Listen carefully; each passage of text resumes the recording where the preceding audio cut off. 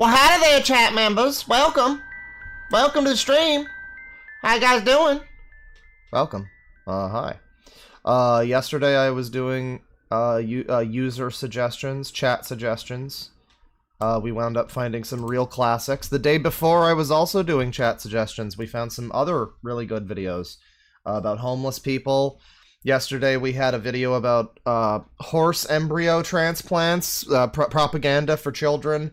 We had pretty much a worse and more despicable user rant than anything Dogs Eating Dog 6 and his people have ever churned out, which was genuinely infuriating to people in chat at times, which will become a video at some point. We're probably going to look more at that guy's channel today, because I only just scratched the fucking surface there. I think that's the only video of his that I saw. That guy's channel's gone, but there's re-uploads, there's archives, thankfully.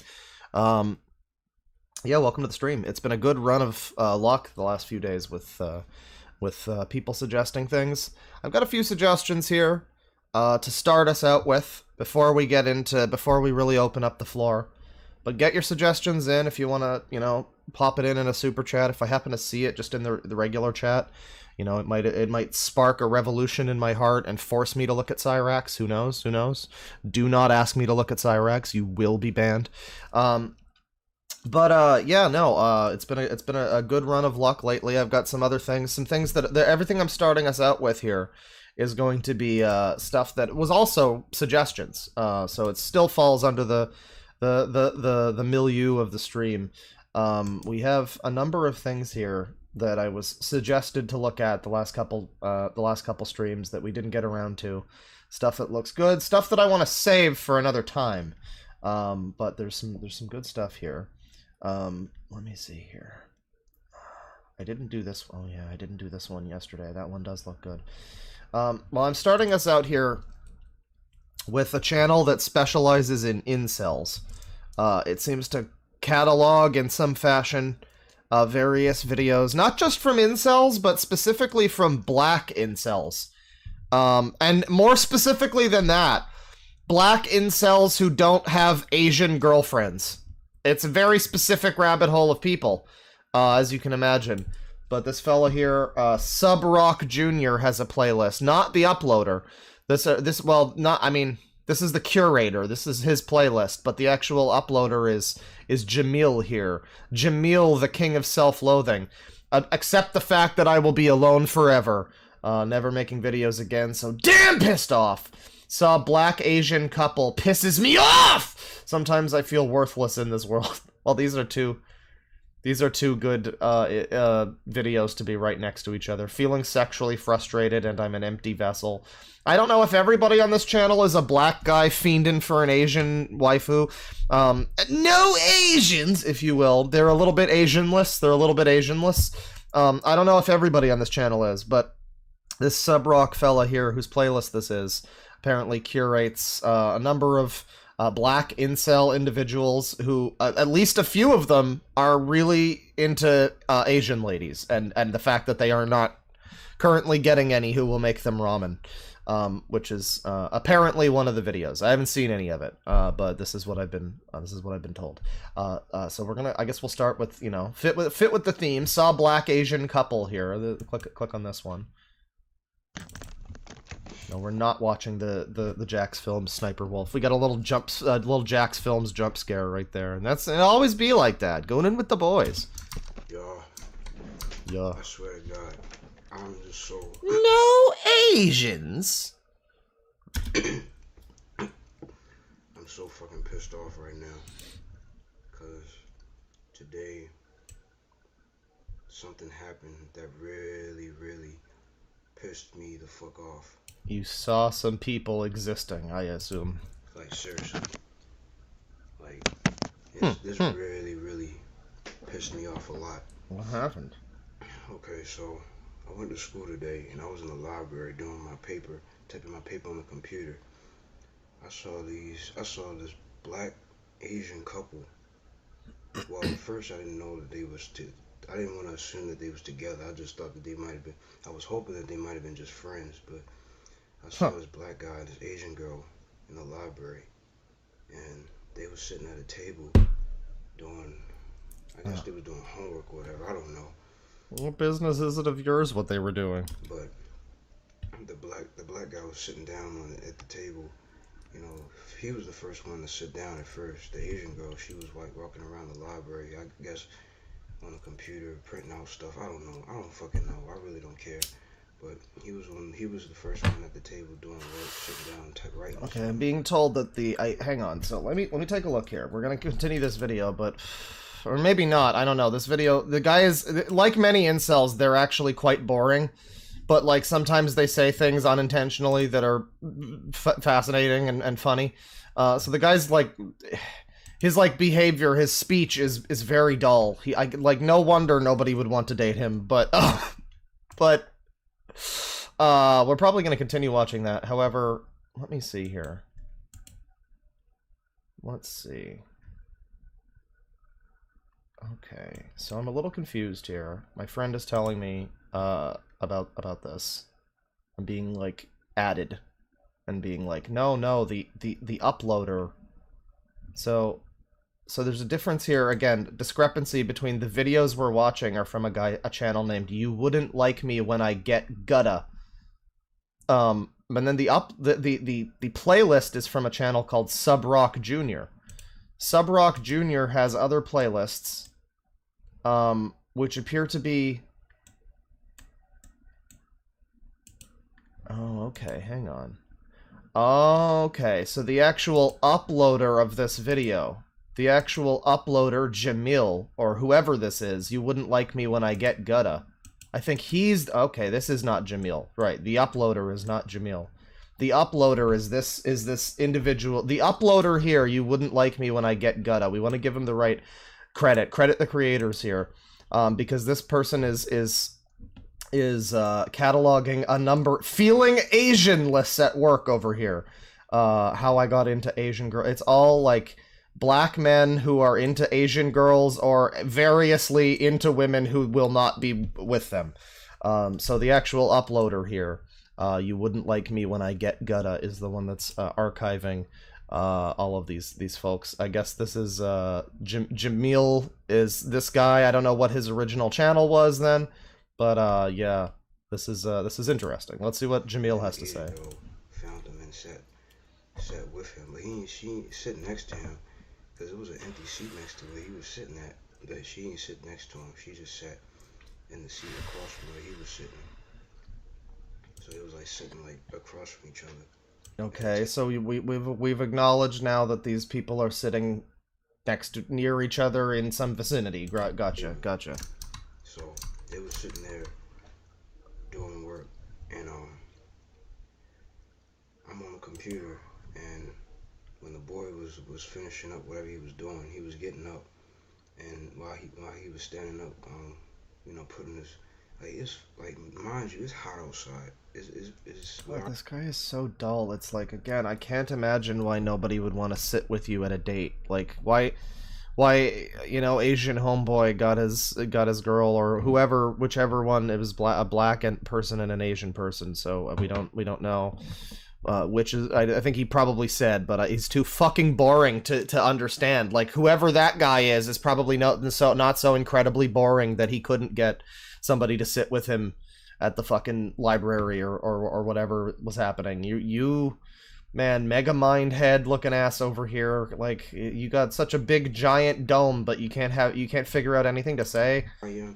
It's kind of hot outside now, so it's kind of warm out.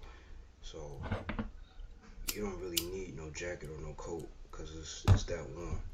So he doesn't want the rest of the family to hear. Yeah.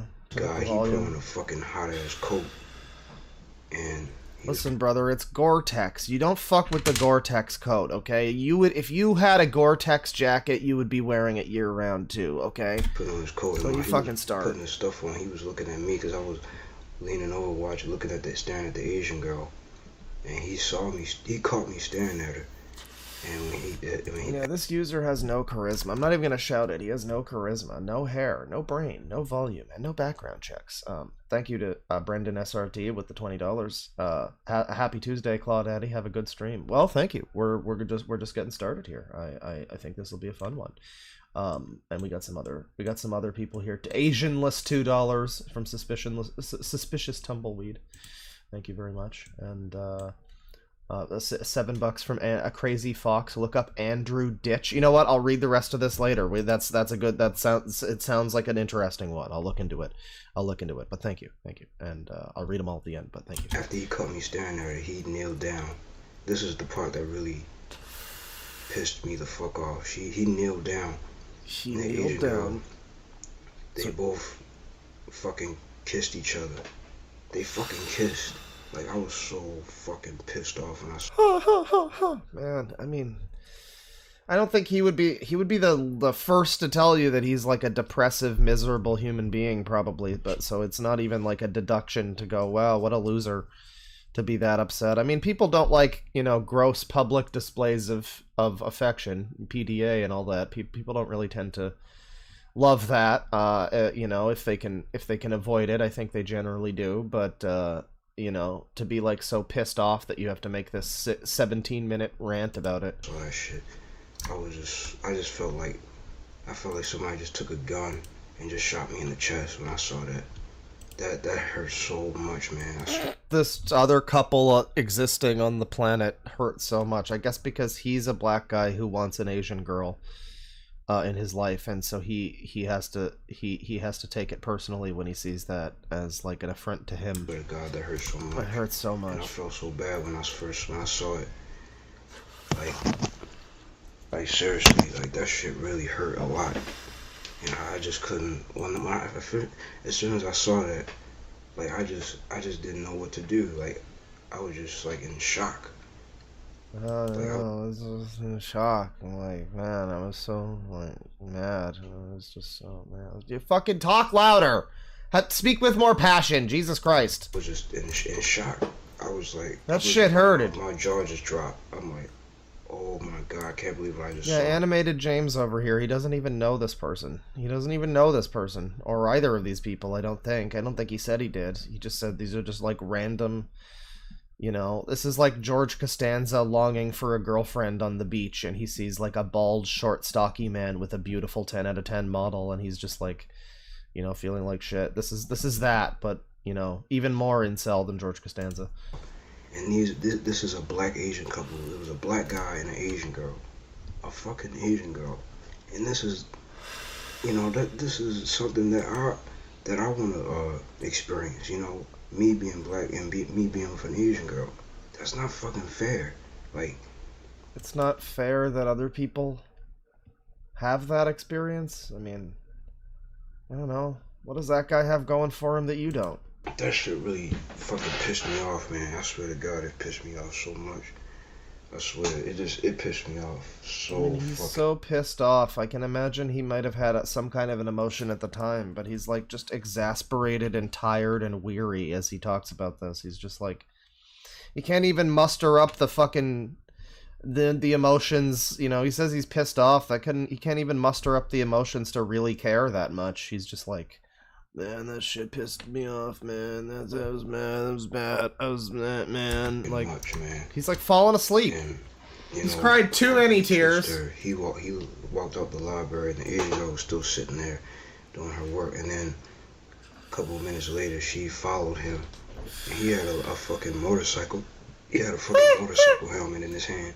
Oh, he had a motorcycle. He had a jacket that said piss F slur on the back. He was the coolest motherfucker in Revachol, and you just got cucked by him. How about that, dude? Yeah, actually, you should be sad. You should be upset by that, Walking actually. out the library. I guess he rides a motorcycle. I don't fucking know. Like, yeah, this dude, a black guy. He's at the library with his Asian girlfriend. He's got a motorcycle helmet. Personally, I'm imagining Spider-Punk. But I don't know. I don't fucking care at this point. Fuck that guy. Fuck that black guy. Fucking bitch.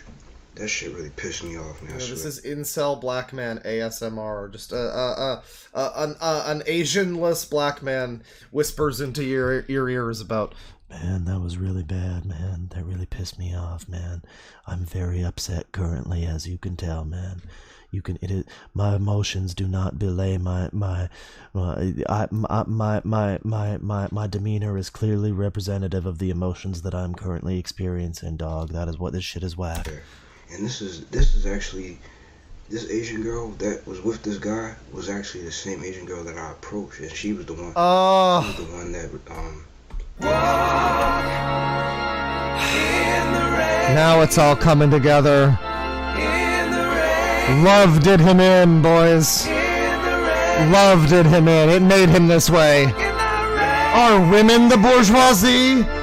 So yeah, this is a girl that he liked that decided to go with a different black guy. I guess that's, yeah. I guess I could see how you might take that a little. It is somebody he actually does know, or at least has approached and maybe stalked in the bushes. I don't know. Giving her phone number when I asked for her number. I even gave her a compliment. I remember I gave her a compliment one time. I said, "You look very nice." And then the next day, I approached her and I was trying to start off a conversation with her so I can get to know her. And then, like, after I was talking to her, I asked for a number. She said, "Oh, I'm sorry, I can't give you my number." And I said, "Okay." So I just walked. Maybe she was already with her boyfriend. Away and just kept moving. But then, today, now I know why she probably didn't give me her phone number, because we already knew probably why I was asking for it. So therefore, she, didn't give me her phone number because Bro, you're gonna have to drop the therefores from your lexicon. I know it's a tasty word. It's a nice word. It feels good to say sometimes. I drop a little therefore. But man, you're not winning any favors with that girl with the therefores. I could just see you talking to her and just being like, "Oh, I was thinking maybe we could do a thing and we could go therefore," and she's just like, her eyes are glazing over, man, like all of ours are right now. He was faithful to whoever that fucking guy was. Fuck him. But that pissed me off a lot.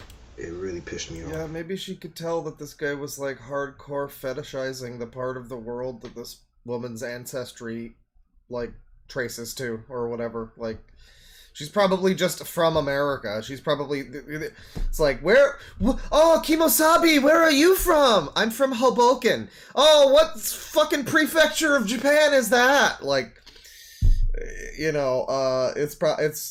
probably just, I mean, as far as we know, she's probably just like, he seems to be American or Canadian, so she's probably just from around there. But he's all like, oh, love me long time and all this shit, And, I just feel like, at this point now, I just feel like I'm just never gonna... Yeah, I don't know how this is 16 minutes long, especially considering the entire rest of this thing. There's people trying to give him advice or whatever. This is from 8 years ago, by the way, 2015 here. So it's been quite a while. This is actually somewhere close to when the Elliot Rodger thing happened. So this is when incels were really reaching their relevancy. Sometimes I feel worthless in this world. Let's do feeling sexually frustrated and I'm an empty vessel. Y'all, I'm really pissed off. I'm really, really pissed off. So I'm assuming this is the kind of quiet, simmering hatred that doesn't show itself so much in your demeanor there, Jamil, because, you said you were pissed off in the last one, you're saying you're pissed off here, and in both cases your tone is, yeah, I'm really pissed off, man. I sure am vexed right now. I sure am upset currently. I don't know, Jamil. I mean, that's a little worrying, honestly. If pissed off is just your fucking baseline and we can't determine that you're any different from, like, a guy who's sleepwalking through the park currently, then that just means that you're probably angry at the world and yourself and people around you all the time. Which, I mean, hey, I can relate, but, that's still not healthy. I was in one of the buildings in my college on campus, and I was like sitting in the lobby area, and I saw a fucking, once again, man, I saw another couple. Oh my god, it's once again, this is... Like, maybe women don't want to be with you because you're sitting over there in a corner biding your time doing fucking scheme fingers and laughing like a supervillain. But when you just see, like, two people out for a date Maybe that's why people don't want to be around you. I just, it's so obvious to us, but damn. You know, this was just a typical black couple. It wasn't no Asian black or Asian couple. It was just black guy, black girl couple. Typical, you know, black. Thank God they didn't get any advanced with it, you know. Black guy, black girl couple. But I saw that shit and I just felt like, you know, you know that shit. It just pisses you off. Man. No Asians. Because you can't, you know, you just. Or alternatively, no Asians. Asianless behavior. You can't. It's like I can't get that. I can't have that. It's like I hate it when a lot of guys try to rub that shit in your face. You know, when they be what do? They like to brag about having a girlfriend. Are you sure it's bragging, Jamil? Are you sure it's not just like a guy talking about his life or something? Are you sure it's not just you being upset by the very existence of other people who have girlfriends while you don't? I mean, shit, I think everybody's been, you know, bitter at some point in their lives, but I don't know if everybody's ever been this bitter. They like to brag about having a girlfriend and shit while you don't have nobody, you know? I mean, that's not what he did, but I'm just saying. Well, he's talking about this random fucking guy that he's never met who's just, like, being out there with his girlfriend and maybe kissed her or something. Or even just didn't and was just with her, and that was enough. Maybe they were brother and sister, and he just saw them together, and he was like, man, why can't I have a girlfriend like that? Man! So he doesn't even know this person, but he's talking about this guy rubbing it in his face. I suppose that could happen to somebody that, you know, from somebody that you know, like, you know, your older brother or whatever is like, nah, I have a girlfriend and you don't, like that kind of thing, but it really doesn't sound like that's what happened here. I'm just speaking out loud. I'm just talking out loud because a lot of guys do that shit. You know, they like to brag and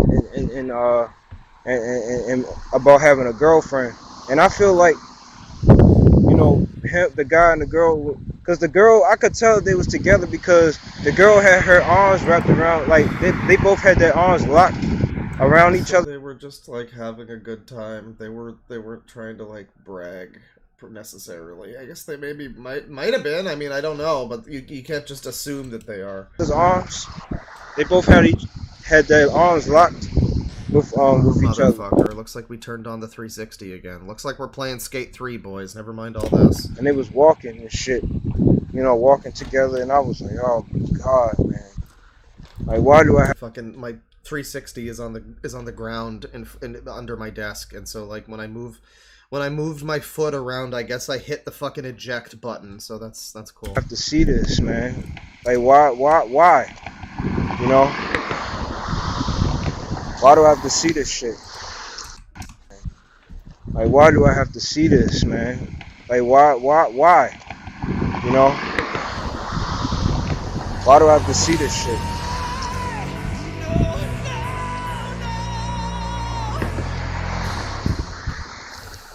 I don't know, man. I don't know why. So he's very sexually frustrated. Yo, I'm sexually frustrated. That's what I said. Tired of seeing That's what I just said, Jamil. Couples. I'm tired of being alone. You know, as you can see, I don't have my hat on because it's kind of hot. He's out in the fucking street now. Like, you can see... I don't know where he is. He looks like he's on the he's either at a park or, like, the lawn of a church or something. But he's out in, like, a residential neighborhood just kind of at the side of the road. For some reason, I'm imagining him holding up a Want Woman sign. You know? Well, no, Christian had the Want Woman shirt. Or it was like a training bra or some shit. I forget. What he had was the sign that was, like, looking for boyfriend, free girl. It has to be 18 to 22 or whatever the fuck. So, yeah, I can just imagine him holding up, like a sign. I did see in Toronto at one point. I was out for a walk. I saw on, like, a phone post. There was a thing that was, like, looking for lady to go on gelato date with. And it was some, like, 50-something guy who had his photo attached. It looked very professional. He looked like he was Mediterranean. He looked like his name would be, like, Konstantinos or something. I guess he was looking for gelato date, so maybe he was Italian. But yeah, it was funny. It was the older gentleman's version of the boyfriend free girl sign. I wonder if he got any callers that weren't just asking for Amanda hug and kiss. You know, as you can see, I don't have my hat on because it's kind of hot. Well, not hot. It's kind of warm.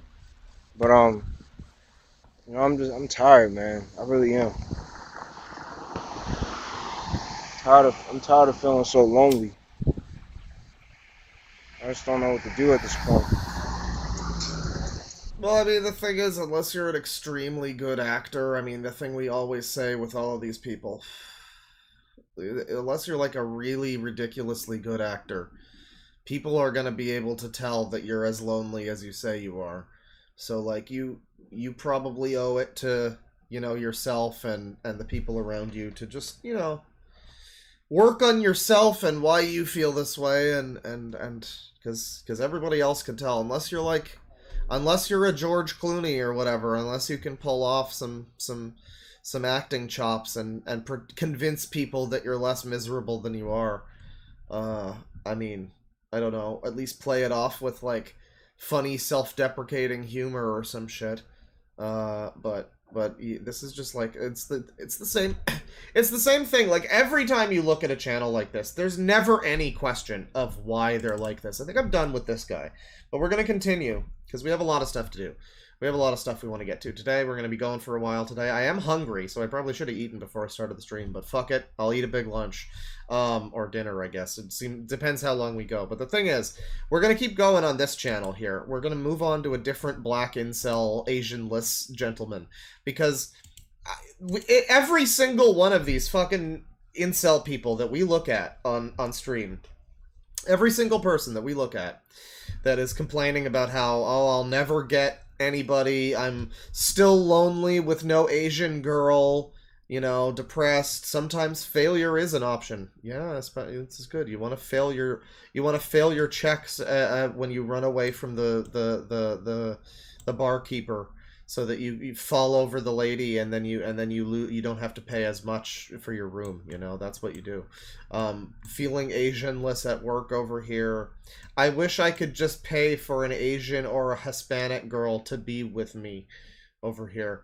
And the thing is like every time you look at any single one of these individuals, not just like the guys on this page, not just black incels or anything, but any kind of incel who's like, why can't I get anybody? We can immediately tell instantly. It's never a question of why can't they get anybody. It's never like I've never seen that. I've never seen. There have been people where I go, you don't seem like a terrible person. Maybe you could like change your life around. This is like a worldview that you could potentially shake and you've internalized some weird fucking shit from like incel.buzz or whatever the fuck, but you can maybe change that. There's some people that I see that are like that, and then there's but unanimously though, I never see someone who I'm like, oh, I can't fucking imagine. Like, I can't imagine. You seem to have everything going for you. You as a person seem wonderful, and you don't seem like you're up your own ass at all, or unable to have any kind of perspective outside of your own very narrow one. You don't seem like you live like Lenny does in the fucking Simpsons episode where he's like, don't tell people how I live. Look at this guy. I don't care about real love. Look at this fucking pathetic little apartment that he is in. This is so, like, I'm glad you don't care about real love, because it ain't coming for you, buddy. Wanting real love? I don't mean to be bullying, but look at this fucking shit. Come on now. And the reason to why I don't want real love is because I know I'll never get it.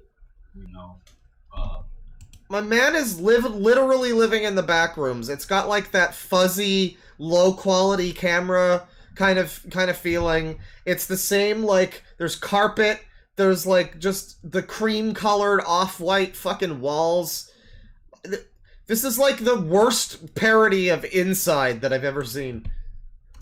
I told myself that I have to stop desiring something that I'm never gonna have. if you know that you're never gonna have real love. Yeah, I'm sure you're not desiring at all there, buddy. Still lonely with no Asian girl. And the thing is, it's fine. It's fine to desire it. You can admit it's not like you have to be ashamed of that. It's fine to desire what you're after, but that's still like don't lie to yourself and be all, "No, man, I'm beyond it. No, I'm not down with all this mating ritual business." Let's do lonely with no Asian girl. Yeah, I'm back at it again. I can't stop making videos, man. I can't stop making videos because I know I keep saying, I know I've been, back and forth, I've been making videos. I really tried to catch the lighter that time. God damn it. And deleting them, then making more videos and deleting them again. The reason why I deleted my videos You should really just stick to deleting them. this time is because, man, it's like, y'all, like I have a history, like I keep telling y'all over and over again about, my past and the videos that the videos I used to make in the past and everything. You're so fucking boring. Give me another one. Give me somebody else who's better. My experience with online dating. Tayzonde is he's as an incel over here. Let's watch. Hey everybody out there, I'm gonna make a video about how online dating sucks for me and how it's got me nowhere in life and it's got me nowhere. So I've been using online dating for a while now. I've been using it. You look like your name is Florence, but you're a guy. But I've been using it in the past. Oh, dude, I can see so far up your nose. You do need a Kleenex. The chat member is right. In the past before, and I've gotten, and all this led, and I've gotten. Ladies, this is what you guys turned it on again. I opened the fucking. Okay, we really have to play Skate 3 on stream one of these days. That'd be fun. But yeah, this is what you get to see while you're sucking his cock, ladies and gentlemen. I mean, ladies or gentlemen. I don't know what his preferences are, but.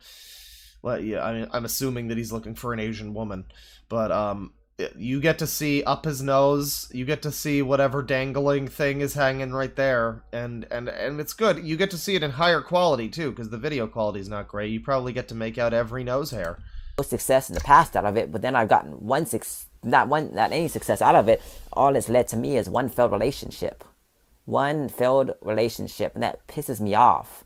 That I can't have any success. And I know 3 people who again exhibiting this like quiet burning rage where it's like I am so pissed off right now. Like they've internalized the rage to the point where they can't. It's not even anger. It's not even like they're actively fucking blood vessels pumping or whatever. But they're just like they just have that brewing at all times. That's concerning. Have had success with it, and one of them is virgin with rage, yeah, on the way to getting married already. They got into the second stage in their relationship. They got engaged, and that pisses me off. It makes me very angry that they can have success on a dating site and can get engaged to that person they met on a online dating site while I can get nowhere. Maybe if you had fucking punctuation when you speak, then that would help you with conversations with people. Online dating, it pisses me off, makes me angry. It makes me wonder if there's nothing. Online dating is the worthless way of meeting women. It's worthless for me. Worthless. I can't meet any woman on a dating site. I mean, any. The last communications I've had with a woman on a dating site, one of them said to me, I messaged 26 women on a dating site that I'm currently using. 26, and only 3 of them have responded back. One said not interested in me, and glad they told me, because I've never usually don't get those kind of responses from the other women I message. And then 2 of them, one of them I had a couple conversations with. Man, this is a scenario, I will say, where this guy doesn't seem like a bad guy necessarily so far, but based on what he's said, he doesn't seem like he's like a crazy person necessarily. He really does just seem. I mean, this is like the 1% of incels where it's like, wow, you are actually just kind of unfortunate looking and sounding, and you're kind of not interesting to listen to, and just everything about you really is kind of unfortunate. That's actually, yeah, I mean, what a shame. And then they ended up telling me Is this a joke? No, I don't think so. I think this is just a human being's life. they didn't want a boyfriend. They did not want a boyfriend, and they're only interested in and that said to me that they were looking for attention and not actually looking for a boyfriend. So they led me on and gave me God damn it, Norbit! false hope. Made me think they're interested in them and they're not, and it led me on and stuff. And then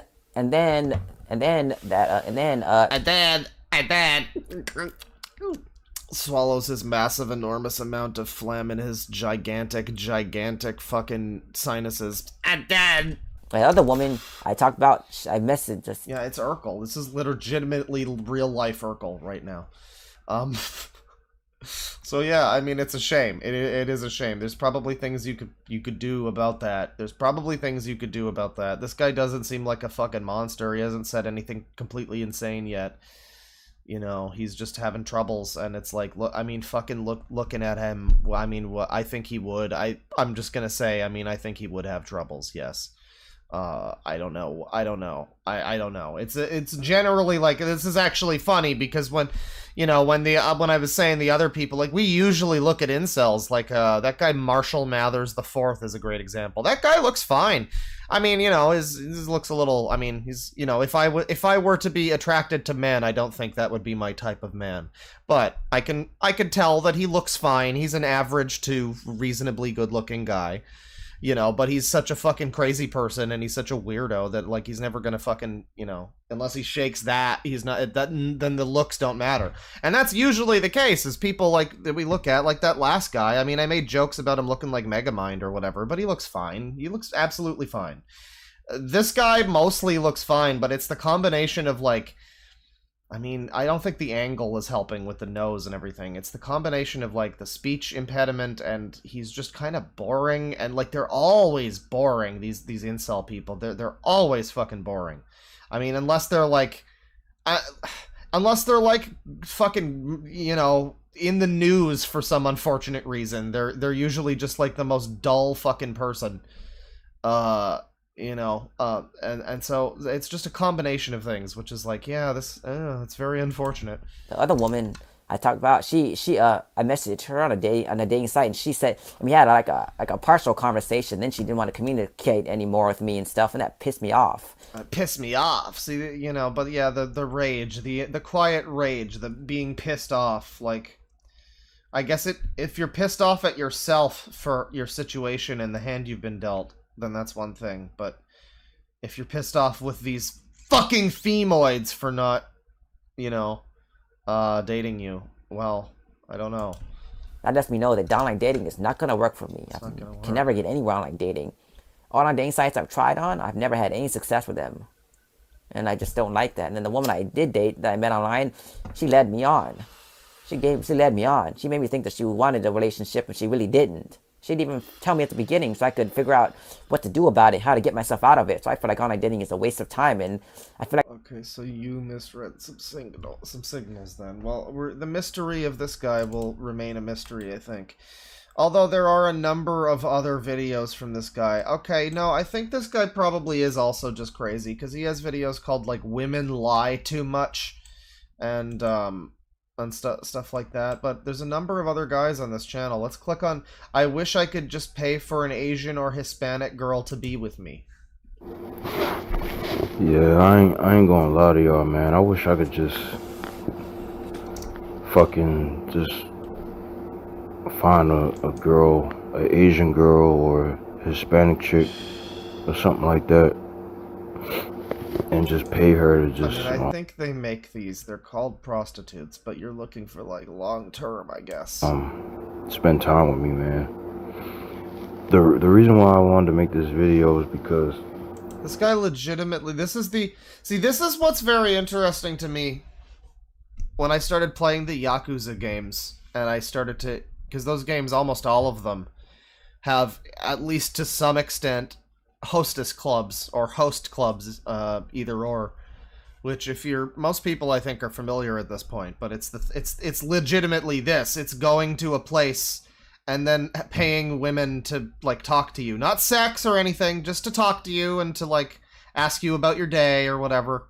And like, the Japanese businessmen will, like, you know, go there at the end of the day or whatever, and they'll get drunk, and Majima will be running the joint, and he'll send his finest girl over to the wealthy guy who's ready to spend a lot of money. And yeah, you know, they'll just talk him up for a while and get him to spend champagne, kind of persuade him to, and that's basically what this is. And so ever since I since I started playing those games, and I've been like, why don't they have that here? Because I don't know that would function in this society. Because like there is the quiet rage situation. I don't know how many women would be okay with that. I guess they probably would if the pay is good enough. I mean, it would probably be fine. I don't know. It would be fine. I guess it's like less dangerous than like sex work or whatever, and you're in a club with other people, so it's probably a little more safe than that. But you would have to deal with talking to these people for extended periods, and yeah, you've got so many people like this, the incel culture that's just like, I wish I could legitimately just pay a woman to pretend to be friends with me or something. And how, like, where are the hostess clubs in the fucking US? I'm sure there's a few in, like, big cities. But I'm just amazed that it hasn't become a bigger thing here, because it really feels like there's a market for it. I mean, it really does. At work today, there's this guy that work in the, I mean, somebody says that the incels here would make that not work, but the incels in fucking Japan exist, too. I mean, so, like, they would, you know...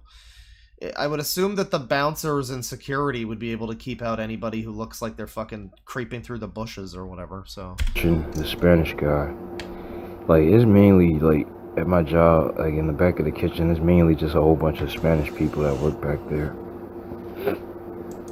And, See, these folks have spoken to Measurehead. Almost all of these people, it's like very race focused. Even when it's not Asian people, it's like, you know, the Spanish people back there, like just really pointing out the thing. I mean, I guess if that's maybe it's relevant to the story, I don't know. But it's not a story because it is just him asking. He just wants specifically an Asian or Hispanic girl. I was talking. Well, he doesn't really speak English that well, so. Most of the time I had to like translate. I had to use Google Translate. Well, yeah, one of the things about what is he's trying to like Google Translate at like a guy. Okay.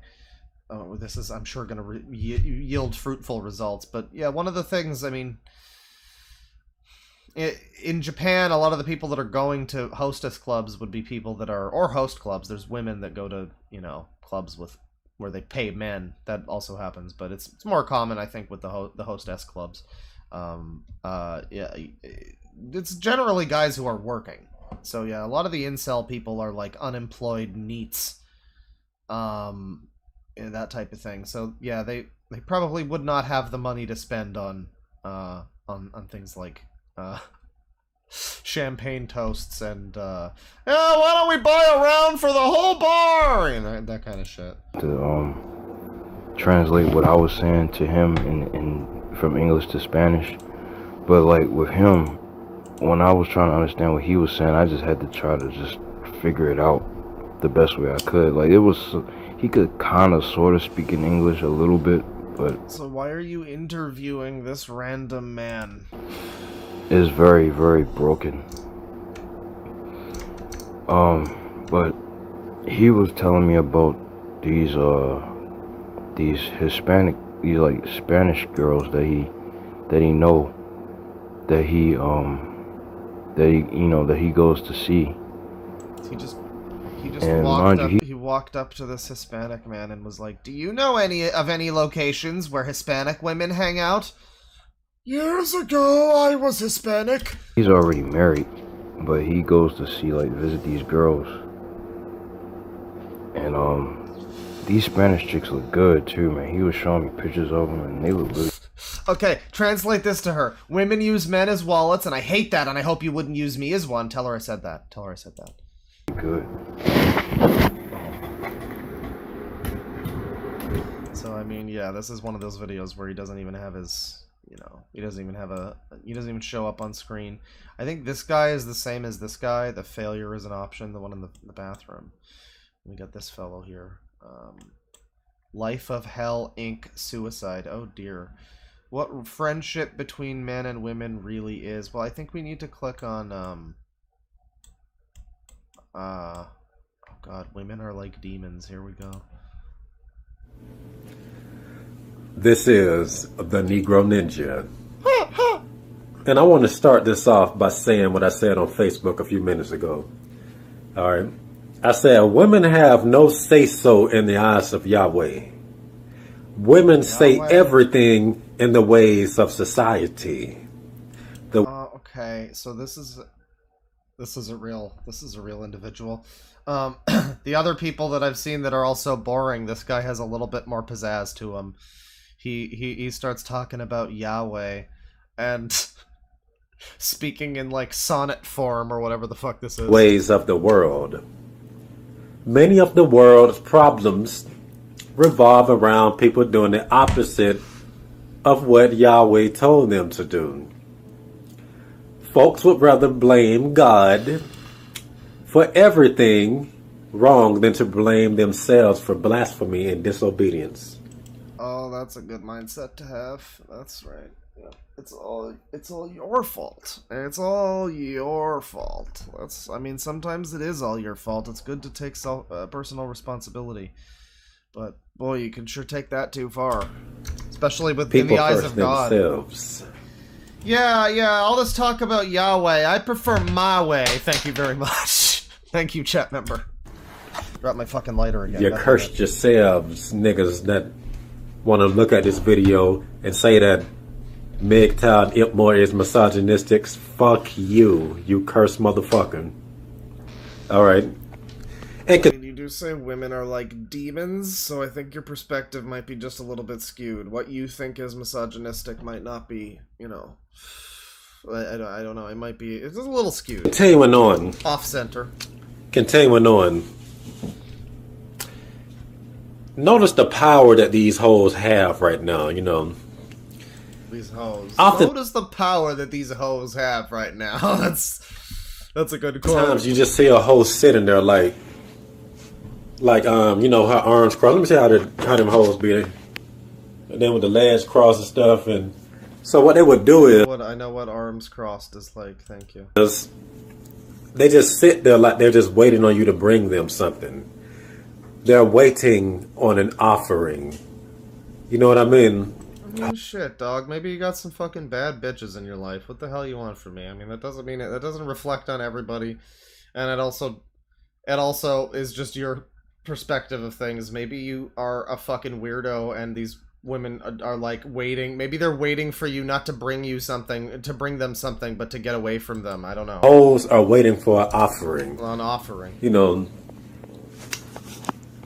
know, cause oftentimes to break the ice, it involves the dude having to do the... Guys, women be sitting. Am I right? Am I right, fellow men in the chat? Women be sitting. Breaking the ice. You know, dudes have to be the one to offer a hoe something. Oftentimes it's a compliment. I mean, maybe if you didn't refer to women as hoes by, like, standard... I mean, if you want to say, oh, but it's one syllable, it's easier to say than women, I guess that's fair, but you could just say girls. You keep saying hoes. And hey, how you doing? You look nice. Thank you.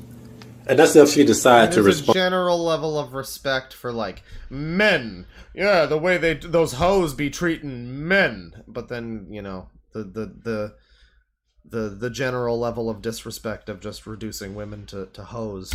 It's okay to say hoes, obviously, every now and then, but when you just continuously, exclusively refer to women in general as hoes, it's like, well, I mean, it sounds like you. It sounds like that's what's going on there. I mean, you know, that's how spoiled these hoes are. They have that much power. These users. To the point where women are no longer helpmates. They consider themselves as a deity. But in reality, you know what a deity is. Deities like Kundalini, Lilith, what's that bitch name? Is Sheba? Oh. Shiva. You know, and the deities. So he's naming like female demons or whatever, or gods or something. I guess. I mean, okay. There's a lot of male ones you can point to. Once again, don't play Shin Megami Tensei. Just basically demons anyway. Oh. So basically, these hoes are like demons, bro. Basically, more or less. TLDR, bitches be like demons. Hoes are like demons. Hoes require an offerance. You have to offer this hoe something. Like I said, we initiate the relationship with a date, a gift of flowers. Here, put it. Here you go. Here you go. That's what it is. Hoes require offerances. Hoes require sacrifice. You're gonna make me your priority. I'm your. Well, I mean, I don't know. Maybe they want something. Maybe they want you to do anything at all to show that you know, you care about them or something. I mean, there's probably a lot of things that they're doing for you that you don't acknowledge or respect or anything, and then they're probably just like, you know, can you like get me a drink from the fridge? And you're like, fucking hoes, man. So I mean, I don't know. I mean, again, there's a lot of people out there. You could be with a fucking sniper wolf ass woman who's just who's just like stomping all over you and using you, and like that's definitely possible. But it's also possible that you're the penis in this situation. Priority. They want you to make them your priority when they got excuses every 5 minutes. Oh, I'm busy. Yeah, I had to do this. My family, and they love to use that family shit. My family is doing this, so I had to be with them. Sacrifice. Your friendship. Like, hold up, man. You notice that shit, like when your homies get a bitch, you notice how differently they start acting and shit? They spend all the time around a bitch, almost as like the bitch is the only person in their life and shit. Oh man, our friend lost all of his buddies. That's a shame. That's a shame. This is what happens when you let a woman join your WoW guild. Or whatever the fuck. The moment you let a woman join your, like, online video game group, it's gonna destroy everything. All of the men are gonna fucking create, like, it's gonna be a civil war amongst the simps. It's gonna be a simp civil war, and it happens every time. And clearly this is what happened to him. I mean, damn, brother. I mean, you know, damn. You know what I mean? You stick by your homies. You don't abandon the homies when you have a hoe. That's just ignorant. That's just ignorant. Matter of fact, you're gonna be right around the homie moping when that hoe dump your ass or do some fucked up ass shit. Bro, you know what that bitch did, bro? You know what I mean? That's what the homies do. So you sacrifice friendships for the bitch. You sacrifice lots of things for these hoes. You sacrifice. I mean, I don't know. This continues going. Women are like demons. It continues. The guy's got a whole lot of other videos on this channel too, which seems to be cataloging these types of folks. Well, by these types of folks, I mean very specifically black men who are incels, but also, I would not be surprised if this guy was specifically after Asian women also. But he didn't really mention anything there. We'll do like one more here. We'll do like one more from this channel, and we'll move on to something else. Here's a guy in a Chris Chan shirt. Oh hell yeah! This looks like a young this looks like a young Jamie Foxx in a Chris Chan shirt. Yo, they got tea. What's going on, everybody out there on YouTube again? This is Kent. I'm coming back at you guys again with another YouTube video. I wanted to speak about this. I really want to make a video on this for the past few weeks, but I never really got around, you know, to actually do the video and speak on it. I mean, it's a long sleeve shirt. I think Chris's was like a t-shirt, wasn't it? I don't know. No, it was a long sleeve. Yeah, I think it's very close to the shirt. The guy is fine. The guy looks fine. The guy looks fine. He actually wears the shirt well. The hat looks good on him. It looks good with the shirt. He looks fine. His face is fine. He looks like a perfectly... I don't see why he would not be able to have a girlfriend. Other than things that are related to his personality. So I guess we'll have to find out. Yes, you know what I'm saying? But now I have the time to do it, you know, I'm gonna go ahead and, you know, make the video anyway. And what I want to talk about in this well, it ain't no easy grab. They got tea. Video tonight. Well, the sun is going down. It's time for the grave. Around this time, the graveyard man comes out. You see what I'm saying? And I'm out. You know what I mean? The sun's going down. It is dusk.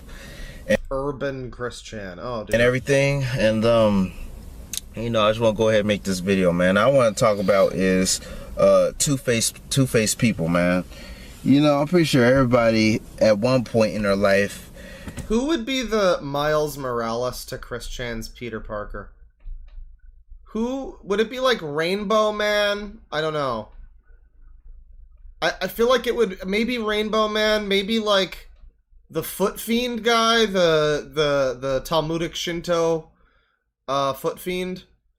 Maybe him, but he's like not super big time. I don't know. We should really look in on him again and see if he's been up to anything at some point. But I don't know.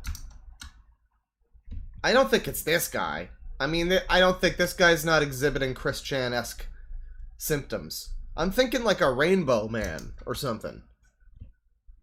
Chuck Chan. When is he gonna get to the top? I don't know. I think he finally is. Trains rights. Yeah, I do. It could be the I hate the homeless guy. That guy. I don't know. Have dealt with somebody like that who is two-faced, you know what I'm saying? And me personally, I really don't like two-faced people. I cannot stand people that are two-faced, man. Like people who pretend. I mean, he says that as if that's like a thing that you just choose to be, as if that's not just like he could probably be perceived as a two-faced person by any other person who is around him. It could be like, oh yeah, he said that he would, you know, pay me back for the fucking garden tool that I lent him or whatever, and he didn't. I hate him. He's such a two-faced person.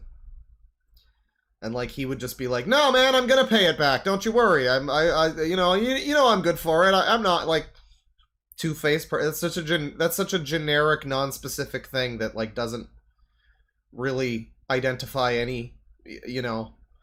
Like, I don't know. Yeah, I guess it's certainly better when people are honest with each other, I suppose. But that's, you know, that's always, I mean, again, things, life is complicated, you know? So fucking just going, oh man, I hate two-faced people. Like, well, you know, I guess that's generally a fair stance to take, but it just, you know, could keep in mind that you might be perceived as one yourself. Like people who will pretend to be your friend and act like they cool with you and everything, pretend to be your so-called friend, and they act like they cool with you. So is this even an incel thing? I mean, this might not even be an incel. This just seems like a guy who's ranting about a friend. They act like they got your back, they support you and everything, and the next minute they go right behind your back talking crap. You know what I'm saying? Talking crap. You know what I'm saying? Saying a lot of, you know, bad things about you behind your back, but yet they want to smile all in your face and act like everything's all good, man. See people like that are fake and phony, man.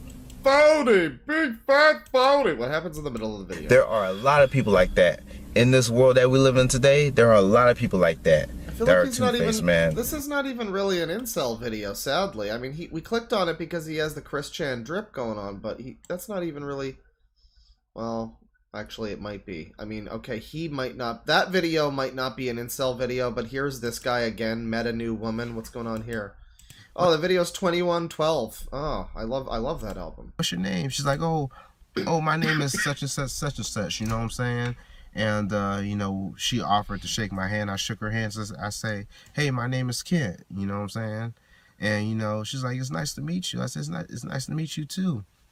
And once again, she said, thank you for showing me where the garbage can is because I don't want to get in trouble and stuff like that. I said, you're not going to get in trouble. You don't know. You know what I'm saying? They didn't show you where the trash can was and stuff like that. You're not going to get in trouble. You're not going to get in trouble. So, like... I don't see why not. You know what I'm saying? That she would give me her phone number and stuff like that. And, you know, we'll see what happens. And, you know, I really want to make this video and share that with you all.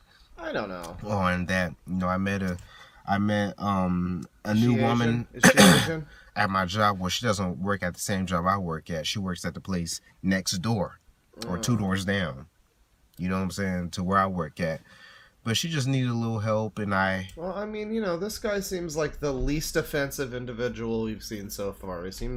He seems like a nice enough guy based on what we've seen anyway. Maybe he's a fucking bird rapist or something. I don't know, but like, that, you know, that's Kent, and that's that channel. That is You Wouldn't Like Me When I Get Gutta, which is a good channel to go subscribe to if you want some strange, I guess, black incel men who need Asians in their life. Mostly. Sometimes not. Sometimes, I don't know. It's a mix. It's very fascinating stuff. So thank you to my friend who suggested that to me. Let me see. This is 17 hours ago. We're going to read some of these here. $2 from Trash Man. We hitting the oxys, bro. We're you know, I don't know if that's necessary. We'll see how bad the trash gets, I guess. $7 from Crazy Fox. Look up Andrew Ditch. I started reading this earlier. To scratch the surface, he poisoned his parents and blamed it on autism. Well, Andrew Ditch. And then the first thing that comes up is Andrew Ditch diaper. Oh, it's this. I think I've looked at this guy before.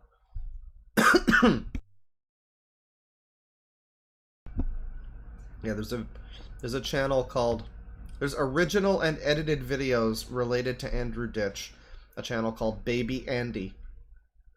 And then there's Andrew Ditch, the Poop Squatch 2.0, who seems to do, I guess, maybe just like archives of the guy's videos. I'm not sure. This might also be edited. Here's a video with 420 views from a year ago called Andrew Ditch Crap Shack. So, I'm going to put this on, so this is everything here. So this is the front walkway, and this is what it looks like right when you walk in. So, you have the door, you have that. Does Dragon Lord Frodo know this person? I'm not sure, but,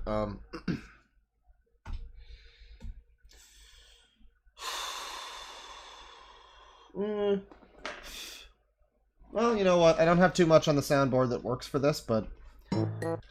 So welcome back to Scum Room Stream. It's like right in here. So this is the front walkway.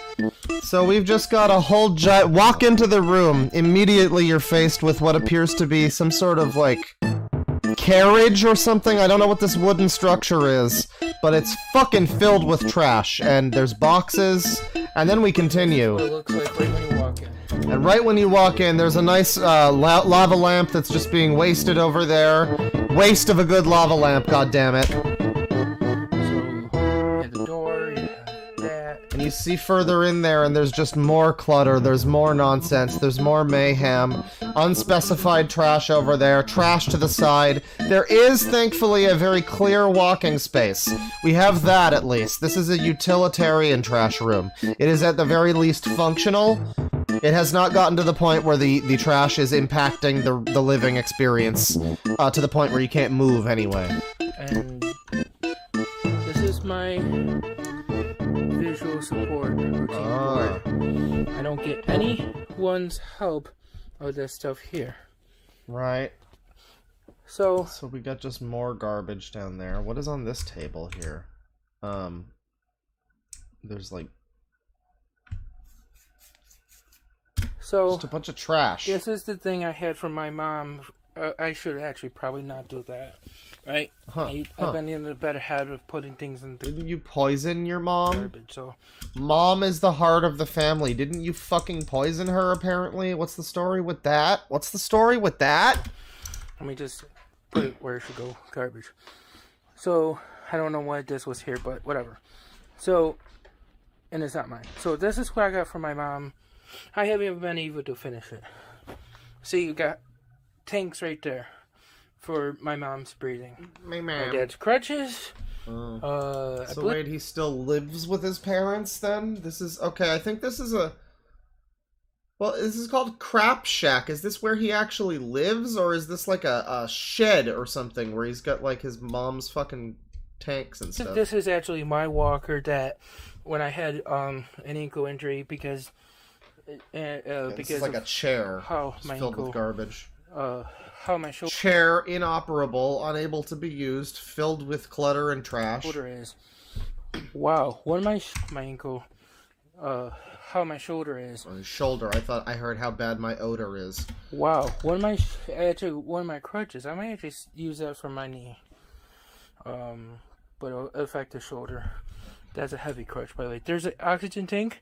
Well, it seems Here, like this is where I have that APS thing letter. I wonder.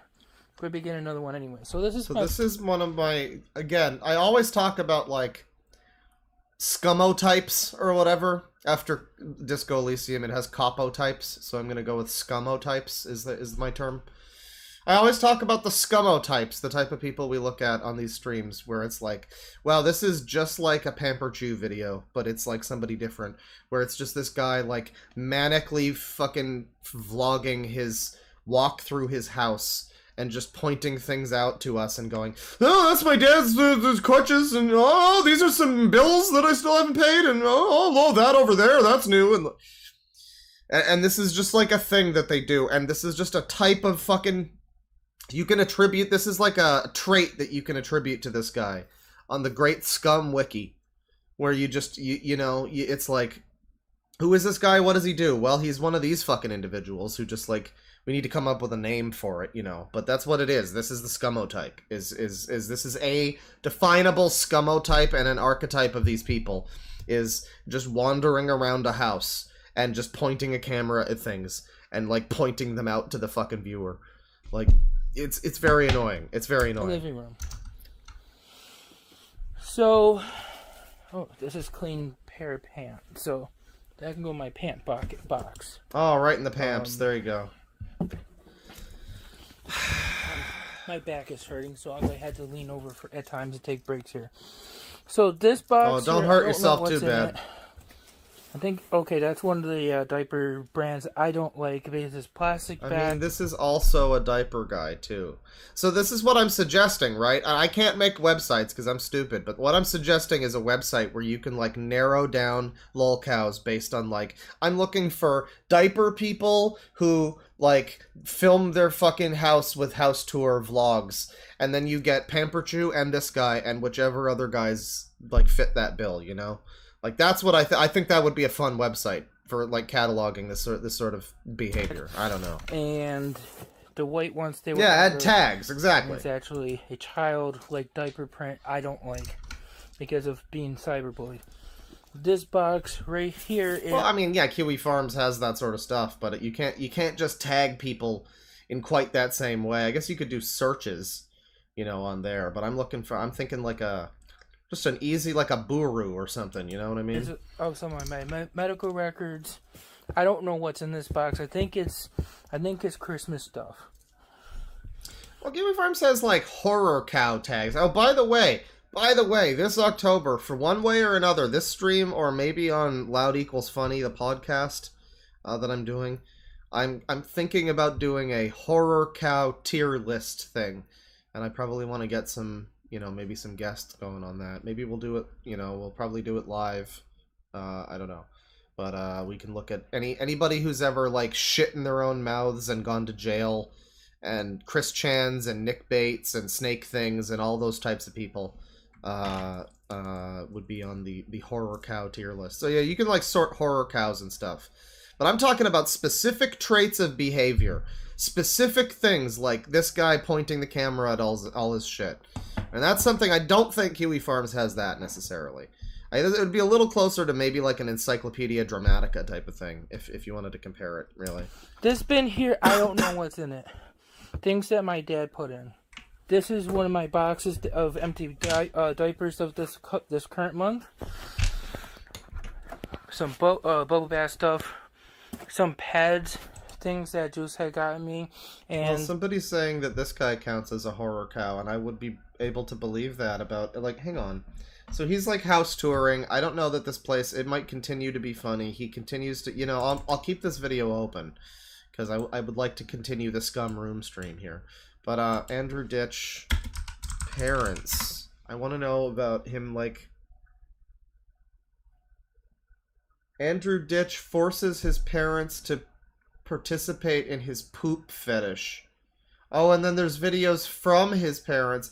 And then I have seen videos about this guy before. Somebody recommended this dude before, because I watched a 52-second video here called Andrew Ditch Has a Heart-to-Heart with his dad about pooping again.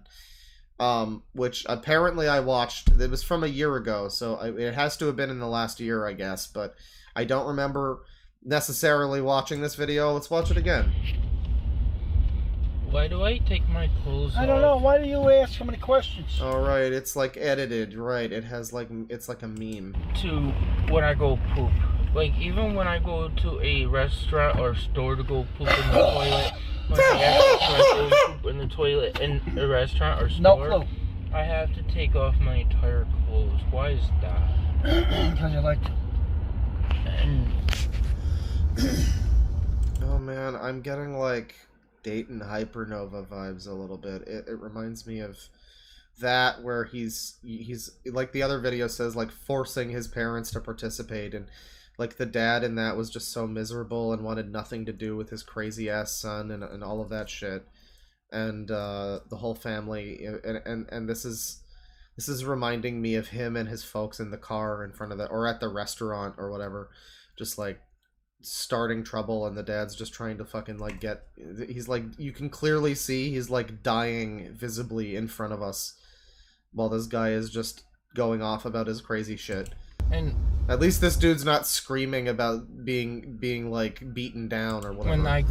When Tucker sleeps next to me, he likes to sleep on my clothes, or he likes to sleep on my weighted blanket that I have on the rug over in front of the other chair. Why does he like sleeping on my things for? That's sleeping on my things too, Andy. Oh. Okay. Well, the story that started it all. We finally have the question answered. What happened when the camera went off that night with the oil burn? What the fuck is going on in this? Wow, this is quite a situation, isn't it? I'm gonna have to talk about this. Parents tell all here. But here's a 43-second video. His parents are going to be forced to participate in the poop fetish. He's been trying to get me and the wife to do his treatments for him, but what he did yesterday is unethical and uncalled for. He threw all his medications in the garbage can out there. And I dug them out, but he wanted me to, his pill box was wrapped around the diaper, and there's no way I'm going to touch that. He dumped it out and washed it, but he wanted him or myself or my wife to put his medicines, he's got lots of them, in the medicine containers, and he wasn't willing to work with my wife. My wife said, forget it. So now, if so is this like the police? Andrew Ditch throws out his medication, but not before cramming the pill bottles into a trash bag filled with his fetid, rotting diapers. He then demands his parents retrieve his pills, but not before cleaning Andrew's fecal matter from them. And it doesn't say whether or not this is the cops he's talking to. Going to say we're neglecting him or whatever. I already talked to Officer Ostrowski about that. Looks like it. Yeah. Let him know, because he's been giving us a hard time. Okay, at least so I don't know what the fuck this guy did to require that going on. I guess we got to click the story that started it all here. So I had another video lined up, and then he had posted something that caught my interest that I found to be far more important. I think this is this the guy who makes the like edited videos? I think this is the not the voice of this guy. And to give probably context, I put the whole story together. So let's watch. Not going to be treated this way. Yeah, this is him. And here he is. Okay, so he does live here. I don't know. Should we do this one, or should we continue the crap shack? What do you think? I'm gonna put it to a vote. I'm gonna make sure the poll actually functions this time. Origin or crap? Origin, crap. And there you go. Start poll. So do we watch the crap shack here, where he does a Pamper Chew-like house tour of his disgusting fecal matter encrusted home that looks like a scum silo? Or do we watch this one, which is the story that started it all, which is probably very important to whatever is going on here, and it seems to take place within this, where he's sleeping and all of that. And we could get more information either way, frankly. Origin, 60% want the origin. 60-40. 60-40. It's 60-40, George! It's 60-40! Origin, then crap is the logical sequence. Yeah, I suppose that makes sense. Oh, wow, we jumped up like fucking... Wow, a bunch of votes. Alright, Origin it is. Origin it is. We end the poll. Origin it is. Alright, but we're not gonna be able to see the extent of how bad the crap shack is necessarily. This one's a little blurrier, but that's fine. That's fine. We'll get a taste for it here.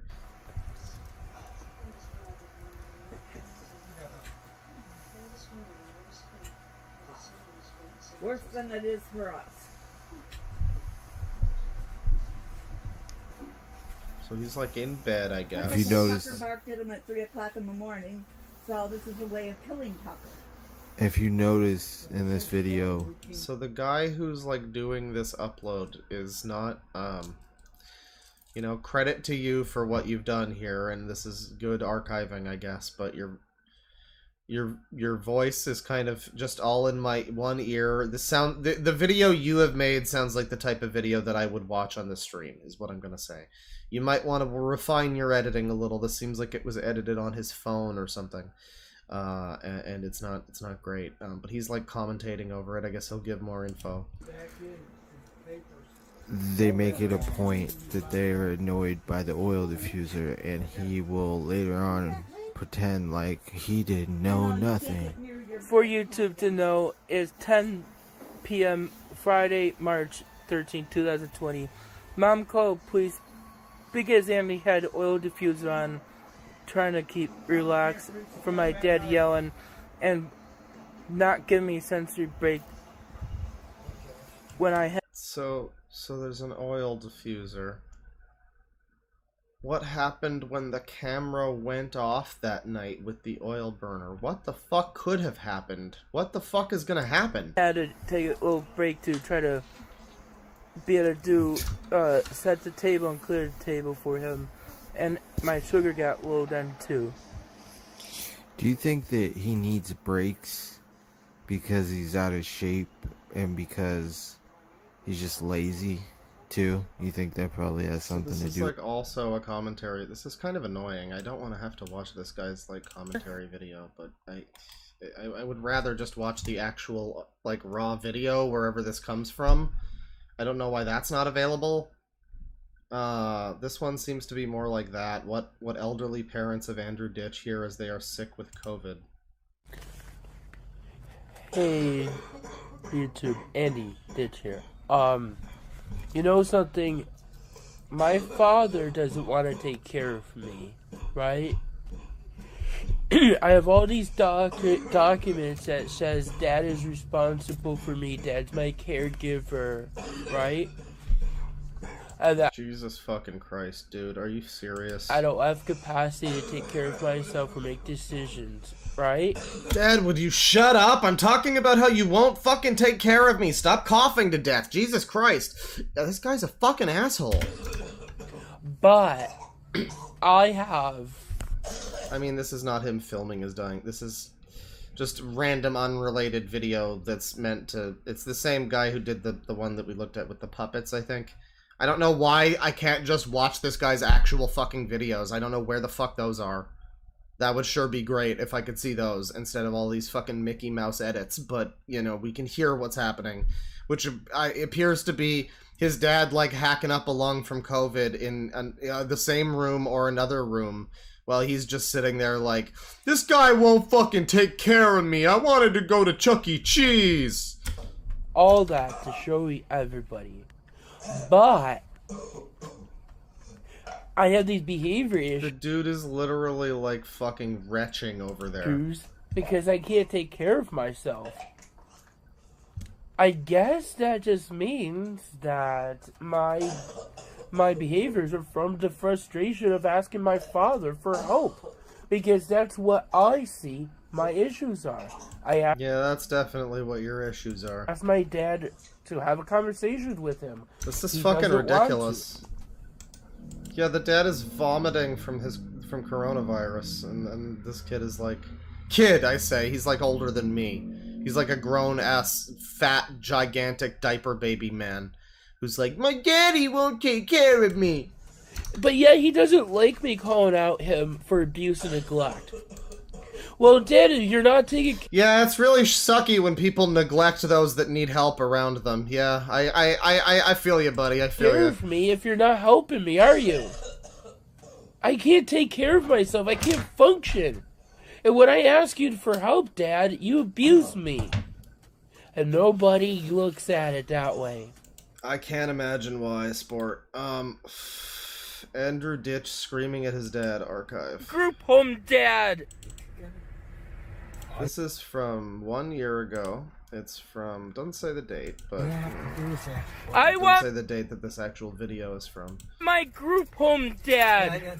It's not up to me. It's up to. And I need my documents. I've been telling you this. Well, hey, Andy, I can't erase your fucking phone. And Andrew, I need my computer. Like that, so can I.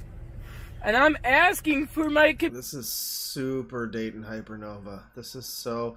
It's so much like the video where he was recording his dad, and he was like, you don't pay me for my work, Dad!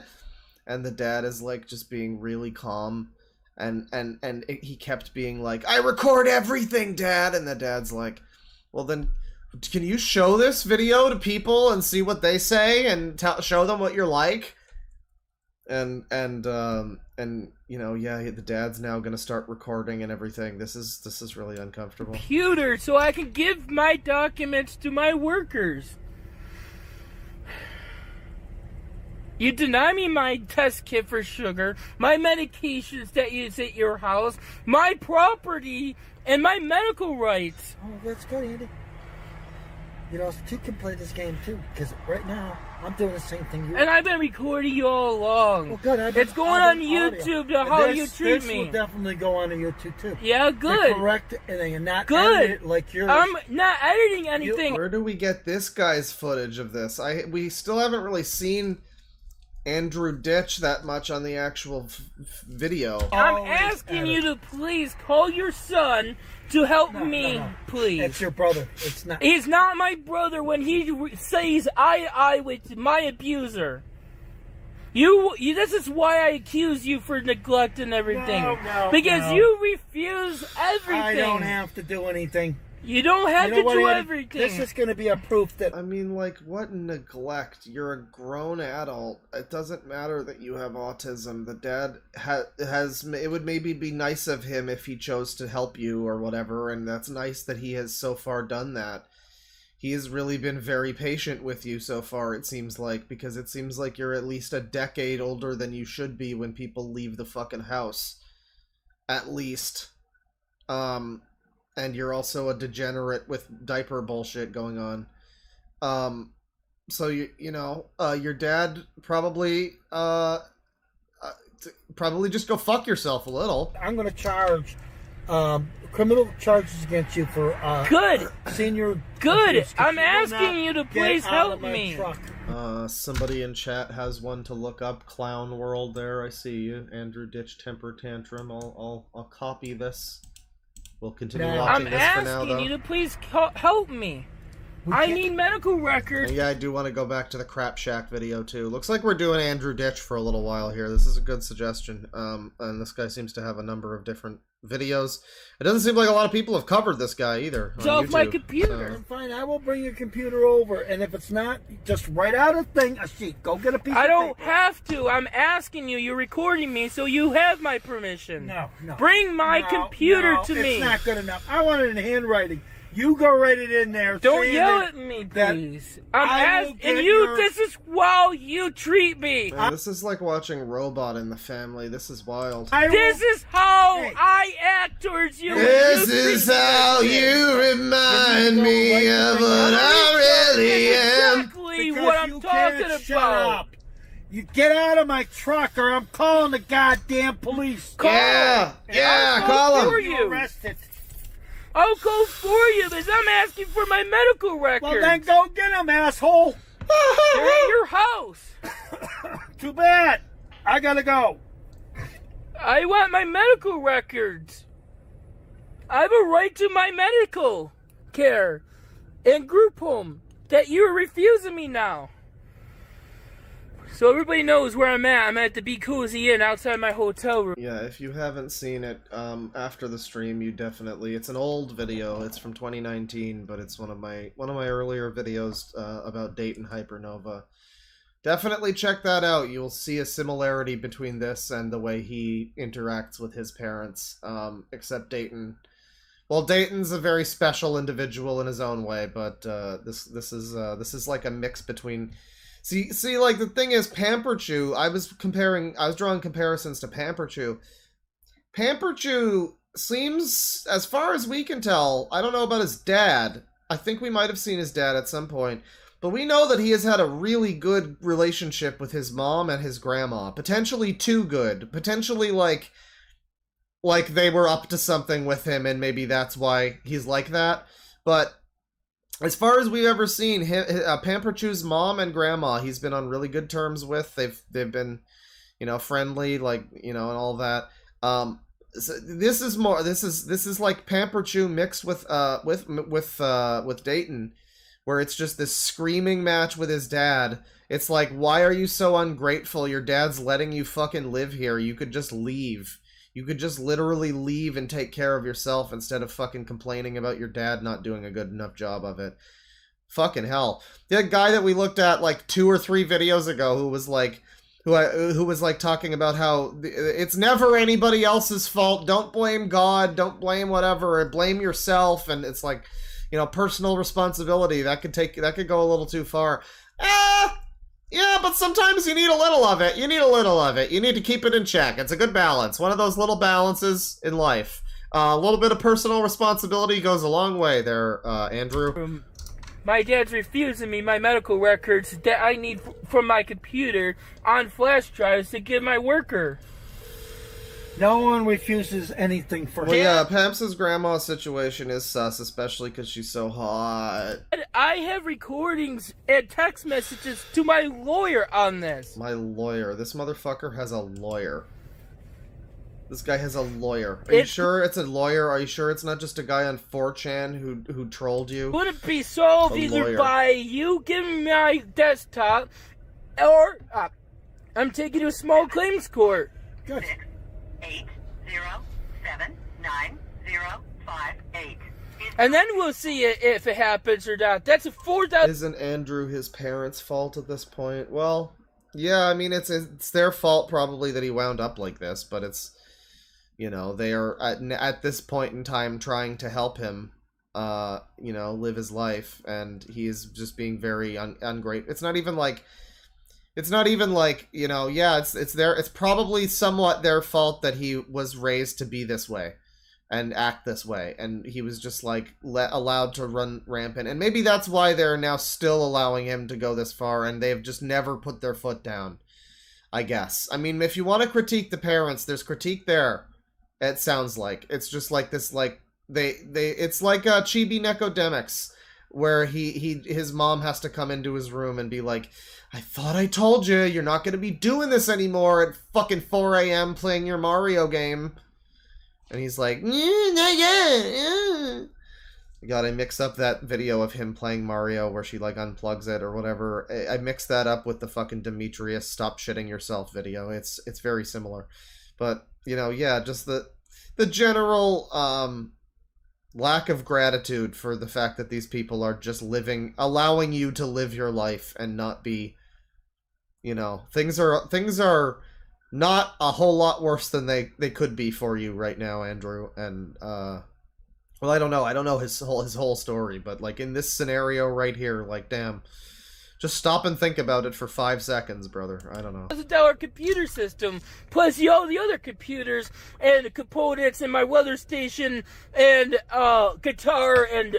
Yeah, it really is a shame that there's not more from Demetrius out there. He has a channel. I think I found it, but it was not interesting, and he was just like a boring kid who barely said anything while he was playing his games. He didn't have much to offer, but that one video, you'd think that there would be more going on, man, but there really wasn't. Turntable and amplifier and everything else in that house of mine. All the furniture. I just need one thing, and you can't bring it to me. Yeah, weather station? And components in my weather station and So this is HAARP. This is how it happens. Guitar and this is the guy we have to Man, I knew it wasn't climate change. It's just like Trump said. It was just one big fat guy on his bed. A turntable and amplifier and everything else in that house of mine.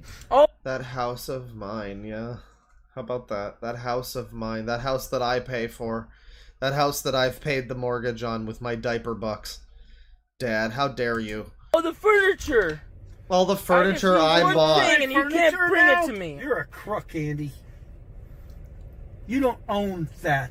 I have things from my old apartment in your garage. Really? And the garage I told you a long time to get it out because the hole in the garage rough.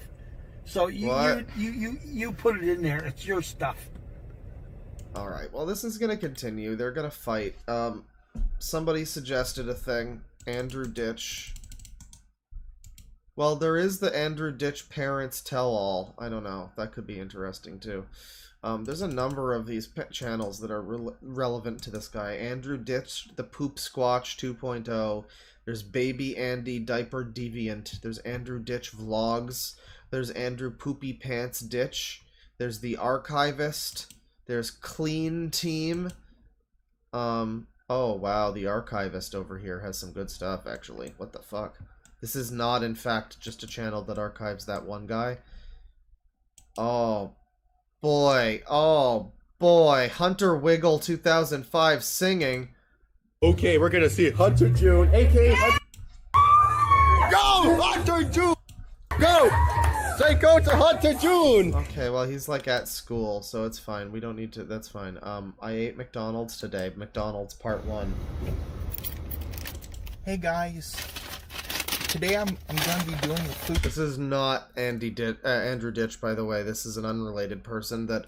And one of the Andrew Ditch videos was archived by somebody's channel called The Archivist. They had other videos from other users, and this is one of them. Review on that.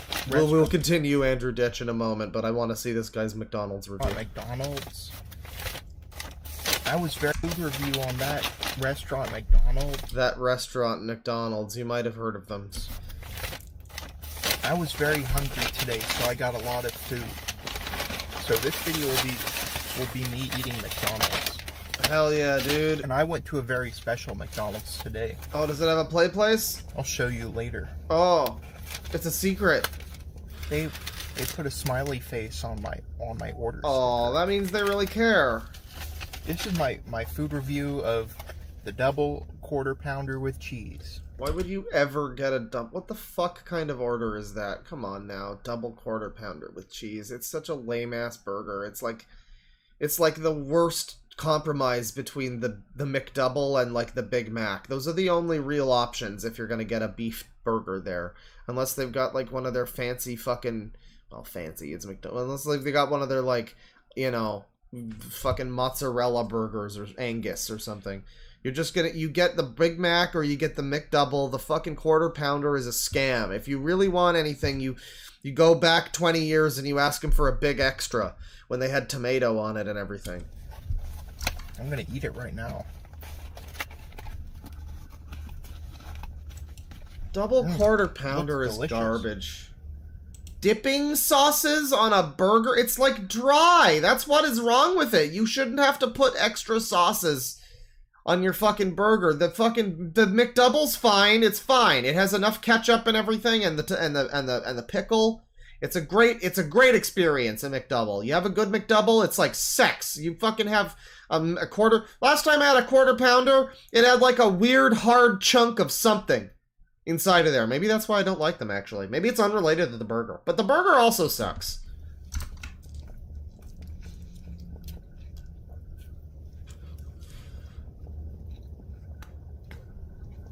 No, but the thing is, if you order it with extra sauce, then it becomes the fucking McBukaki, you know?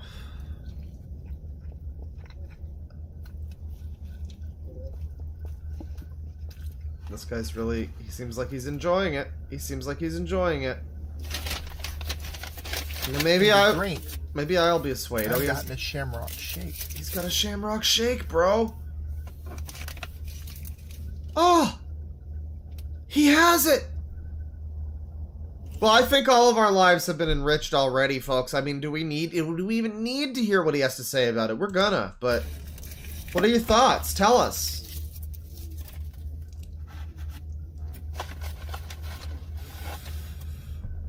I'm so glad he made this video, because all of us needed this.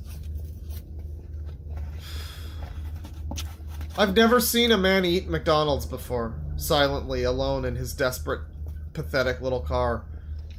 Yearning for the touch of another. But filling that desperate longing with beef and cheese.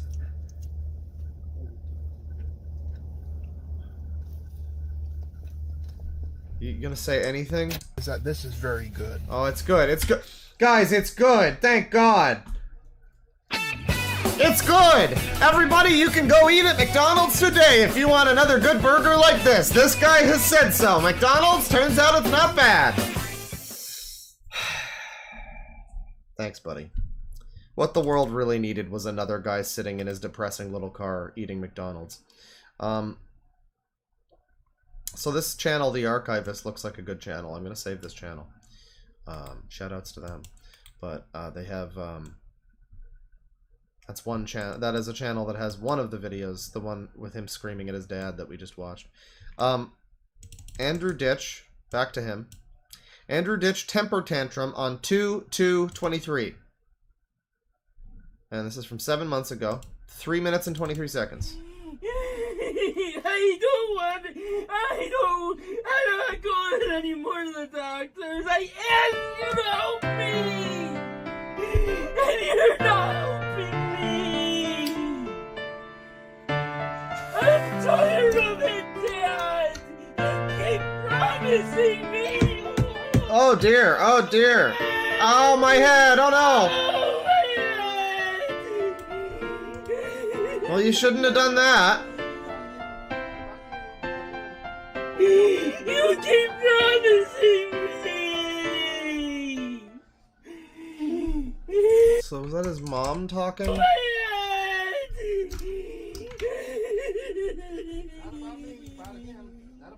his dad.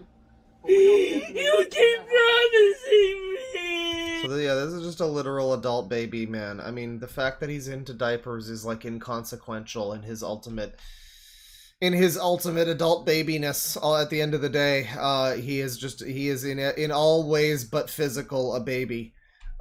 He's having a baby adult temper tantrum. He's flailing his limbs about and whining and begging for his mommy and begging to be taken care of. And the fact that he's probably also shitting in his diapers as we speak is frankly not even relevant to that, the assessment as a baby. That's just the cherry, the shitty cherry on top. My head hurts. Well, why do you keep doing that to yourself if your head hurts? Jesus fucking Christ.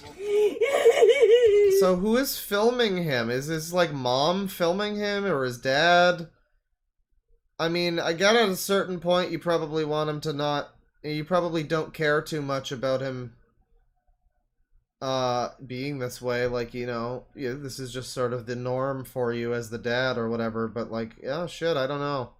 You're gonna just let him bang his fucking head like that? I mean, fuck, maybe that's why he's like this. Jesus Christ.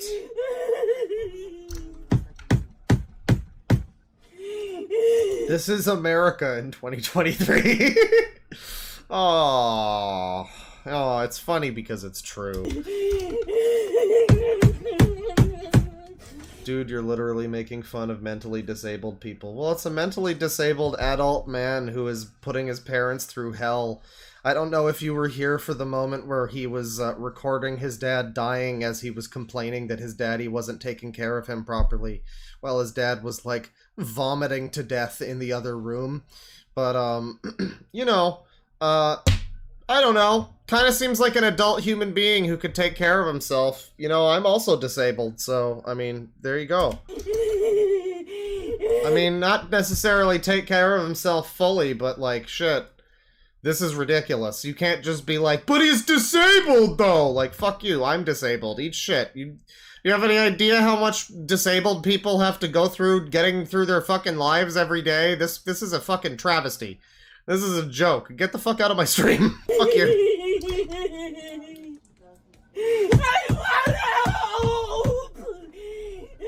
I don't know how he's not bleeding yet, but he's like, I mean, who, like, at the very least, your house, take care of your house, like.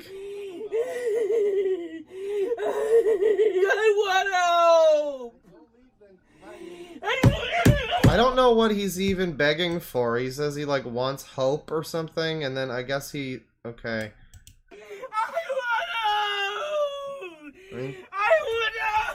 Okay, his head is bleeding there. That's a shame.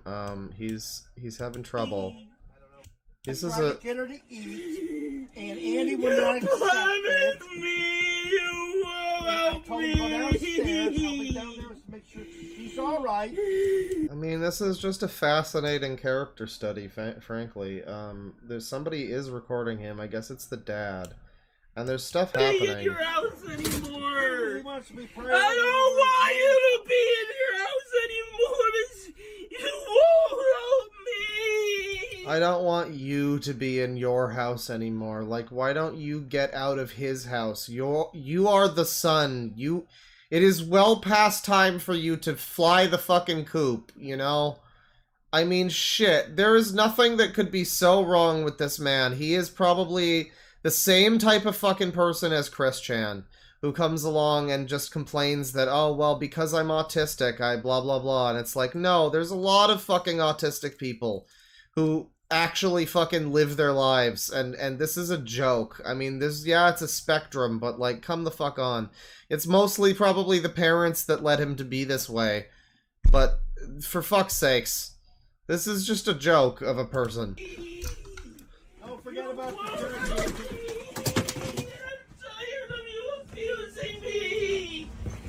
Well, it seems like you do a good enough job of that yourself, you know.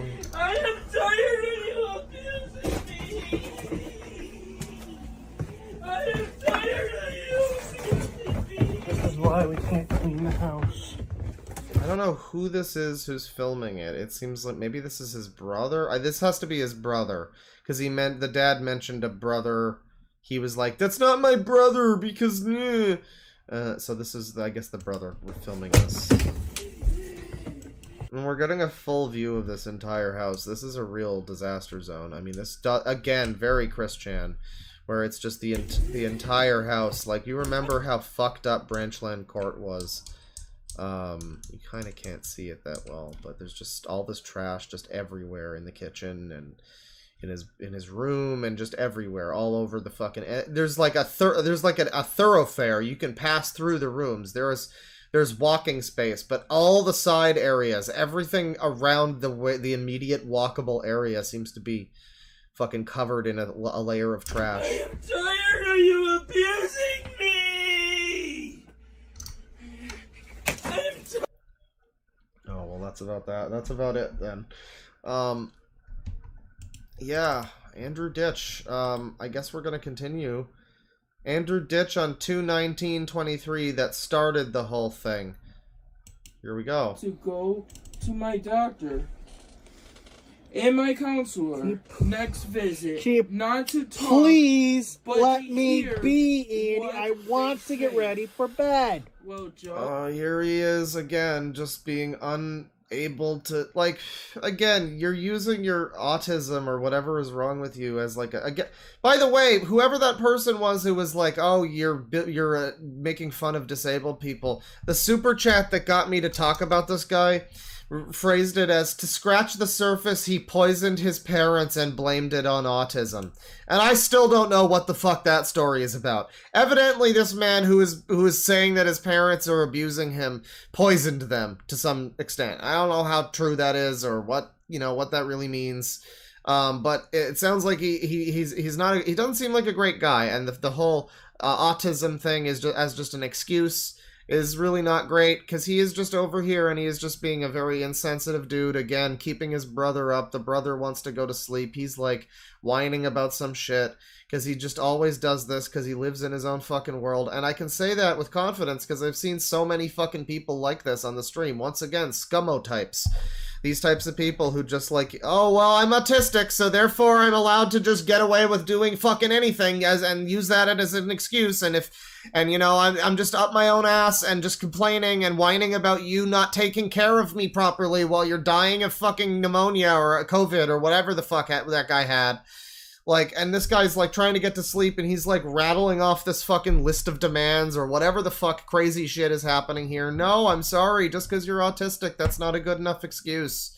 That is not a good enough excuse. There are fucking government officials who are autistic. Fucking next.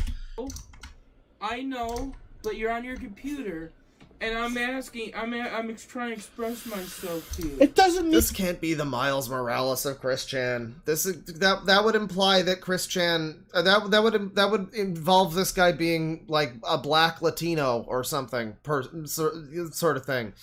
This is just like the fucking, cheap Chris Chan knockoff, but a good cheap Chris Chan knockoff, like this guy seems promising, I would say that this is like a, I don't know, who's a good Spider-Man knockoff, a good Peter Parker. I mean, like, I don't know, 90% of fucking, I don't know, a lot of this is a good quality speedball over here. That's what I'm calling. You can come up here in my room anytime you want, Andy.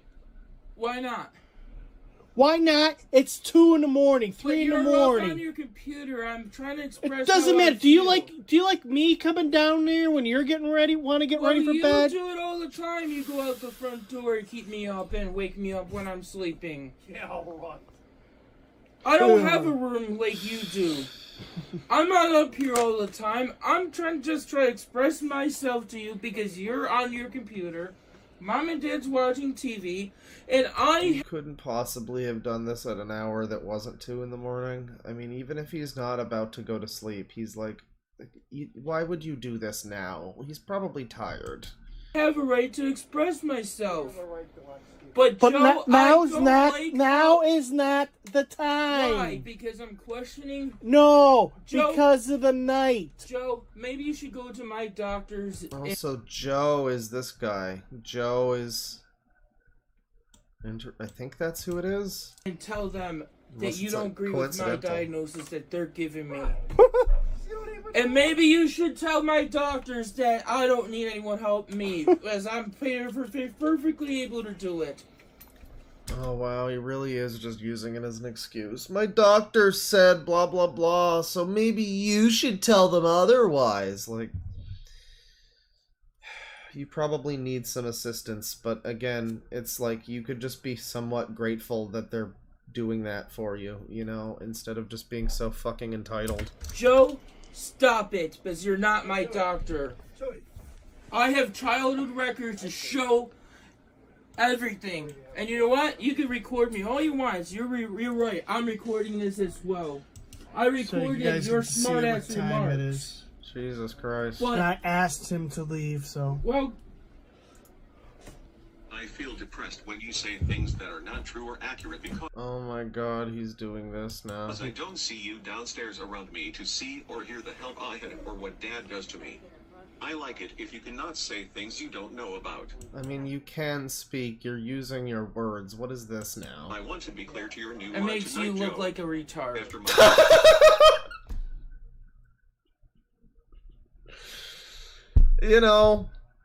For him, that's just like a black guy saying the N-word. It's fine. Not being truthful. 2013. Or I still abusive. had a caseworker, counselor, and doctor. What, pointing out the obvious from 10 years ago, Andy? That you were different? It's not the obvious. It was, Andy. Dad wasn't like this to me, and you weren't either. And you weren't this way either, Andy. What is this fucking see and say fucking thing saying? What it's just like Microsoft Sam going off. Then you must be abusing me like Dad is. Nope. And that explains why I'm like this. It means you're retarded or whatever. Yeah, put that on the soundboard. Yeah. Nothing has changed. No, you're abusing me. You're abusing me. I'm abusing. Yeah, Dad, Joe, it's a... So Crazy Fox with $7. So he actually doesn't have autism. He's faking it to excuse his problems. Also look up Ditch Poison's parents. If you have info about the faking autism, that would also be fucking interesting. Andrew Ditch. Let me see here. Andrew Ditch. Poison's parents. Yeah, see, I know that I looked at this guy before. I don't know what the fuck happened and why I didn't look further into it, but... oh, it's this uploader again. Okay. Andrew Ditch poisoned his elderly family. Yeah, for those who haven't really researched this guy very well or know anything. City of Tonawanda man charged with spiking food and coffee of family members with laxatives. Police in the city of Tonawanda say a man has been charged with 3 felonies and 3 misdemeanors after they say he spiked coffee and food of his family members with laxatives and Epsom salts. Uh-huh. Authorities say 34-year-old Andrew Ditch spiked the food and put laxatives in the coffee machine of his family members last month. Ditch is charged with the following: 2 counts of attempted assault, aggravated criminal contempt, violation of order of protection, 2 counts of criminal tampering, disobeying an order of protection. According to police, family members were complaining about nausea along with abdominal pain and diarrhea. Bail is set at $5,000. So wow. So yeah, no, he's just an innocent disabled man, not a care in the world. Hoi ta toi ta toi. Definitely not somebody worth looking at on stream. Not at all. How about that? 34 years old. Yeah, and he looks like that. He looks like he's in his 40s. He looks worse than Rich Evans. But then there's this video here. Top 4 times Andrew Ditch poisoned / tampered with others' food that we know of without their permission. Number 4. Let me guess, you never spiked the chili either the one time. Never did that. No, what chili? Too? You know, you never spiked it with the hot sauce, the super hot sauce. Oh, that's not spiking. Oh yeah, that was spiking it. That's not a chemical, dumbass. That's a food or something. So you didn't... Okay, so he didn't slip the fucking chili a Mickey. He didn't put like a fucking roofie in the chili. But he spiked it with like a ghost pepper salsa or some shit that ruined it for everybody else. So you're still a penis. So what do you want? Oh, I didn't make okay, technically you didn't poison anybody, but they didn't like it. Doesn't reflect well on you. You know, there was one time Andy did, put Miralax. No, not Miralax. I don't remember what it was at the time. It was a stool softener in my dad's coffee when at 15 or something like that. When he used to work nonstop. So he put. So okay, yeah, he fucked up his dad's coffee when he was a kid, like 15 or whatever. So yeah, So he's admitting that. Yeah, after he admitted. He admits it and he don't. And I told him right out. I says, "Here's a story. Back in the late '70s, early '80s, I worked for Mesmer's. I don't know that, but before your time, for milk. I used to go out to Rochester, deliver all the Bell stores every morning, and I always took a thermos of coffee. Right? About halfway through the day, I started feeling funny, but I finished my route. I'm on the way home. I feel real lousy. I'm going to die or pass out or whatever. I finally get back to Buffalo, and I didn't even make it back to Grand Island. I wound up going to St. Joe's emergency room, and they took a blood test, and my doctor came back and told me, you're lucky to be alive. I says, what do you mean? He says, not only did someone put antifreeze in your coffee, but they put three different sleeping pills in there. And right away I told Andy, look, this is one thing I'm always scared about, even when I go to a restaurant or anything, walking away, do something to tamper with your food. Yep. And I says, and here, you might be doing it. And then he started laughing, oh, you really do it, dude.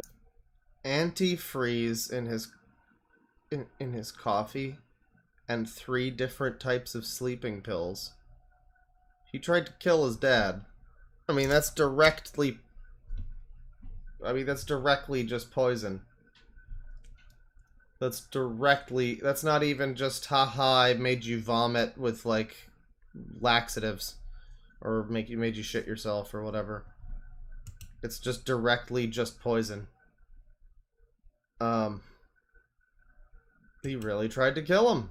Yeah, how about that? How about that? This is number 2, by the way. This is only the number 2 time that he tried to poison his family. And I'm saying to myself, wait a minute, A man from the city of Tonawanda. Well, number 1 is going to be on TV, I guess. Faces 3 felony charges, accused of spiking the food of several of his family members.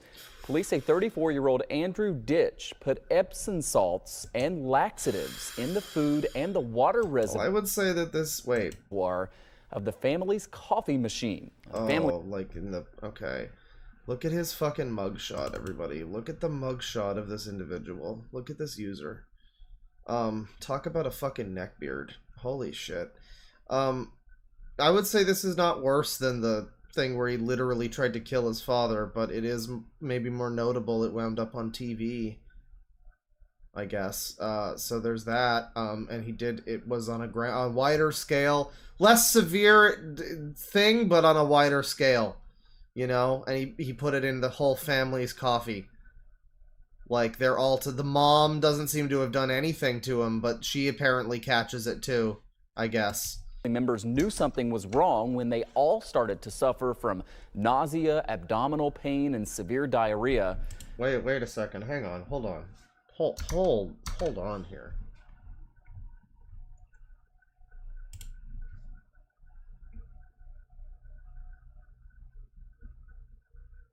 No.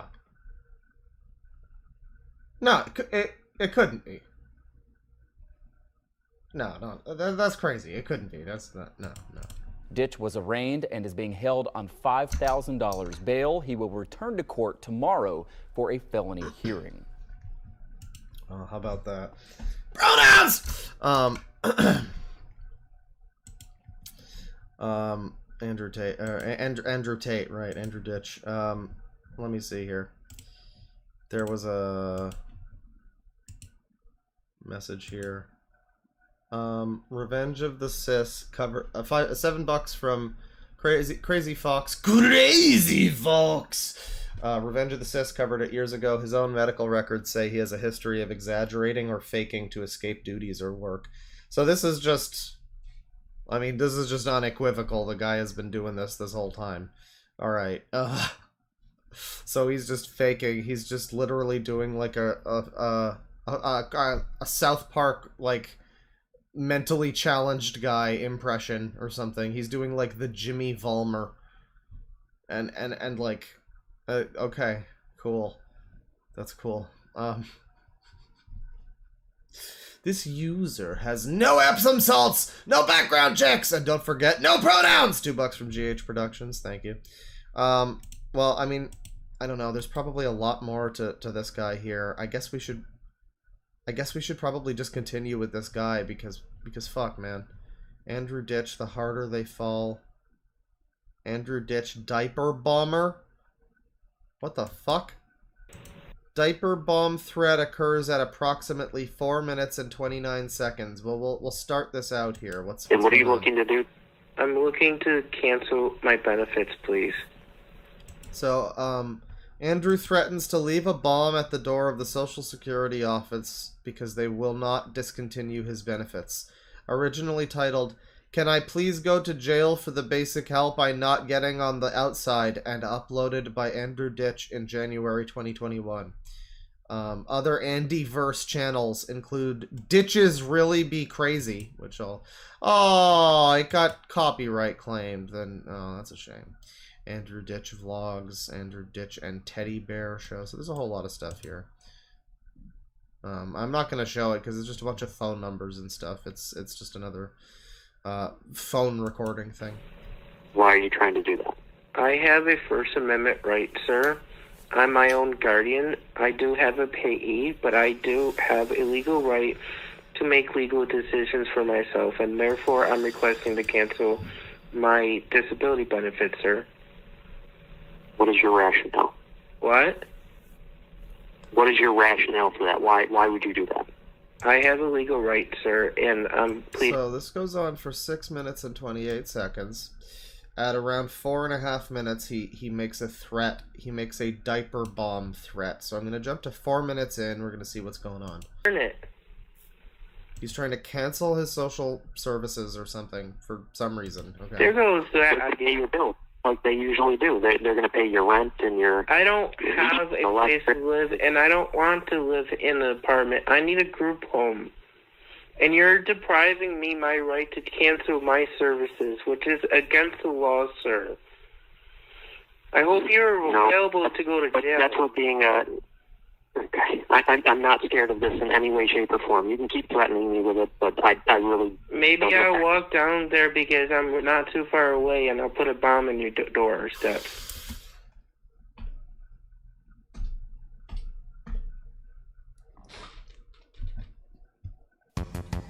So he's gonna put a bomb on their doorstep because they won't cancel his social security services or something. Why? Why would he do that? Why? And he says the video's titled Diaper Bomber, so I would have to assume that it's going to be like just a really smelly diaper, I guess. A big ol' stinky diaper, I guess. Oh, no, wait, shit, sorry. At your office. Okay. Well, now I have to report that as well. Good, because you're Good, report that, yeah. depriving me my right. Good. Okay. Talk to my lawyer. You can't make threats against federal agencies, just so you know. And I'm asking you to cancel my benefits, sir. Sir, it's not in your best interest to cancel your benefits. And I don't care if it is or not. I don't want it. I don't want it. You know, maybe this guy can't take care of himself, actually. Maybe he should actually be within his parents' care. That's... And that's why you have a baby.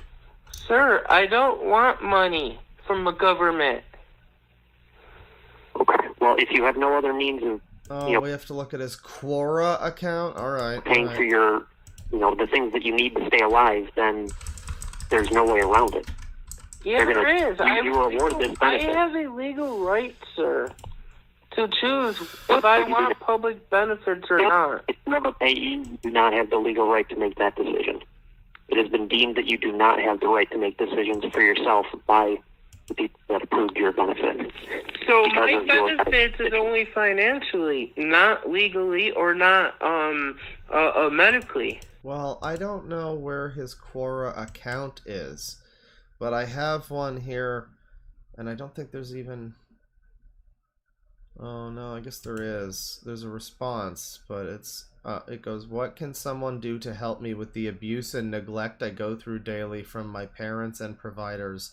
I have autism, and my YouTube channel is Andrew Ditch. I have family who share mocks on my channel and fake channels. I need a group home."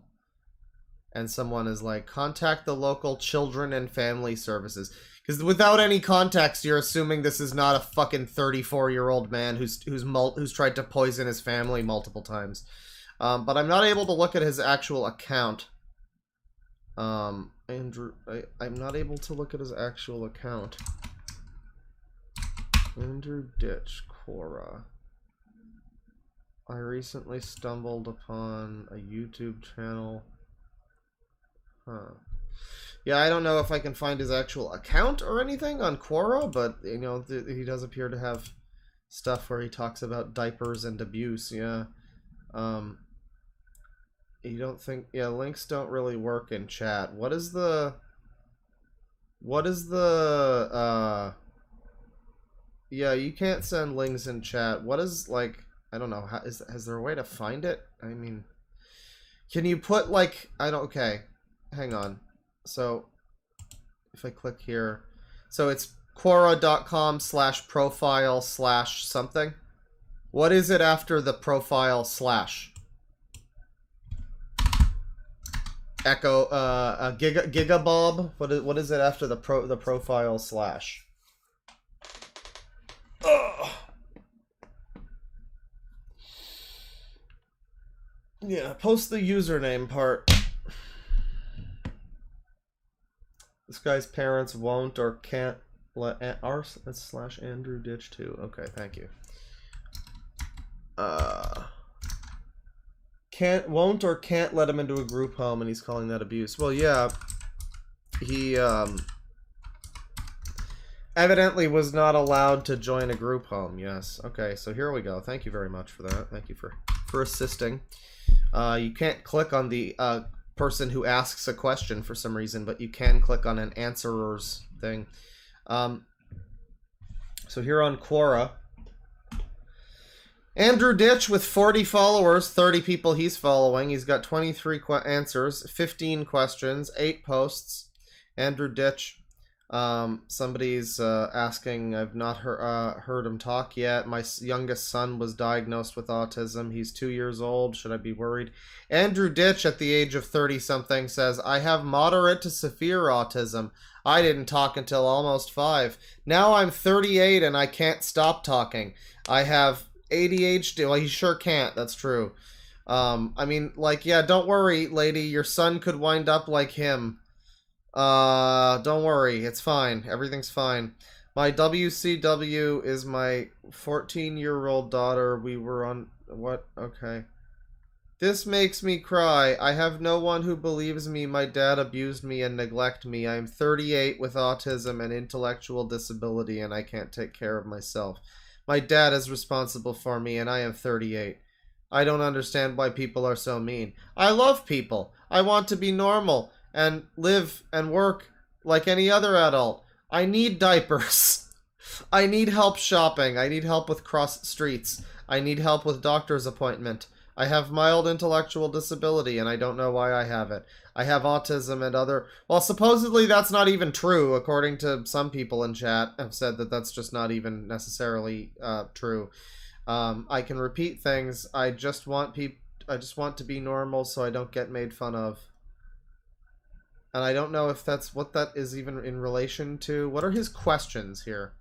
Do you struggle with relationships, understanding others, people not understanding you, rely on others for everything?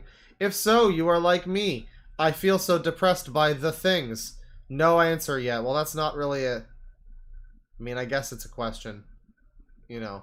What offends me? Other people with autism that say I am high functioning. I am Asperger's. I am not special needs. He is Asperger's, everybody. He is severe autism with a loy of issues. I have feelings. Way to go for not saying our needs are not special. Well, that's not, again, that's really not a question, and if it is, you answered it for yourself. How can psychiatrists well, we got 2 answers on this one, too.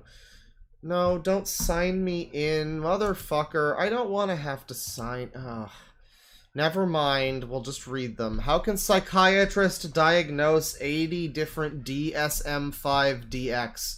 When medicine and mental health therapy don't work now, it's autism as adult? How can 30 years severe autism be mistaken for so many DX? Well, I don't fucking know, buddy, but, how do I charge wig for emotional abuse? You saw the statement. I never poisoned my family. I am not a diaper fetishist or fake. I have autism spectrum disorder level 2. So you aren't a diaper fetishist. You just wear diapers, I guess. But you aren't a fetishist. But you do like to use laxatives and poop a lot. What rights do I have when charged with the crime that I was using my coping skills to calm down? I was arrested for using my oil diffuser. Okay, so what happened with the oil? Did it burn the house down? that had lavender oil to help me relax. That's a good idea, actually. I have autism. My mom had me arrested for it. I also have abusive dad. There's answers, but we're never going to know about the answers. How is it possible to have moderate to severe autism with a language of a 9-year-old but sound like a lawyer? I have autism and I sound like a lawyer's, but without a high school diploma. Oh, buddy. You sure do. How is autism different from schizophrenia? How do all doctors say I have autism, but only one says I have schizophrenia? Oh boy. Why did my pee and poo problems get worse for me after Mom helped me with all my needs and communication? I have autism. I did have problems with all my life, but I struggle with it more now than ever. I love toilets. I need to flush every toilet I see. Well, you probably just don't comprehend what a fetish is then if you say that you don't have one. Why do I have trouble with language? Blah, blah, blah. What can someone do to help me with abuse and neglect I go through? I am told as an adult I have autism. My parents say things that are not seen while in hospital stays, and that suggests I have autism. But my parents are abused me. They claim things that autism people do, but they say only the bad behavior. Well, again, not really a question people can answer for you, but all right. So Andrew ditches Quora. Andrew ditches YouTube and everything. I think we're good on Andrew Ditch now. We're gonna move along. We do have his crap shack though. We should look a little more of this. The Walmart. A little more of this first. We're gonna move along after we watch just a bit more of this. This is a pretty long video, so we're not gonna watch all of it, but we want to see a little bit more of his crap shack. That I have the things that Juice bought me, that there, and the other stuff is just some garbage stuff that are still good, but it's not diapers. It's not what it should. It's still good, but it's not as good as diapers. Be in that box, but whatever. So that box on the floor, and those two boxes on the chair, right there, and that box there, I had sorted out from the other room. But move along here. And things of my parents in those boxes there. He's really just pointing at Or every there is a fucking first aid box. kit of mine. Then there's this here. The only thing that's mine, actually I see two things of mine, is this here and this here. You got that OG 360. I wonder if it works. I have my back thing that I use in a little bit. So this is where I sleep. You sleep here? Because I use those pads to go out. I had one of those pads to actually go out with me. I mean, there was one thing that I picked up on earlier when he was talking to his brother at 3 in the morning, and he mentioned his brother and his dad were both in their bedrooms, and he mentioned that I don't have a room like you do. And I guess that's because he sleeps down here in some sort of common area. This is like he's sleeping maybe on the floor in the living room or something. It's hard to determine what room this is supposed to be, given the narrow aspect ratio and how much trash there just is everywhere. But I don't know if he's supposed to be sleeping on the floor or what. The whole fucking room looks like a sty. But whatever it is, it's not in a normal bedroom, and I wonder if, maybe that's something. Maybe that could be his doing, that could be his choice, or it could be his parents are neglecting him and they aren't giving him a proper bedroom, something like that. There could be some element of that. I mean, I'm not saying there's no abuse happening. This type of person has to come from somewhere, and so, the parents couldn't have been exactly the most fucking stellar of people to be raising. Maybe they're nice people, but maybe they aren't the best at raising a child like this. Like Barb and Bob, not necessarily the worst people. Well, Barb has some problems. They were both actually kind of bad people a little bit. I don't know if Barb's dead yet, but before Barb's mind went, she was kind of a manipulative piece of shit, and she had a lot of problems. But that being said, potentially nice people. However, their parenting has to have been what caused this. I mean, this is not just something that happens naturally by mistake. When my dad caused me trouble just a few minutes ago, they're not home right now. Look. Oh yeah, I can Cole pick Smith, up the he fucking garbage. hates them. By the way, in this box here is meant for garbage. Bob was a bit racist. He was a man of his time, but as far as I can tell from Bob, he doesn't seem like he was a huge asshole. I mean, potentially he was a bit of, he was a Southern man from his time. You're not going to be too surprised what his thoughts were, but he seems like he was a decent guy who wanted to do the best he could for his family. Barb has some fucking problems, but either way, it's like it's their parenting that led Chris to being the way that he is. And even just like, the bit of racism, Barb's manipulative nature, both kind of rubbed off on Chris. And my water bottles are empty. I gotta go through that and take it out. Instead of have everything, all the water bottles, and it go over the place, because Dad doesn't have anything to put the water bottles in, I've been putting it in that box there, so it doesn't go over the place. The chat member who says she's a living fleshlight now. Man. That's no way to talk about a person. Whatever you gotta say about Barb, One thing that's funny to remember about Barb is she's so kind of iconic now for how she looks now, where she's like emaciated and rail thin, and she's like fucking, her consciousness has fucking left the building. She's just a vacuous person, like staring into space. But like 10 years ago or whatever, she was Snorlax. She was known for being a gigantic woman who wouldn't stop eating, and who laid about the house all day and there was the famous story of Chris Chan's mom, where wasn't it like she made spaghetti for Bob and for Chris, and then they didn't like it because she wasn't a very good cook, and then she decided, okay, I'm never gonna cook for either of you ever again, and it's like things like that. Like old Barb when she still had a personality. It wasn't a very pleasant one. And because I use it for my garbage can, like in the hotel, like my friend Julie had said, put the garbage can, put a box right next to my bed for garbage and for my water bottle, so it doesn't go over the place. There's some water bottles on the floor here. There's some mess on the floor here. What would the outcome have been if Chris was given Mario? I mean, I'm assuming he liked Mario well enough also. I don't know what his views are on Mario, but I'm assuming he also played Mario. I know he liked Pokemon and stuff, so he didn't hate Nintendo. Somebody in chat says that it could potentially be a dogs eating dogs 6 situation. I think he would have wound up largely the same. It would have just been the Mario, the Mushroom Kingdom instead of the the Sonic world. Well, I guess it would have been still Quickville, but it would have been more Mushroom Kingdom-y, I think. I don't know whose stuff that is. There's a box of Moms on the floor. I gotta sit for a minute because one. Oh man, he has been standing for at least about over 5 minutes here. He's got to sit down.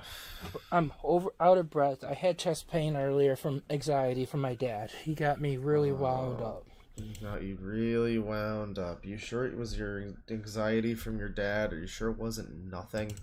All right, well that's the crap shack. That's a little bit of it. He lives in a scum room. He lives in Scum Room Stream Part 2, which we should do at some point. That would be fun. But yeah, that's Andrew Ditch, and we're going to continue along from that. Let me see. Do I have anything? I want to play. Here's a quick little video somebody recommended the other night. We're going to do this real quick. This is how long is this? Let me see. Yeah, Critical talked about this. Is a minute and a half. It's from 2 years ago. Cara Bell and then Marge Stone. All right, well, I'm just thankful that y'all don't have the ability to make a mask mandate. And tonight I was going to talk about the need for a second high school, but I was sidetracked by, for the boys, pussy or the idea of pussy or the idea of pussy. A Mexican is a Mexican. Well, all right, slow down. Okay, what? Excuse me, go over this again? But I was sidetracked by, for the boys, pussy or the for the idea boys. of Gooning with the boys. Pussy or the idea of pussy. A Mexican is a Mexican is a Mexican. Take her out back, we boys figured, then hand on the titties. Put it in her coin box, put it in her cornhole, grab a hold of that braid, rub that calico. What's the point that she's making here, though? You can find that on page 39 of the book called Out of Darkness. Okay. Which you can find at Hudson Bend Middle School and Bee Cave Middle School. All right, not gonna lie, I had to Google cornhole because I have the game in the back of my yard. But according to Wikipedia, cornhole is a sexually Yeah, I bet you have a game in the back of your yard, honey. slang vulgarism for anus. The term came into the use in the 1910s in the United States as verb form to cornhole, which came into usage in the 1930s, means to have anal sex.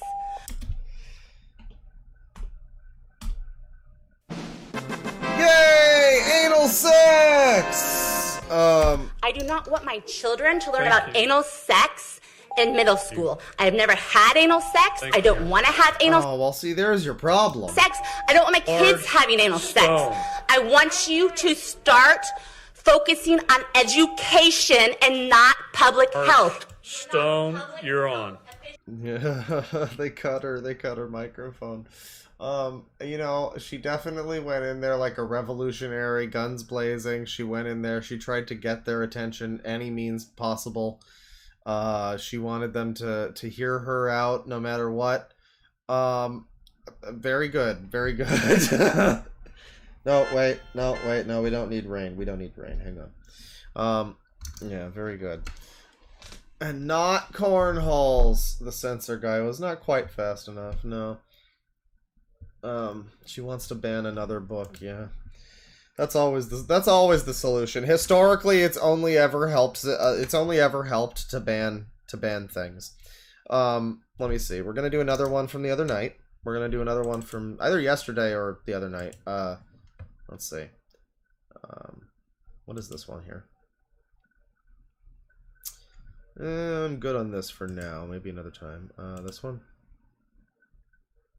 Maybe not. Maybe another time. What about this guy?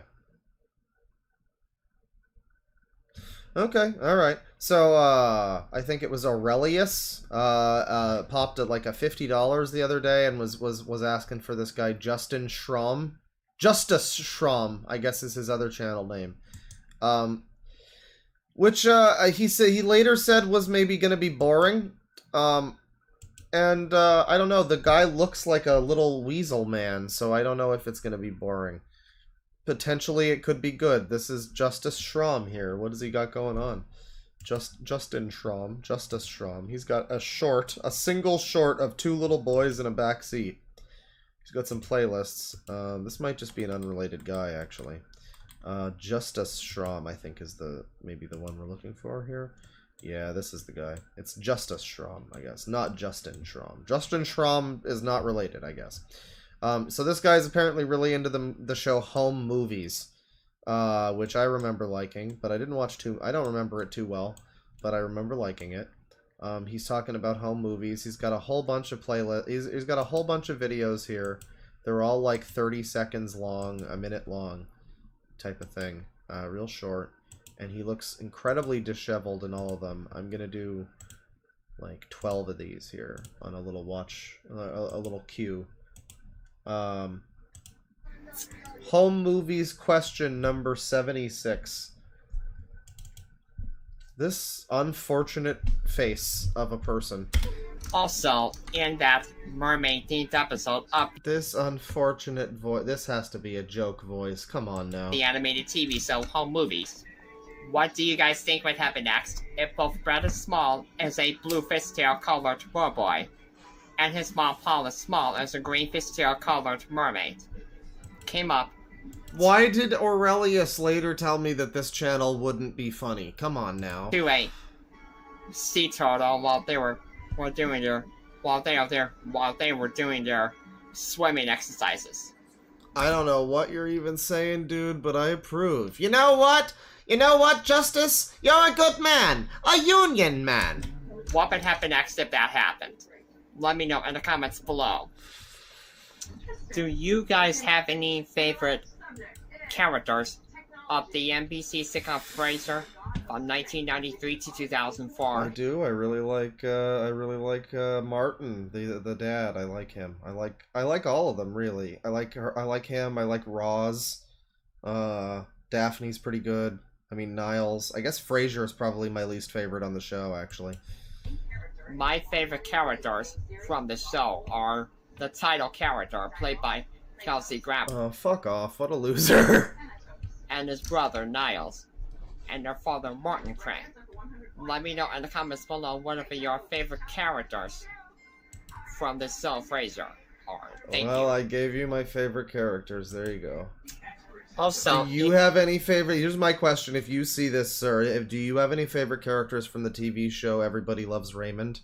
Because I really like Frank Barone, personally. In that mermaid-themed episode of Home Movies, what do you guys think would happen next if both Brandon and his mom, Paula Small, went to another concert? I know. Imagine picking Fraser Crane. What the fuck is that? I mean, he's not... I don't hate him, but he... Like, of all the characters on the show, I mean, Niles alone is Miles... Niles is Miles better. It's like his name rhymes for a reason. This time, a different concert. What would they do at that concert? Everybody Loves Raymond, yeah, so it probably should be Raymond, yeah. If you don't pick Raymond, you're probably wrong, because everybody loves him. I mean, yeah, I don't know. Sorry, this time. On the other hand, do you have any favorite characters from the show Everybody Hates Chris? Because... You know, there might be a controversial choice there, depending on, I don't know. That could be more controversial. Let me know in the comments below. I don't even know what his fucking question was. I don't care. Sorry about that, you guys. I have to retry this video again because I didn't like the way it turned out because it got too blurry at the beginning there, so... So did we even see the original version of this that you're apologizing for? What are you apologizing for if we didn't see it? I do apologize for that. Like if I did a video and I'm like, sorry guys, I had to do another take, and there wasn't, you didn't hear the other take. Like, what is this? It happened. So, anyways, also in their first cross-country road trip America movie, which is their first movie, what do you think would happen next if both Brandon Small and his mom Paula Small met comedian Paula Palstow while she was doing her stand-up routine? What would happen next if that happened? So he asks like hypotheticals based on the show Home Movies.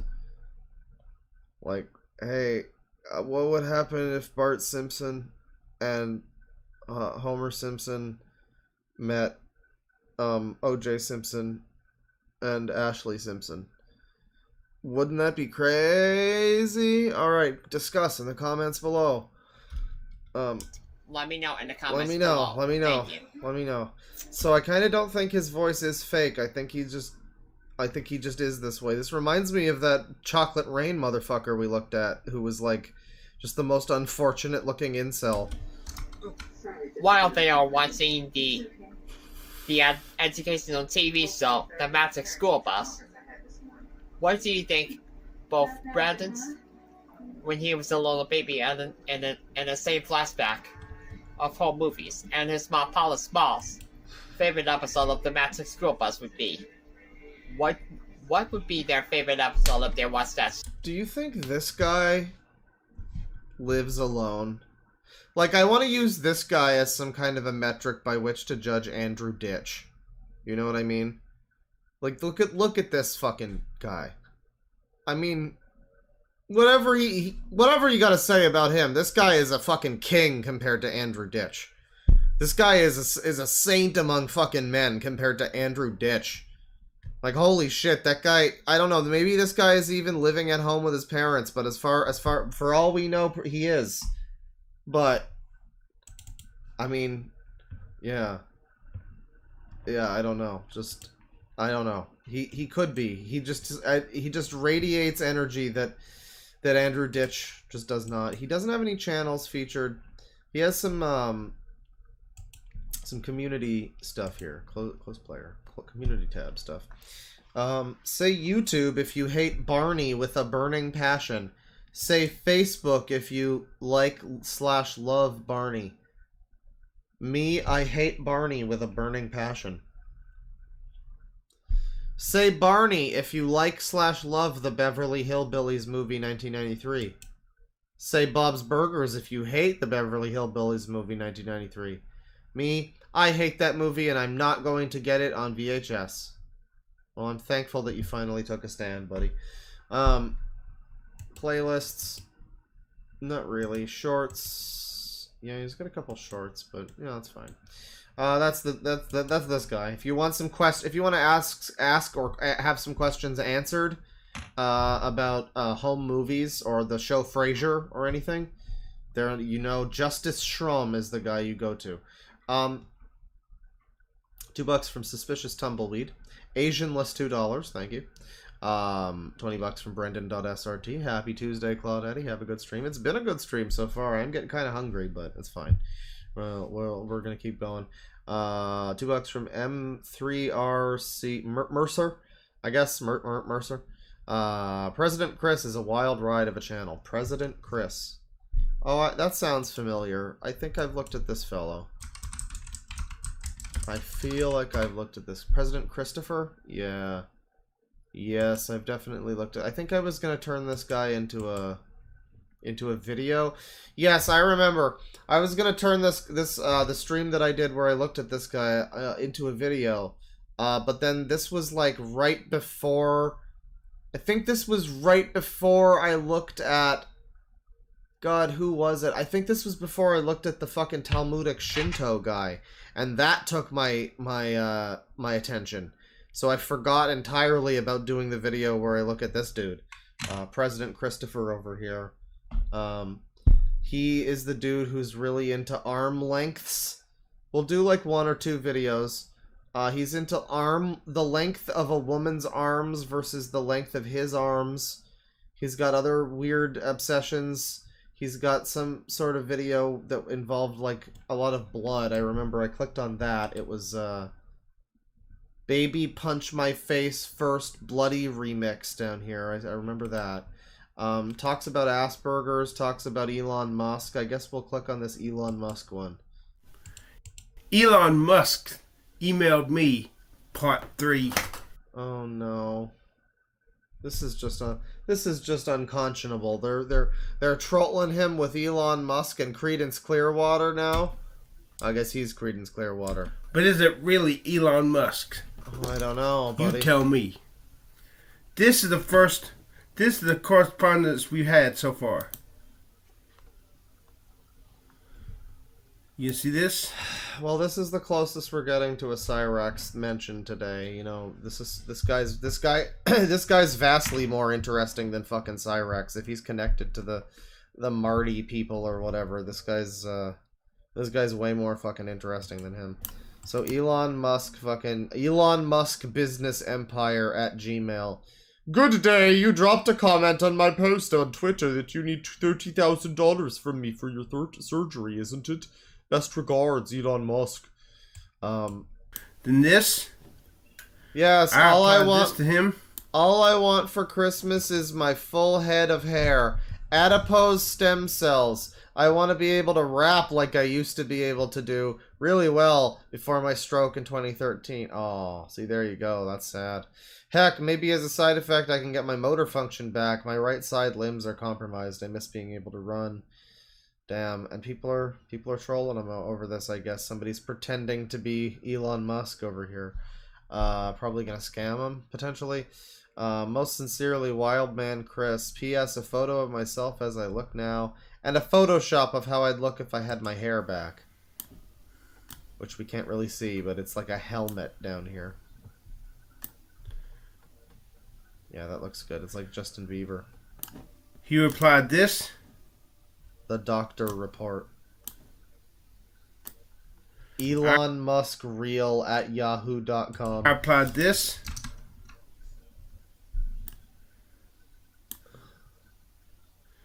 He replied this. Oh, he replied this. Okay, so he is genuinely being scammed. I'm not sure if you're truly a fan of mine, because if you're a fan of mine, you should have invested in my Tesla investment that will make you earn a lot of money. I replied this. It's like he doesn't have money to Here's invest. where it gets suspicious. I'm not sure if you Here's where it gets suspicious, everyone. are truly a fan of mine, because if you're a fan of mine, you should have invested in my Tesla investment that will make you earn a lot of money. I'm starting to smell a rotten egg in a dozen.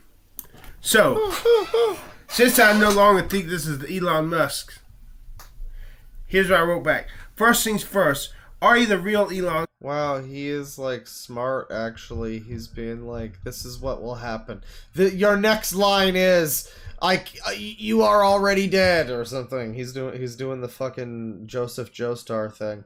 Musk's.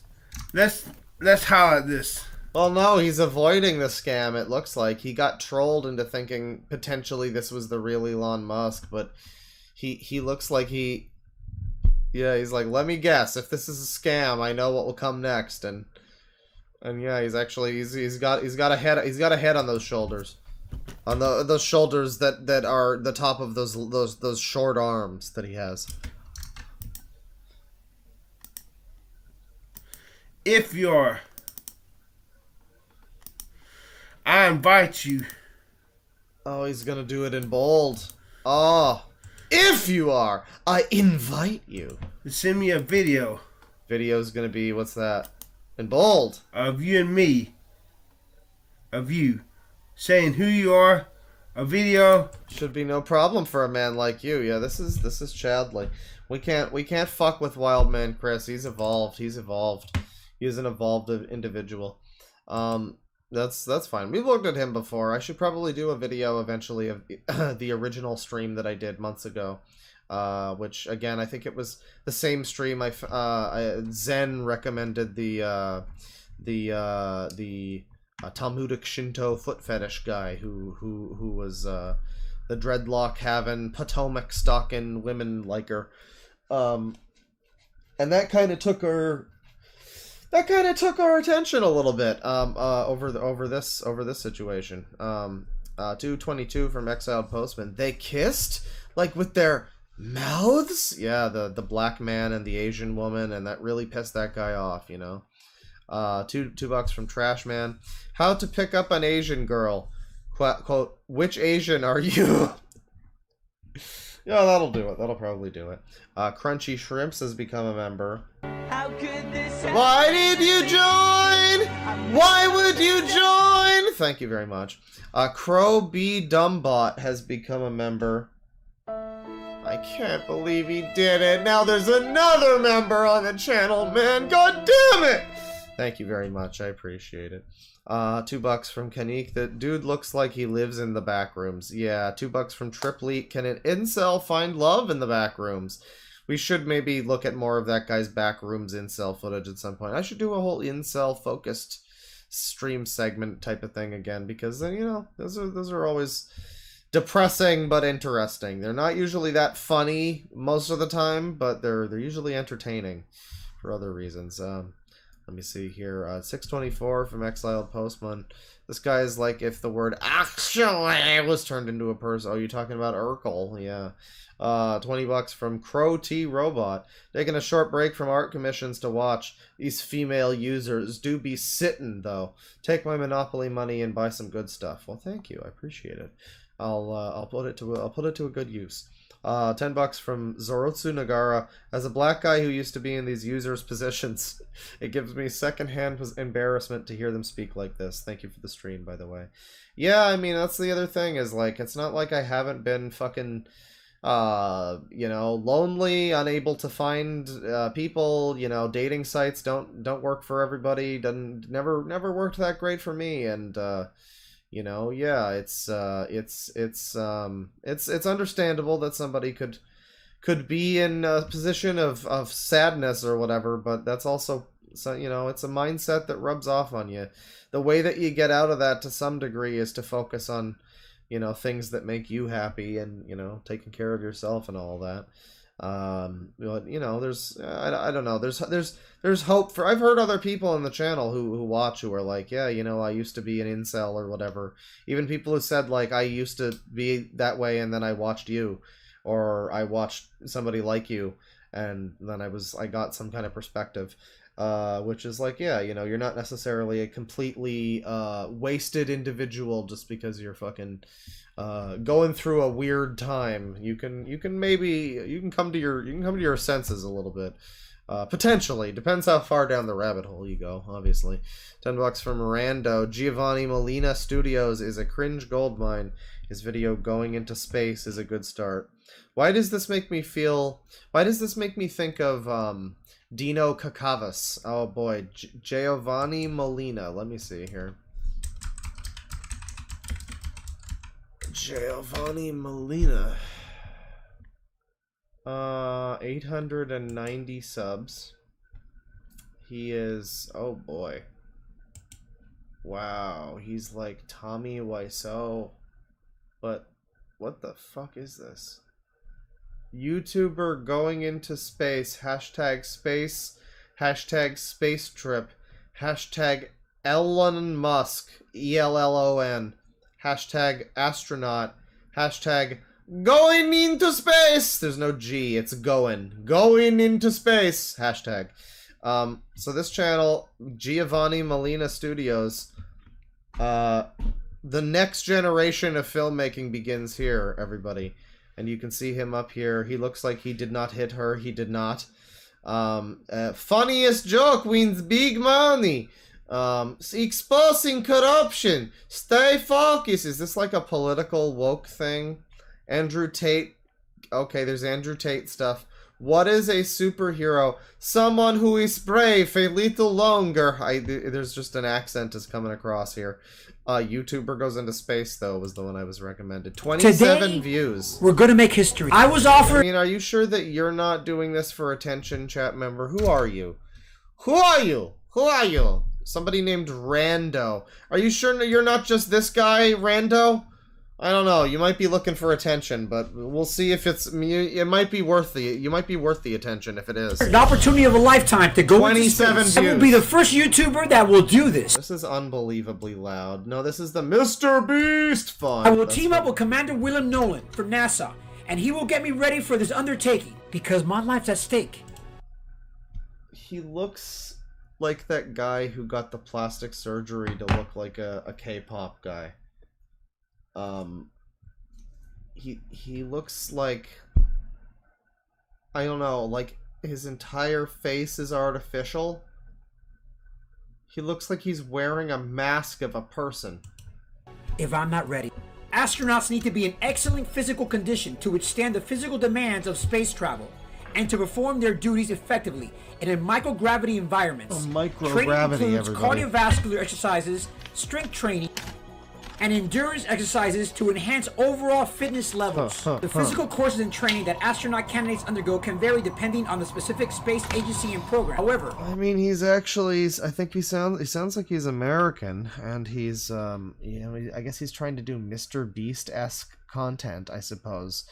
He's got a lot of stock footage here so far. I don't know how a guy with getting 27 views on this video is able to make Mr. Beast-esque videos. Those tend to cost a lot of money. Here are some of the physical aspects that are typically emphasized during astronaut training. Physical fitness, we went over that already. Neutral buoyancy training. Neutral buoyancy training involves practicing spacewalks and working in a simulated microgravity. Wow, yes, you guys, this is me. Gravity. I'm learning. It's hard, but you know what? That's what it takes to be an astronaut. When I was underwater, I couldn't believe it. Is this really happening? No, it clearly isn't really happening. What do you mean that's you? Oh, so you're just lying then? Okay. I mean, allegedly. No, I mean, in my opinion, I feel like that might be potentially not honest. That that's you, allegedly. I just don't believe necessarily that that's actually you. Personally. Just, you know, didn't realize we were gonna need this, but, So you're telling me that this is you, this, stock footage, that you... Can you maybe just say that you were in the stock footage when they recorded it? Like, this is, just admit that it's stock footage, but just say that it's, you know, hey, it is, but I was in it, actually.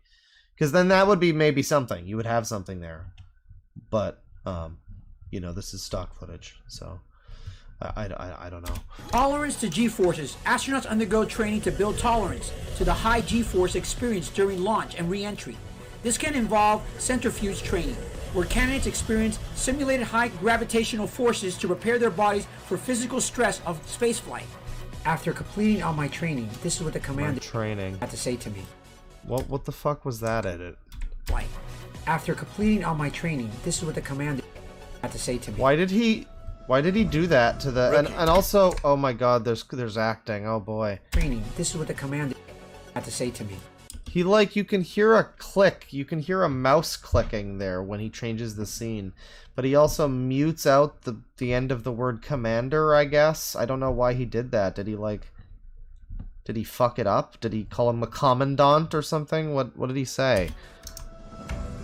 Rookie, you've come a long way to be here. Today marks the beginning of an extraordinary journey. One that only few get. You're saying he looks like Onision? I guess I could see it. He kind of looks like a failed glam rocker. I don't know. To experience. So this is like Darman now? Okay, wow, this video is this video has 27 views, by the way. This video has 27 views. Remember, you are about to embark on a mission that will test your limits, both physically and mentally. But I have faith in you, and before you step onto that shuttle, there are a few things I want you to remember. Yes, I will learn it, sir. Even though I know that... Okay, so this guy just looks constipated. Even though... Okay, we have a random insert shot of nothing. Why is that there? Why is this happening? This is not even the background. This is not even the background behind either of them. This is just an unrelated shot that's there for one frame. So both of them look constipated a little bit. This outfit that he's wearing is ridiculous, obviously. But for a channel that's pulling, that has less than 1,000 subs and is pulling like less than 100 views, less than fucking 30 views for months on this thing. Yeah, you know, maybe this is the type of budget that I would expect, actually, but I mean, this is higher budget, actually, for a fucking this is crazy, actually, for a channel that's got no fucking views on its videos to have this going on. Trust in your training. You've undergone rigorous preparation, countless simulation, and extensive training. Every moment of doubt, every ounce of fear, push them aside. Trust in yourself and in the knowledge you've acquired. Remember, you're part of a team, and we've got your back. Thirdly, this is... Oh, God! Why did I eat the bran? Communication is key. You won't be alone out there, and you'll rely on your crewmates, just as they'll rely on you. Share information. Well, the dialogue is not synced with what he's saying. So it's possible that this guy is, like, not the one speaking. He might have fivered a voice actor. And then this is just, like, his dad or something, who's, like... I don't know. Listen carefully. Always be prepared to lend a helping hand. Your success depends on the strength of our team. And we need you to contribute your best. Lastly, embrace the... This fucking guy won't say anything, this monkey man. He's... Why is he so... He's got these, like, giant lips. I mean... This guy looks like he would comb his hair, you know, in the middle of a car crash. He's like Joey Tribbiani or something. I don't know. He's very... unknown. Space is a vast, uncharted territory filled with wonders we can only imagine. A wing commander at home, the yeah. Beauty of the cosmos, but never forget the risks that come with it. Be adaptable, be flexible, and be prepared for the unexpected. This journey will boost your limits, but it will also reward you with experiences that you will never know. Well, you will never... This guy will not say anything. He will not speak. He is refusing to talk throughout this entire... This is very awkward. He refuses to say a word. He's just standing there. Mm-hmm. Uh-huh. I mean, he's not even doing that. He's just nodding a little bit. He's like a silent protagonist in a video game. But it's a real human being, allegedly. Allegedly? This could be a fucking AI person, for all we know. He kind of looks like an AI person. I could see it. I could see it. I could see it. But that would be pretty complicated to do, probably. And again, for a video that's got 27 views, that seems like high-budget stuff. Rookie. Rookie! You're about to become a part of something bigger than yourself. You're stepping into the unknown. The carrying unknown. the hopes of humanity on your shoulders. But remember, oh my goodness. you're not alone. Is that also him in that We're all spacesuit? behind you, supporting you every step of the way.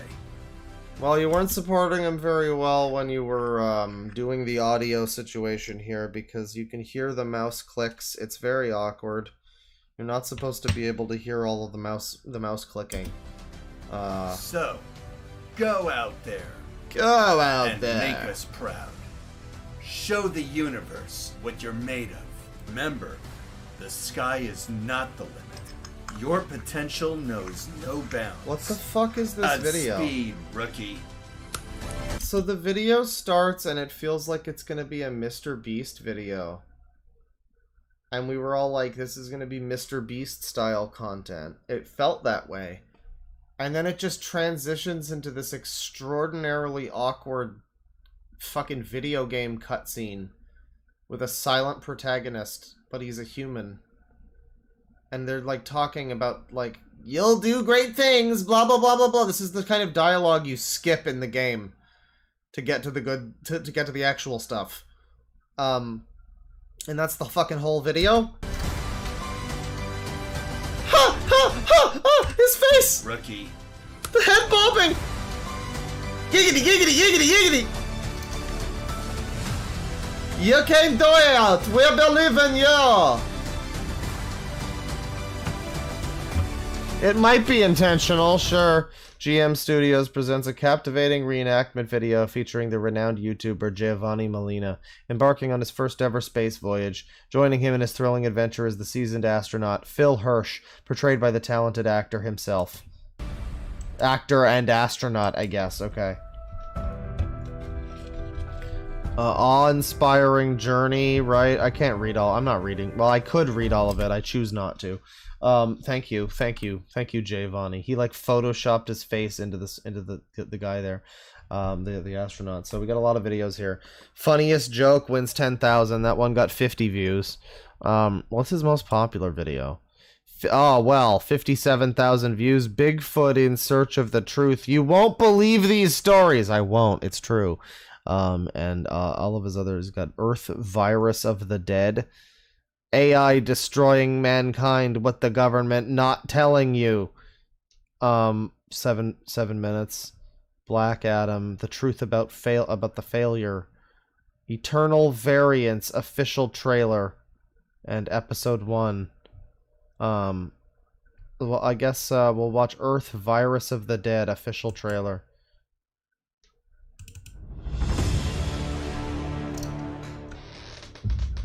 Oh yeah, Earth Virus of the Dead is from 2022. The world as we know experiences a chemical world war that turns humans into living zombies. 2 CIA agents try to find a way to help the world find a vaccine that can stop the outbreak. So probably some sort of COVID related. John Hostin is going to stop the coronavirus type of thing. I want to say,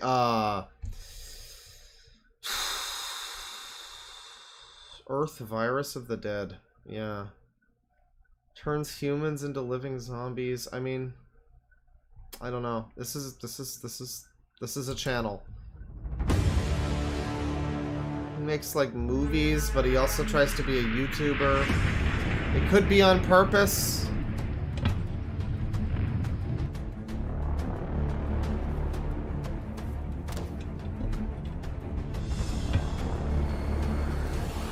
It's stock footage. It's a Neil Breen movie. That's 3D animation and not very good 3D animation.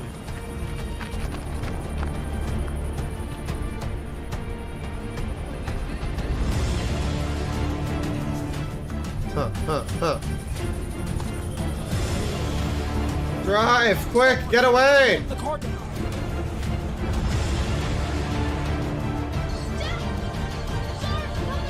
Well, this is just kind of fucking lame. This isn't even Neil Breen quality. It's just...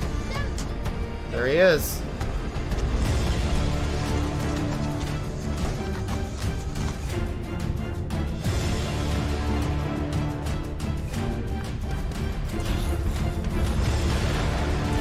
Well, I mean, the thing too, this is a trailer, so we don't really know how this actually feels to watch as a movie. This could be the most tense shit ever. And the trailer is just embarrassing to watch, potentially. Yeah, the music makes it really seem like things are going on. I would agree.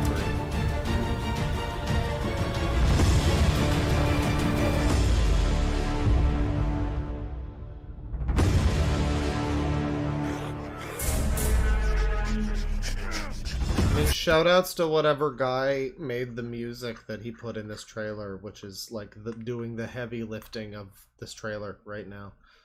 Is the music, and probably not the fucking guys just wandering around in the fucking woods or whatever. That's not really doing it for me, necessarily.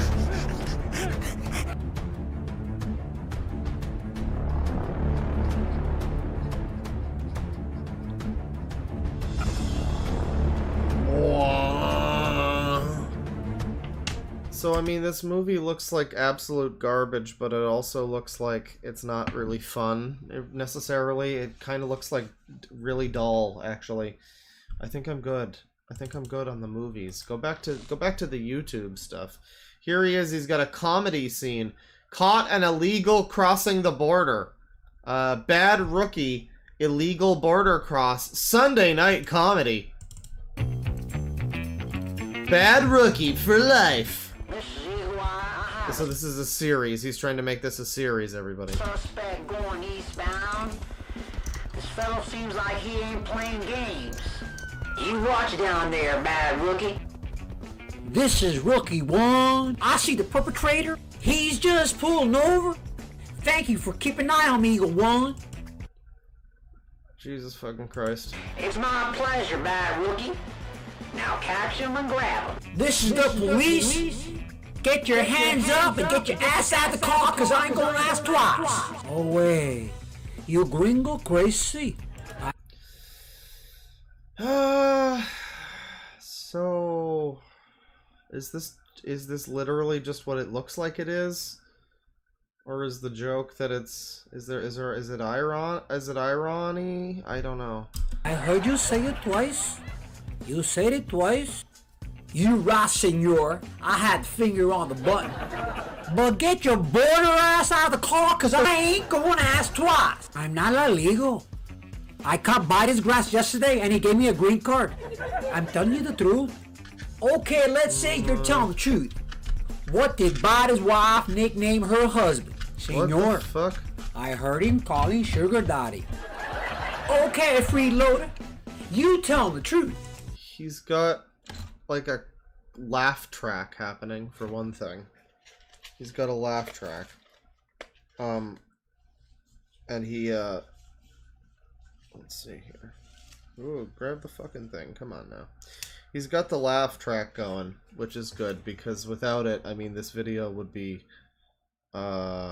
just a wasteland of reality, frankly.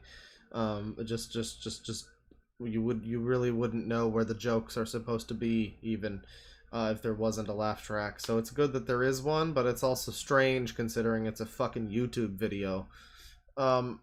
He's playing both roles. Neither of them are funny. He's not good as either of them. The one that's racist is maybe like a little funnier. The one that's this guy, the bad rookie title character of this like series that he's trying to do. He wants to make it a thing. This guy is just annoying. Yeah, somebody said he was like speaking in Ebonics.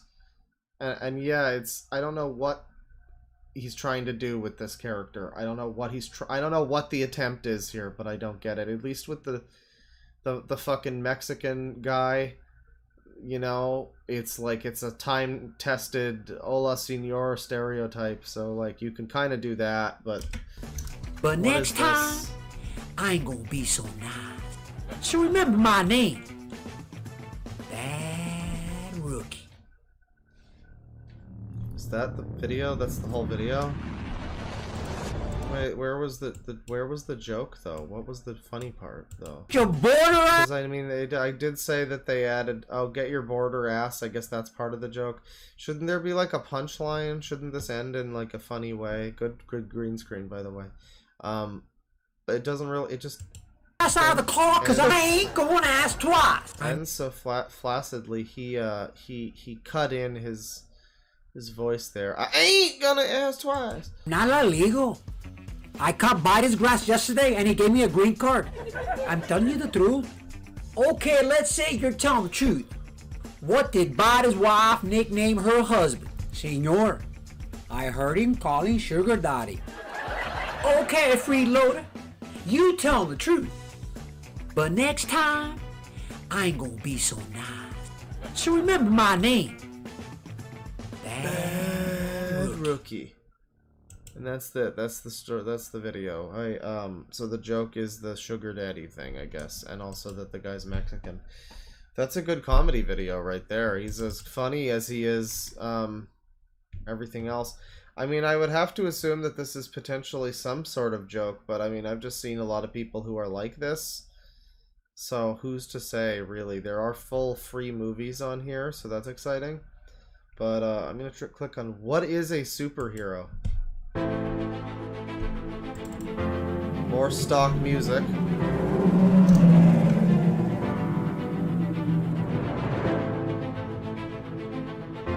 Well, no, of course that wasn't funny. Okay,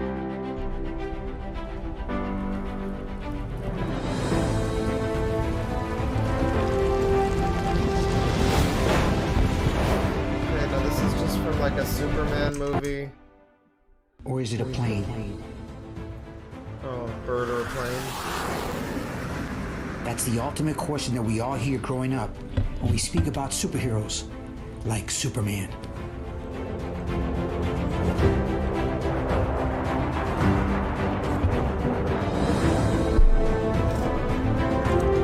Really getting the most out of the stock footage there. What is a superhero? Someone brave a little bit long. So why does this feel like it's written in broken English?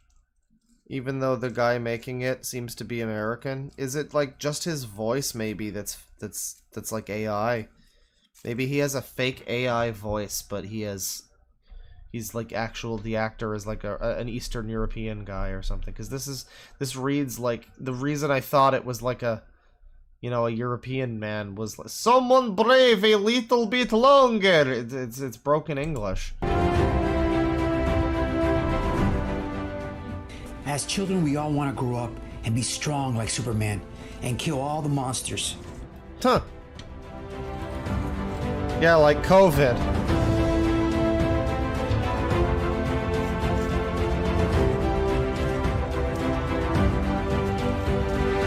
I don't know, when I was a children, I just wanted to grow up and go to Marine Land, and now that dream has been taken away from me, all because the fucking animals were suffering, and now I hate animals, so how about that?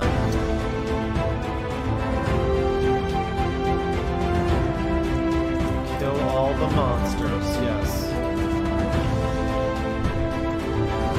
With the toys. Is this the entire video? Just this like fucking trailer montage? This is the whole thing? Which was kryptonite.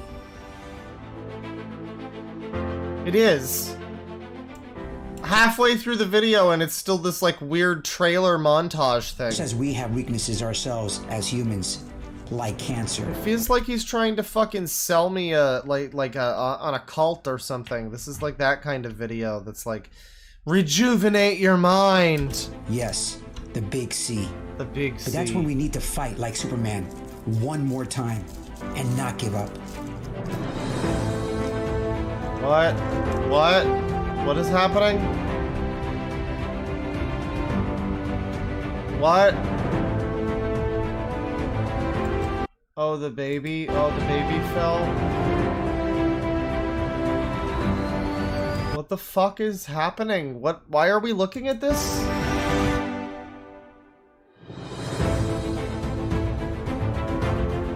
Ha! Ha! Ha! Ha! Oh, fucking loser.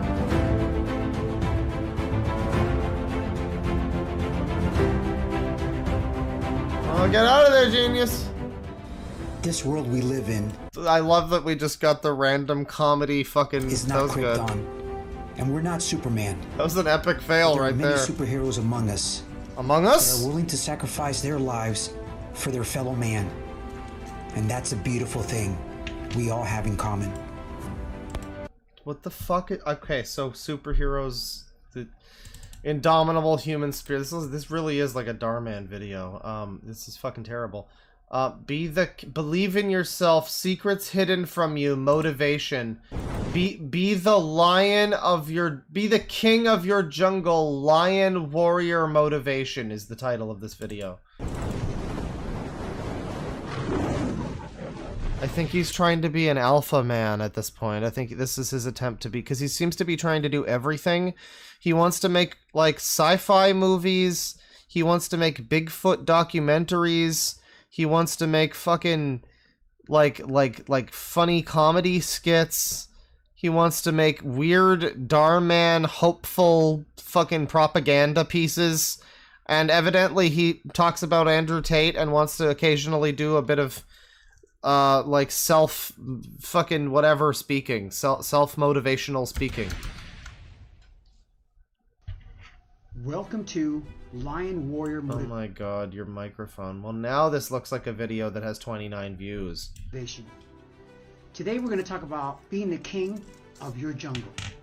Every man... How about you be the king of the fucking Walmart audio department and grab yourself a new microphone, dude. And every woman and a every camera. person in this world should be a king of their jungle. What is it to be the king of your jungle? Well, it's your surroundings.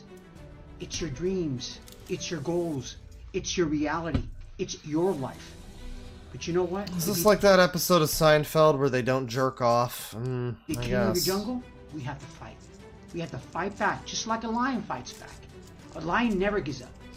But a lion is smart. A lion is disciplined. A lion focuses. This guy feels like I could just see him like on the phone yelling about like, "Where's the fucking money, Eddie? I put the fucking money in the locker, Eddie, and it's not there." Like he looks like a greaser.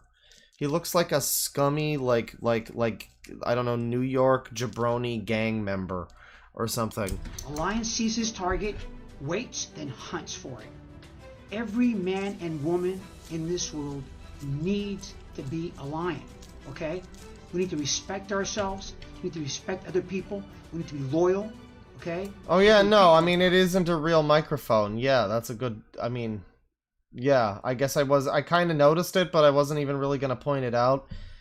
There's that, like, the blurred background, which looks like it's been, like, layered, potentially, I think, maybe, because it looks like there's a desk over here, but then over here's a window. It's kind of, I don't know what's going on with the background. But then the foreground, he is, like, blurred, and his audio is also blurred. But then he's got a mic, which, no, it's not really it's not a PNG, I promise. It's just that the mic is is in focus, and he's at medium focus, and then the room behind him is at, like, no focus at all. So that's what it is. It's not that it's just a PNG of the microphone.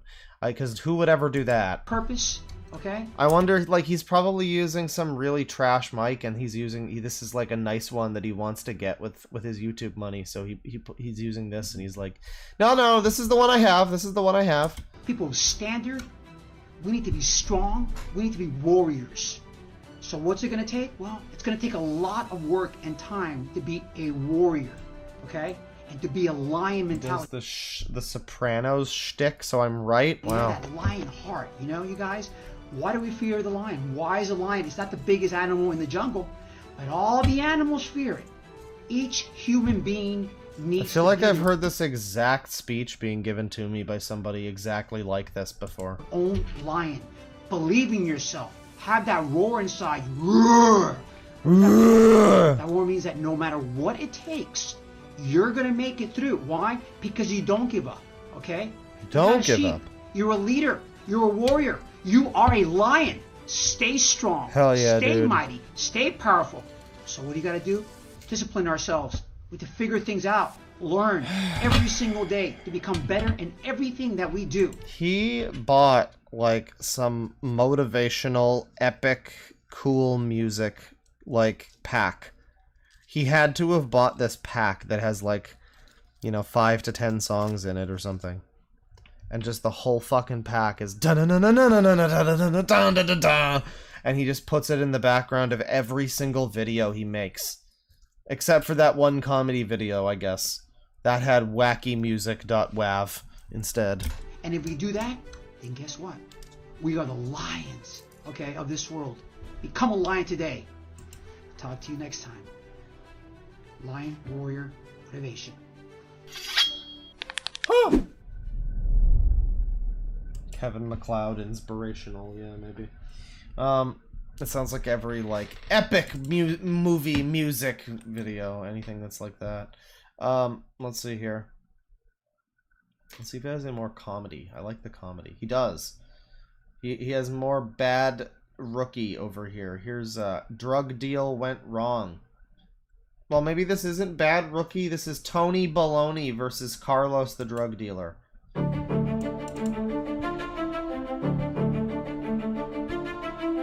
Listen up. We're going to war. Wait, who, Tony? Against the Colombians. What do you mean? Is this a joke? Aren't you crazy? I'm Tony Baloney. I never joke. Calm down. He's like Cillian Murphy with no talent. Tony. Okay. What do we do? And then this guy over here, he looks like he fixes computers for a living.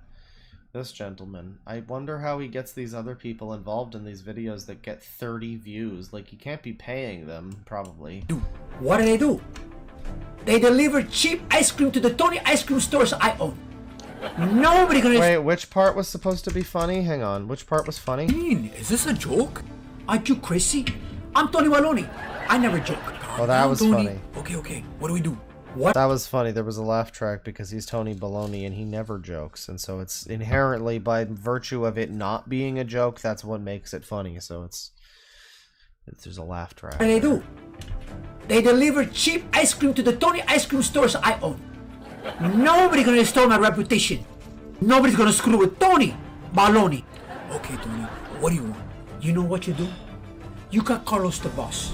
He's one of these people that looks like so vain and like he's probably got like Botox injections and shit. I imagine this guy's like in his 40s, but he's trying desperately to look like he's in his 20s. And so as a result, he kind of looks like he's in his 30s maybe, but like a weird 30s, like a weird plastic injected fucking 30s.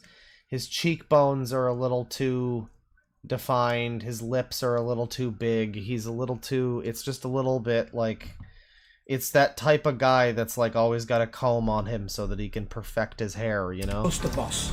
You tell him we want 10,000 pounds more of ice cream. He has And ghoul this time, face, yeah. We're gonna check. He looks like a gold trader.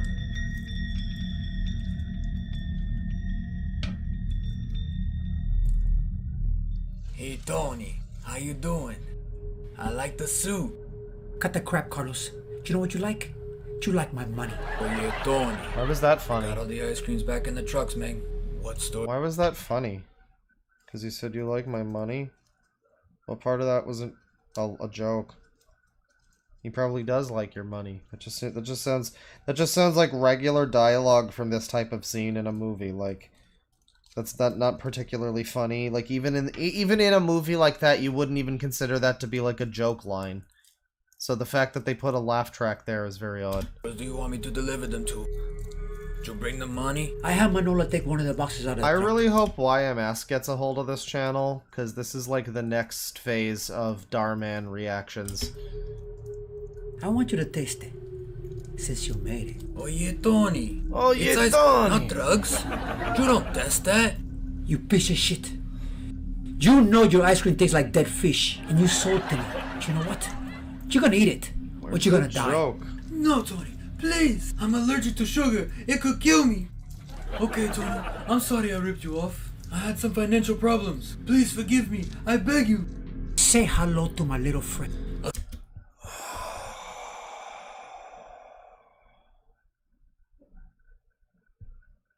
This is quite bad. This is just quite bad. I mean, I'm over here like, where's the joke? The jokes are evident throughout. We're supposed to be laughing throughout. You can tell where the jokes are. That's where they put the fucking laugh tracks. It's just that none of the jokes are funny. And then he just does the fucking, he said the line. Yeah, it's like a middle school skit, but he's 40. Milksteak just says, bro. He said it! He does fake everything. Everything here seems fake, yes. Yeah, if you will. Now that's a funny name. Yeah, and, frankly... Financial problems. Please forgive me. I beg you. Say hello to my little friend. So, what you saw was cringe. Spoon? You're going to wipe me out with a spoon? No, stupid. You're gonna go on social media, and you're gonna eat this until you throw up. And you're gonna tell the whole world what you did to me. And if you still film again, you die. That's it. That's the end of the skit, everybody. That was the end of it. That was the... Wow, that was worse than the first one. I mean, at least the first one had the funny Mexican individual. But this... No, but this one, the ending was even more abrupt and terrible. God, this is awful. So let's follow along with that. Here's the most recent video from a month ago. And he uploaded 4 videos listed here as a month ago, but he hasn't uploaded since then. Funniest joke wins $10,000. In this video, we're competing for the funniest joke in the world. People have waited in line over 24 hours just to get an audition. People have flown in across the continent. Okay, so he is just, Okay, he allegedly is still up there. He is just lying to people, then. Is he just taking footage from the Mr. Beast video, even? That kind of looks like what he's doing. Like, he's trying to do every type of content he absolutely can. I forgot when I was listing off all of the stuff we've seen him do so far. Yeah, Mr. Beast ripoff content, too. Just to be here. After auditioning hundreds of contestants, we have chose 3 that will be on the show today. For our first competition, you will hold your breath as long as you can. What? The first one that can hold the breath the longest will win. The thing is, I thought this was a funniest joke competition. The longer you hold your breath, the faster. Oh my god, the mixing. The fucking heartbeat is like decimating the rest of the audio around it. Just might die. Wait, you might die? What? The first one that can hold the breath the longest will win. The thing is, the longer you hold your breath, the faster. You just might die. Oh. Okay. Well, that's true. It's good to prepare people for that, I suppose. This might be a joke, yeah. 5, 4. I feel like this could be a joke, but it's like... I mean, does that make this whole thing a parody channel, then? Of these types of videos? I don't know, because he makes, like, whole, movies and shit. He has free movies alone on this channel, not even the ones you gotta go to his site or whatever to pay for. He's got free movies on this channel, and it looks like multiple of them, that are, like, 2-hour-long movies, whatever they are. So, like, this is a business to some extent. I don't think he wants to be getting 30 views per video here, whether this is a parody or not. And there's just a desperation about the guy, and everything here is bad. And it's so easy to assume it's a opposed law if it's a joke, but fucking, I don't know, man. 3, 2, 1, fire! He seems so egotistical. Yeah, how could it be like a jape troll account? Maybe they found an actor who's like the perfect guy to be this like in this type of, I don't know, that's like too big brain. I really doubt that. It's so much easier, it's so much more Occam's razor to just believe this is a real person who thought that he would get away with this. Now all the contestants are aware that at any time they can quit. They can still receive $1,000. Yes, it's like Amazing Ball. $1,000. I am out. Give me the cash. Okay, chat members. He is using text-to-speech now. Bro has a text-to-speech bot. Say, you're out. We only have 2 contestants. First Okay, contestant. we already killed one of the contestants. That's good. So this does seem to be a joke. I mean, I can't assume that it's not, but it's also just not funny.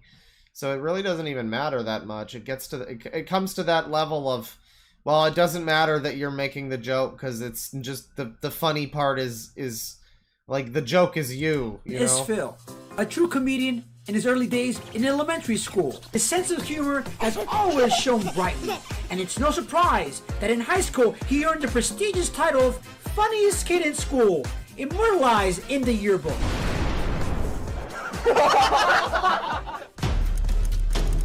He really put this together, huh? With the fucking, like, he edited this and everything. Damn.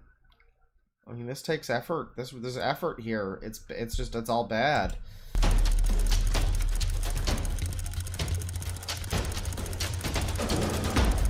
I mean, does he pay for his stock footage? I don't know. Is this the same guy who looked constipated in the other video? Because he looks constipated again. Bro, shit or get off the pot. Oh yeah, this is the holding breath challenge that we're doing for some reason. For some no reason. That's great, Phil. Your score is 5405. We decided to raise the stakes. Hey, you guys, if you quit now, we're gonna give you $2,000. Like his whole demeanor and his like stance. Guys, if you quit now, we're gonna give you. I feel like this was like somebody. This is not his voice. I feel confident enough. I mean, I don't know, because we've seen him in a few videos. It sounds like the same guy. But it just doesn't look like his voice. Like, that is the voice coming out of his face. I have such a difficult time looking at this and not assuming that he has a European accent. But I don't know. I guess he just doesn't. $2,000. Oh, yeah. Well, you know, this stream is allegedly comedy. Yeah, no, it is a good place for the allegedly there. $1,000.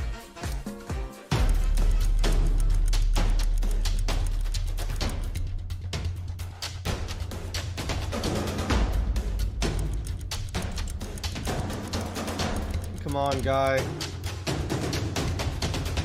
We're really supposed to just watch this? Goes first. He has won the round. Alright, so, this is my joke. Enjoy it. It's a joke. This is a joke, everybody. Here it is. What did the lazy... Why did we need to do the thing with the holding the breath? This is like the game of fucking pool. I'm gonna go on my pool rant, but like billiards, any kind of fucking like 8-ball pool, where it's just the entire fucking game is just a waste of time up until the last shot that matters. Where it's like, who's the one that pockets the final fucking ball? Everything before that is just trivial fucking waste of time that just kind of determines who it is that makes the actual one single shot in this 4 fucking hour game that matters. It's like that's the vibe here. Like, why did we need to do the breath holding? Is this not a funniest joke award? What the fuck? Dog named Rover become best friends with a Mexican Chihuahua because they had shared a love for food with a twist, and I'm not talking a pretzel. Rover, the hot dog enthusiast, couldn't resist sinking his teeth into a juicy Frankfurter, while the Chihuahua, proud of his Mexican heritage, devoured. Are we doing another Mexican joke? Or tacos like there was no mañana. Oh boy. Oh boy. Que delicioso. So, like, you can't even make fun of it. You can't even make fun of any of the other races. It just has to be Mexicans every time. Their culinary adventures brought them together in the most unexpected way imaginable. Rover, I guess it's fine. It's nothing too. It's not making fun of. It's just, you know, stereotypes. It's nothing too crazy. It's not funny, but it's nothing too bad so far. Over his beloved hot dogs, while the Chihuahua savored every bite of his taco fiesta. They exchanged foodie secrets too, like Rover's secret hot dog toppings and the Chihuahua's favorite taco fillings. So what do we assume the demographic is supposed to be for this video? Because I highly doubt that it's a, you know, late 20s cynical shitpost man watching it on a stream with other people who are laughing at him. I would assume, because this seems to be very childlike comedy, I would assume it's for kids. But the video is not on YouTube Kids.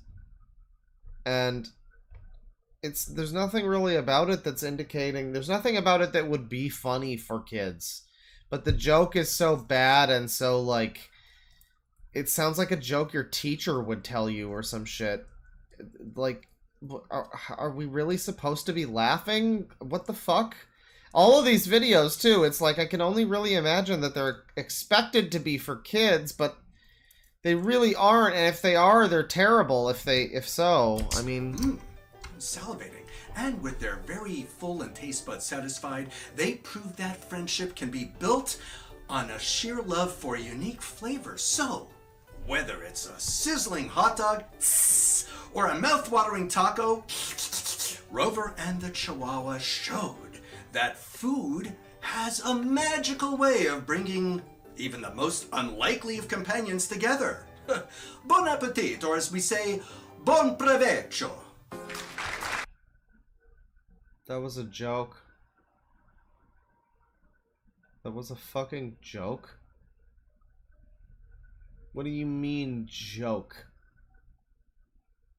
You could scarcely find any fucking humor whatever in what you just said there. What do you fucking mean, joke? Why are you have your stock footage people fucking clapping for this? If this is not...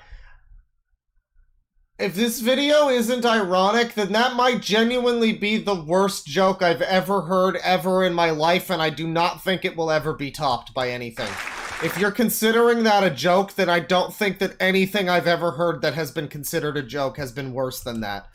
That is the worst, single fucking worst joke I've ever heard. This has to be a parody video. I don't know. I just don't know. Meet Soso, the hilarious Brazilian comedian from Rio de Janeiro. Even as a young person, he had natural talent for making people laugh, whether it was through playful pranks, witty remarks, or silly impressions. Soso had everyone in stitches. Now, armed with his infectious humor and Zamba vibes, he's ready to bring Samba vibes laughter to the world. Get ready for the comedy extravaganza as Soso takes the stage, representing Brazil's vibrant comedic spirit. Sorry, Brazil. Amal. I can't do this. Judges and audience. What is with the fucking go animate grounded text-to-speech that is in this video? This is surreal. Watch my demo tape. This is such a clash of styles and, like, tones. I don't even know what kind of scummo type this is. Today, we had two different guys who were supposedly contestants on this thing, but they just get disappeared by a laser or don't show up or whatever. Audience is gonna pick the winner. Audience. There are two contestants. The order they came up to tell their jokes. Number 1, number 2. Pick the winner now. Okay. What joke did this guy tell? Did he tell a joke? Where was his joke? What the fuck was his joke? Did he have a joke?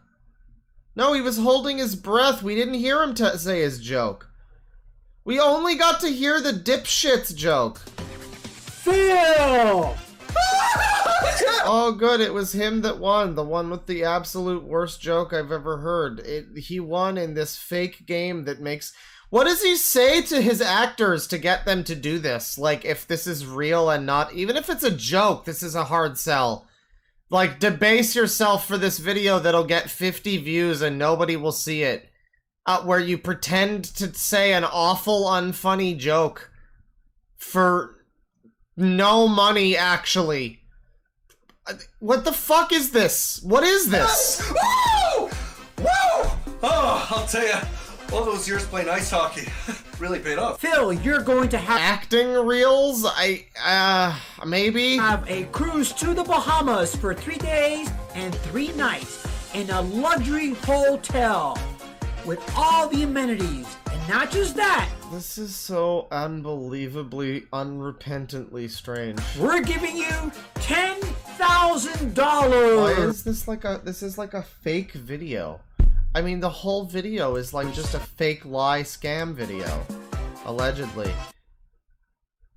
Oh, okay. Never mind. Here's what it is. Thank you for watching this side-splitting show. Your sides are splitting, everybody. It's really funny. Comedy Sweepstakes, The Joke Competition, is a reenactment video featuring talented actors portraying contestants in a hilarious contest produced for entertainment purposes only by GM Studios. We guarantee you had a fantastic time and couldn't stop laughing. Be sure to stay tuned for more thrilling videos every week. Enjoy the comedic genius brought to life by our amazing cast. So the funny thing here is every single word I'm seeing, every single thing is a lie or wrong. Or is just neutral. Like, I'm sure you do post videos well, no, that's actually also not true. You haven't posted in a month, so not new thrilling videos every week. Yeah, let's go through this and point out how all of this is actually wrong. Side-splitting show, it wasn't funny. Comedy Sweepstakes, The Joke Competition, is a reenactment video of what? The reenactment implies that happened. Featuring talented actors, they weren't, portraying contestants in a hilarious contest, it wasn't. Produced for entertainment purposes, it wasn't, well, I suppose, okay, no, I guess that's true. I guess it was entertaining. But I just don't think it was entertainment purposes. I don't think it was on purpose that it was entertaining. Only by GM Studios. Well, no, not only by you. There was a bunch of stock footage, too. We guarantee you had a fantastic time. Negligible, arguable, and couldn't stop laughing. I could. I wasn't particularly laughter throughout. Be sure to stay tuned for more thrilling videos. I haven't seen one that's thrilling yet. Each weeky. No, last video was a month ago, and it was this one. Enjoy the comedic genius. It wasn't funny or smart. Brought to life by our amazing cast. Your cast should die. Just kidding. No, everybody's fine. Everybody's fine. It's a great channel. It's a great channel. 50 views from a month ago. And, yeah, you know, that's this guy. Interesting lad. He's got more videos here. We may look at him at another time. He's got a website. I'll save his thing. I'll save his thing. Let me see here. $10 from Cold Steak. Found this Twitter guy who's doing real life inflation vids. Staged, but most disgusting and strange thing I've seen on that hell site. Okay. Let's see here. X.com.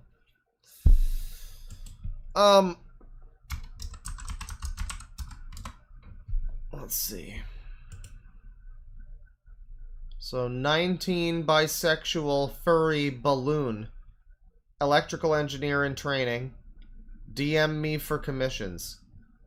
And well, I can't really show this. Yeah, I can't show this. I mean, it's interesting. The guy's like pretending to, or maybe it's staged. I don't know what it is, but he's like inflating his stomach with a balloon. This is a whole community of people, because I see you might like red inflation, balloon Brit, and stretching balloon, who are all apparently doing this thing where they'll stretch out their stomach for balloon inflation content or whatever. Can't show it. It's naked stuff, nakedity. So interesting, but no. Thank you. $2 from the Game Schizo. Love your vids, Papa Claw. Well, thank you. I like the name Game Schizo. That's good. That's if you ever become the game dude, your name already is doing the heavy lifting. $5 from Whalefish. Hey, Claw, thanks for the laughs. Look up Trainboy54. Another Train Boy. A grown man with a theme song that puts himself in Phineas and Ferb episodes, alright? Train Boy. This makes the third Train Boy. Wow, this is crazy because there also appears to be a Train Boy 67. What are you up to?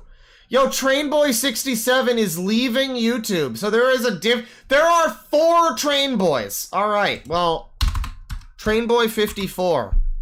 We'll take a look. He has new videos as of just recently. I think we've seen him before. I might have, yeah, I think I've looked at this guy like years ago. Here is, I mean, all of these are like Thomas the Tank Engine videos. I'm not really that interested in Thomas stuff. But he has been posting for years. It's not that interesting. But, I mean, where does he put himself in Phineas and Ferb episodes? Because everything I'm fucking seeing here is Thomas. He's like playing with toy models of Thomas. Here's a video from 4 days ago.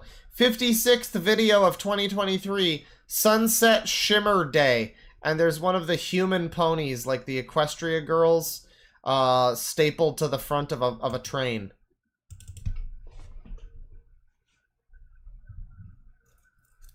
Hey, YouTube! This is Trainboy54, and, well, this is a very special occasion. I've got Sunset Shimmer as a Thomas and Friends character, and I actually got her a truck to pull with her.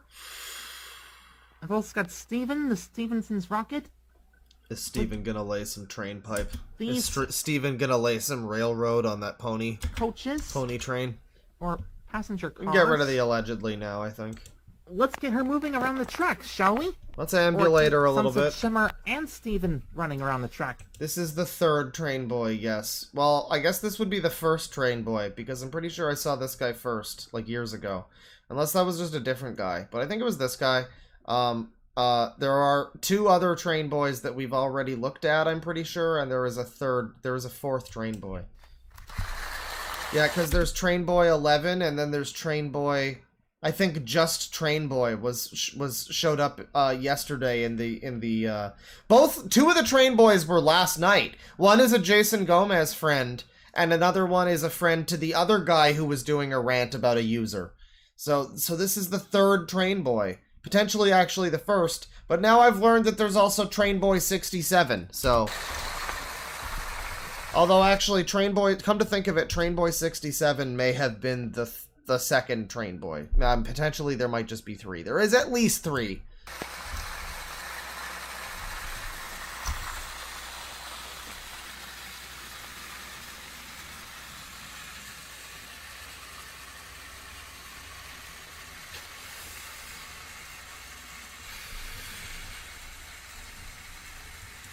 Yeah, I don't know what's going on with the Train Boy canon, but what I will say is that they really dumbed down Pocket Circuit Racer in the new Yakuza game, and this is just unfortunate. They're side by side.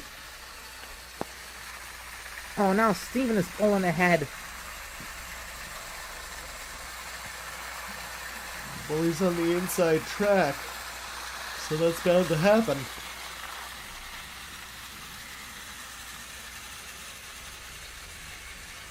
This is the whole video. This is the whole video, everybody. That's Train Boy here. I think we're good. I think we're good on Train Boy.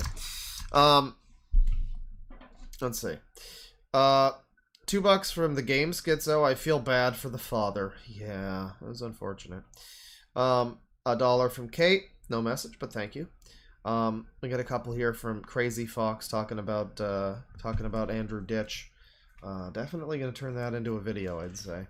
$5 from Kate. This man is making it harder for actual disabled people just trying to live their lives. Yeah, I got shut down for disability at one point. I tried to go in and I was like, hey, I'm missing my arm. Can I get disability? And they were like, oh, you could probably still work. We don't need to give you any extra money. So, you know, it's cool that that guy gets benefits. That's nice. I like that. I love that for me. $5 from Brendan.srt. Can we get a fedora on that mugshot and make it a sticker? It was a beautiful mugshot. It was a beautiful pony, and I loved him. $2 from GH Productions. This user has no Epsom salts, no background checks. That's right. $2, a dollar from Kate. Thank you. No message, but thank you. 2.11 from Exile Postman. Social Security benefits pay for the group home. Well, yeah, but he's been denied the group home, so he doesn't want any of it. He doesn't want to do with any of it. 503 from Exiled Postman. Andrew Ditch is the Eddie Brock to Chris Chan's Peter Parker. That works. That I could see, yeah. Well, that's no. That's A-log. That's A-log. That's got to be A-log. That's an A-log scenario. $2 from Obito. Suggestion: good old dip reviews. Oh, we haven't looked at any dip reviews in a long time, damn. That is good old dip review. Oh yeah, dude. Here we go. Here's Chris Dips 1. This new dip will send you to Valhalla. What's up, guys? Chris Dips 1. How's everyone doing? Today we're going to review 6 different cans of Berserker caffeine pouches. All these designs have Vikings on them. Pretty freaking dope. Pretty badass. And these color combos, these flavors, Yeah, they would put Vikings on this type of product, sure. Are like, what is this? Sweden's fish. It's gonna probably taste like Swedish fish, right? If you guys know that candy. Odin's wintergreen, all right? I'm very curious to try this one. So, I mean, there's a number of flavors here, and if you aren't familiar, it's dip. It's a tobacco, it's like dip chewing tobacco kind of thing. I guess this isn't. Is this just caffeine? This is a caffeine dip? This is unrelated? Also, is that the Berserk symbol? Or is that just a native... Is that a Norse thing? I mean, I suppose it could be both. But I swear that's the Berserk symbol. Do they make caffeine dips? Is that what this is? Yeah, he looks like somebody who would like Viking stuff. I just don't know. I mean, yeah, it's like the hunter's mark. Well, it is called Berserker, so I guess maybe, yeah, it's called Berserker. I guess that makes sense. Norse thing, Berserk took. Okay, well, there you go. Well, I guess, is this caffeinated tobacco, or is this just caffeine chew? Pouch. There's 20 pouches in a can. So, what we're gonna do, let's see, this one, and this one. We'll review these later. Today is Tuesday morning. I'm gonna dip this today, all day today. I'm gonna dip this all day Wednesday. All day today. And then I'm gonna dip this all day Thursday. And then this review will go up on Friday. So this NES desk, that's unfortunate. Oh, here we go. So first I'm just gonna put a couple pouches of this in, and then that's it. Then it's gonna cut to the next clip, and it'll be Wednesday. It'll cut the next clip, it'll be Thursday, and then I'm gonna give you my final review. First can, ooh, nice. Thin pouches. So you like what? You put that in your... So this isn't even dip. This is a different thing, it seems like. Thin pouches. Because what I was assuming was this was going to be basically a little can filled with tar that you slide into your mouth and fucking... You gum it around, and that's supposed to feel great or something. Then that's usually what this is. This is like a different thing. Oh, beautiful. Well, that's fresh. It's snus! It's fresh. Now, It's I'm gonna put a couple snus! in. Now, again, these are caffeine pouches. You can lower, upper, side, wherever you want. I usually put them in my mouth, and then I just, with my tongue, move them around. Low, up. I'm gonna go left, lower left, just like a dip. But again, throughout this time, I'll load them up. All right, guys, my thoughts. Load 'em up. I've killed this can. There is, can you see that right there? Lots of dip. I don't know what this even is. This is so, without context, this is so fucking confusing. Somebody says, Snoosy. Somebody said that. I wanted to stop the stream to point that out. Selena says, might be a little too ick, but the channel Cope Angel Fan has playlists of his dip video spank bank. Cope. Let's see.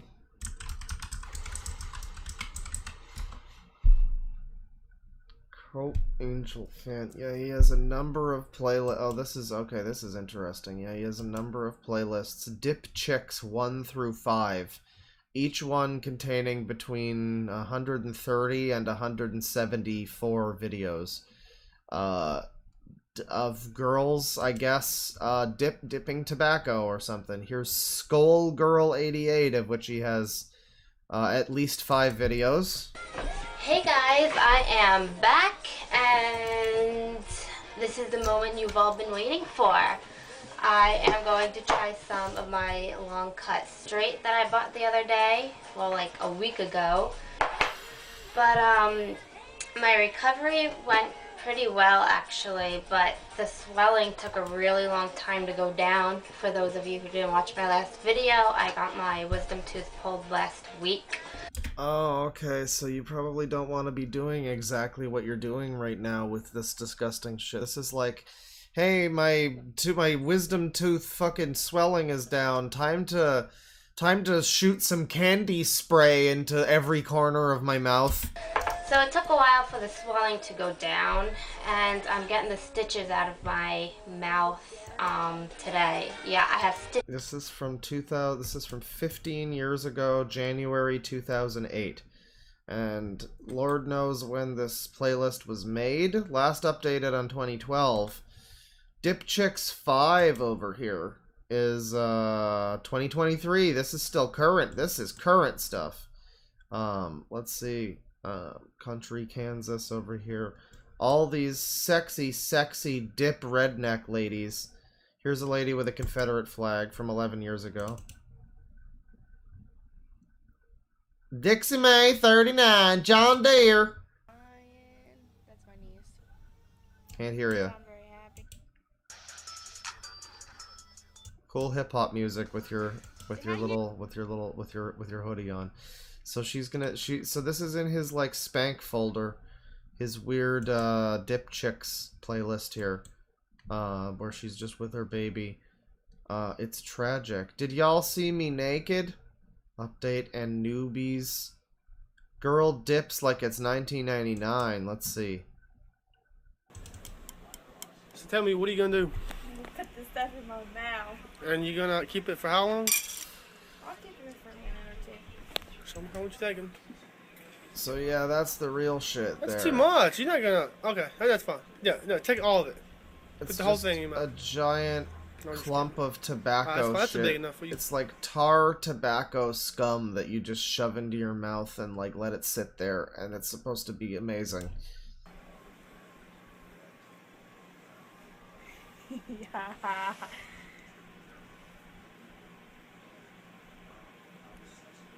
No, keep it for at least 5 minutes. After 5 minutes, the buzz will be gone. The buzz. For a newbie like you. Man. What is the point of this? There are much... Like, at this point, just snort fucking nutmeg. What are you doing? God. And remember that the guy who put this in the playlist is, like, furiously masturbating. Like, he's masturbating and he, like, really quickly and vigorously, but he's also furious at the same time. He's very upset about the fact that this is what gets him off. Do it. Pull it open. There it is. We got worms in your mouth. You can keep that cup. I'm gonna give you another one. No, keep it. You're like working at a dentist's office or some shit. I mean, I guess it's good to be near where your fucking teeth get fixed if you're using dip. Oh, probably not.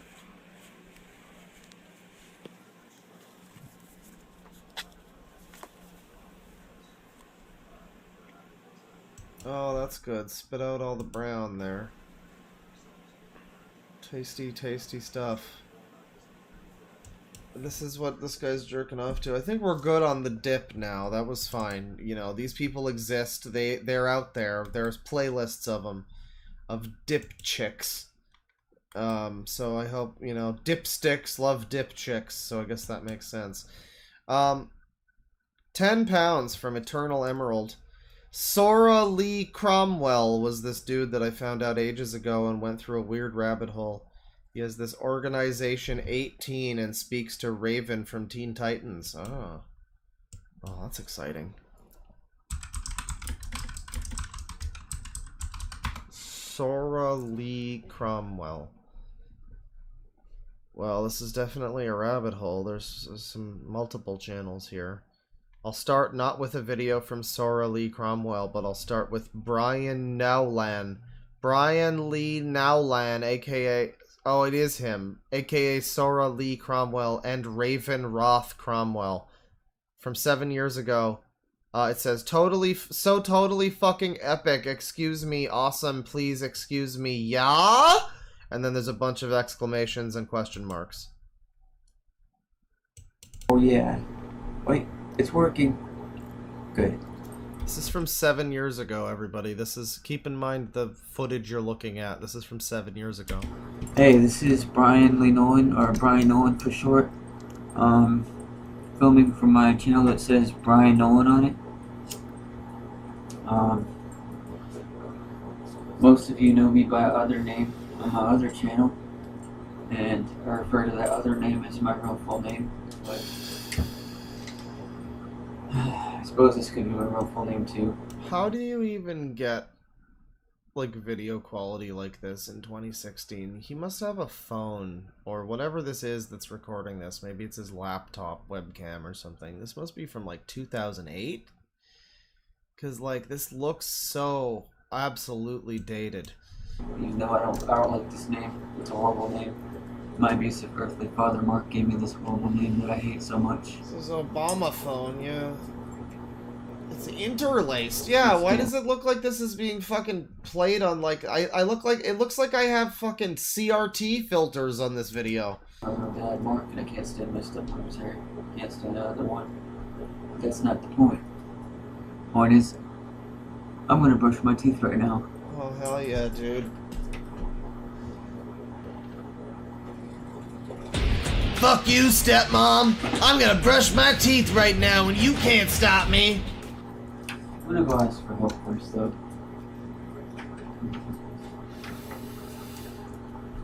Yeah, it is the video quality of a beheading. Another video that kind of reminds me of Dayton Hypernova a little bit. Let me see here. Because there's other videos here when you look this up. There is a large woman who says, I am Sora Lee Cromwell's friend and his ex-girlfriend. We've got a whole playlist here from Friday Wiggly, updated 3 days ago. It hasn't had, well, okay, actually, yeah, there was a couple videos like a year ago. Riot 1991.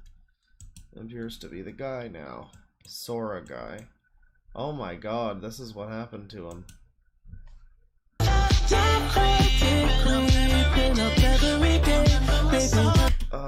He's looking like a fucking, didn't mean to do that. He's looking like a fucking castaway man. This is his current channel. And yeah, lots of hair, lots of beard, lots of all of that, I guess. But to Friday Wiggly with Love, there's a video there. Sora doing his impression of Beavis and Butthead. We gotta find one here. Okay, Sora's dedication to Christine. 10 years ago. Hey, go.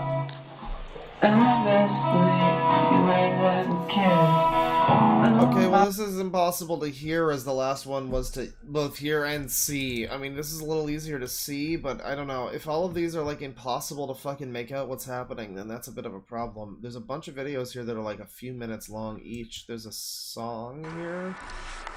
7 minutes. I don't even know what this is.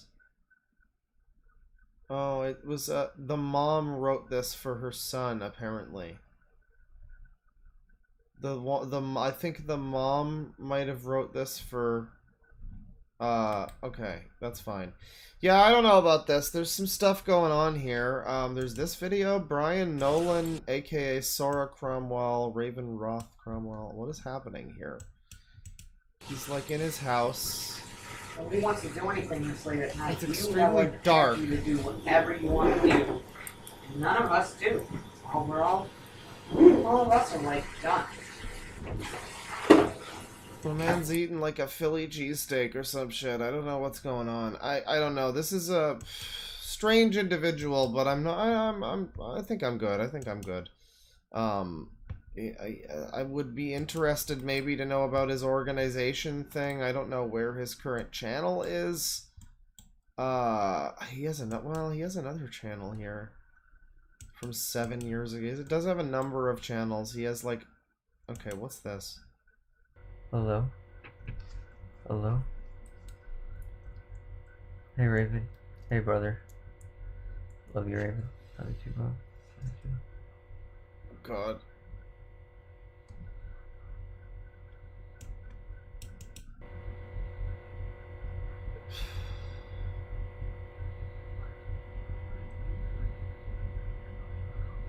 Come on, buddy. Alright, well that's quite enough of that. Yeah, interesting. Interesting guy. That he exists, I suppose. $5 from your mother. This is so not funny, it wraps her back around to being funny. Yeah. Yeah, there was definitely a bit of that there. With that Giovanni guy. $2 from Tivy2V's Gaming Magic's Worst Games of All Time list is fun. I'm really not that crazy about Gaming Magic. I looked at him, he's not that funny. I don't know, I mean, I don't know, I guess we could maybe look at it. Gaming Magic. I heard that his worst games list or whatever, it was something kind of interesting. He does have a Super Mario Brothers movie double feature with both Mario movies where he commentates over it with some other people. Gaming Magic 13 Worst Games. I might have already watched this. No, I didn't. Alright, well, maybe this is... About a year ago, I answered a question. Maybe this is funny. This might be funny. Alright, it's an hour long. This could be funny. Number 20. He's not going to spoil us on what they all are, but I can see what the first couple are. Wait, what the fuck? Huh. Yeah, I can see what his choices are here. I'm spoiling myself a little on what his choices are. And wow, really? Okay. Huh. Okay, interesting channel, I suppose, yeah. Question in my 4,000 subscriber Q&A video that asked, what are your top 10 worst games of all time? And at the time, even though my list was largely off the cuff, I still knew that it was an accurate summation of what I considered to be the absolute dregs of video games, and of what angered me the most out of everything I had ever played. What I did not know was that over the course of the next few months, I would find myself playing a handful of games that were so shockingly horrible that they completely upended my list and almost entirely threw all of it out the window. Was ever... Well, based on what I saw of his list, I mean, the first one alone will kind of tell you all you need to know. Every game pushed out of the top 10? At least no. If it's what I think it is. I saw a title. It might be him using the a title as an example, as he references that in discussion of something else, potentially. But if it's the title that he showed that I saw, then it's not a particularly bad game. So this is of course not. You'll still see some returning faces from the initial list I made last year, but I hated these new games so much that I could not... I think this is a different list that people are saying for me to look at, potentially, because there's another list. Hang on. 20 worst games. Top 20 best games. Free Guy, an embarrassing train wreck. I mean, I don't know. I'm not seeing any other game list that's like this, so I would assume it was a Q&A last year. About a year ago, I think this is the current video. I think this is fine. Remember my list from last year? I can assure you that there will be quite a few surprises to find in today's video. To be clear, this isn't a quest to find the objectively worst games that have ever been made, because if we did that, we'd end up with a list comprised of nothing but shovelware for the Wii, 5-minute games made for achievement hunters, and Balan Wonderworld. Games I mean, okay, that's fair, You're going for games that you don't like for other reasons, sure. Not going after, like, phone Android trash. Okay. like that are terrible, truly awful creations that you are very unlikely to find anybody willing to defend. But they don't anger me. I have nothing personal against any of these games, they're just poorly made. But I have a major bone to pick with every last game on this list, with some of them almost managing to reach the heights of Toy Story 4 in terms of how utterly insulting they are to me me, to their respective franchises, and to the gaming industry as a whole. Okay, So, alright. without further ado, let's get this show on the road. As a quick disclaimer, I will be limiting myself to only put one game per franchise on this list, because otherwise there'd be absolutely no variety between the games whatsoever. Now then, in spot number What is this? list, because otherwise there'd be absolutely no variety between the games whatsoever. I don't know what he's getting at. Is it a dog? What is that face? I have no idea what face that is supposed to be.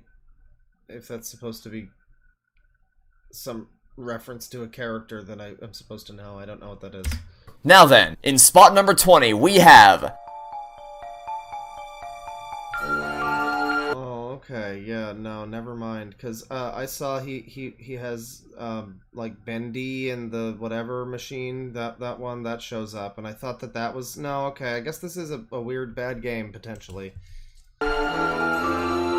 Oh, come on, that's not fair. This doesn't belong on your list. It was just a quick little game priced at $1 made as marketing for Bendy and the Dark Revival. Oh, so it actually is related to that then. So it's a $1 priced game. I thought you said that wasn't going to be on the list. Doesn't it seem a little excessive to put such a low-effort game on your list of worst games of all time? No, it does not. I don't care if this game was made in 1 day or 1 year, and I don't care if it costs $0 or $100. It pisses me off, and I'm gonna tell you why. The Steam page describes this as a horror game, but none of the user-defined tags do. Why? So it is actually. I thought this wasn't that same game, but I guess it is related, and people do like it. And it's supposedly a horror game. You don't care if this was made in 1 day? I mean, like, how... I don't know how small budget it is. It has a very nice aesthetic. I like the way it looks. I like the, you know, the walls, the texture, the lighting kind of thing is pretty cool, you know. I don't care if this game was made in 1 day or 1 year, and I don't care if it costs $0 or $100. It pisses me off, and I'm gonna tell you why. The Steam page... Turn him down? I guess so. Alright, okay. Describes this as a horror game, It but didn't even do anything, man. I guess I can turn this down. There you go. none of the user-defined tags do. Why? Well, because aside from the top-down perspective making it impossible for me to feel any sense of dread because I just feel like I'm nothing but a spectator in this universe.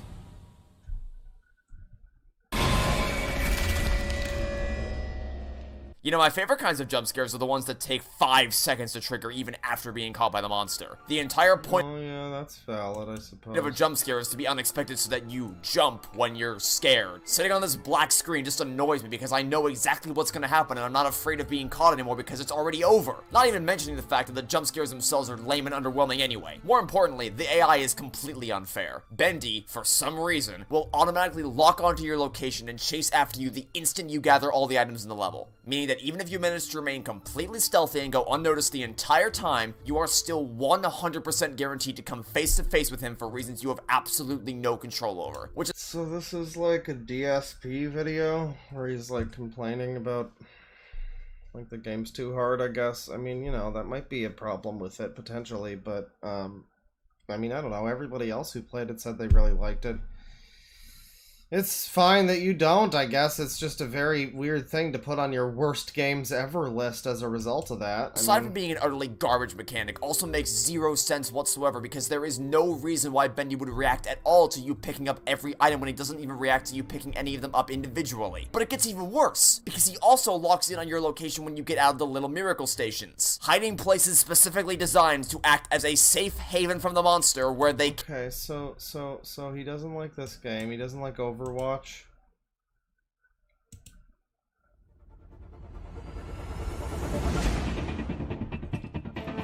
Quite possibly the most controversial placement on the entire list, but it is one that I will stand behind confidently and assertively because Overwatch is a steaming hot pile of dog water. There are the small things, such as the cancel search and change profile actions being bound to the same input. There are the ugly things like loot boxes, which are universally agreed upon as being horrible regardless of what— I mean, like, okay, you might not like what the game represents and stuff, but like, I don't know, man. It's a pretty nice looking game. They put a lot of effort into making it all polished and look nice and everything. Again, worst games ever?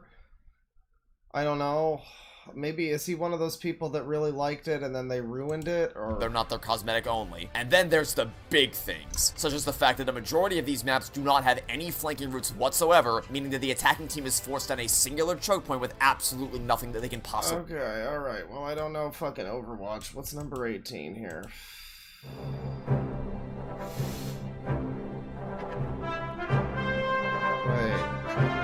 this game. Look, I don't want to talk about this one any longer than I have to. Wait, I have wait. nothing but pain and horror associated with it. Hang But I will on. say that it's not on the list for the reasons you may think. Yes, of course they contributed to my decision to never touch it again with a 10-foot pole. But the wait. problems with Indiana Jones and the Emperor's Tomb are much broader. Okay, I don't know what game this is exactly, because now I'm looking at it. I think it's the one that's on the PS2. There's a few really good Indiana Jones games. There's one on the N64 that's basically a Zelda game.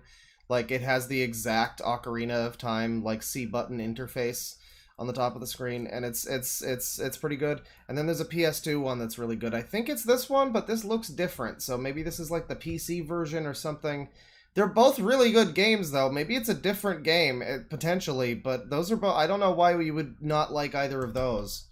This. Put simply, its controls suck. Platforming is meant to be a core component of the gameplay, but the controls actively discourage jumping around the temples because of how insanely clunky they are and how little control you actually have over Indy's movement. But that pales in comparison to how the game controls once you dive below the water. In order to get out of a body of water, you have to push forward on the control stick to grab onto dry land and pull yourself up, but push— This is, like, really petty.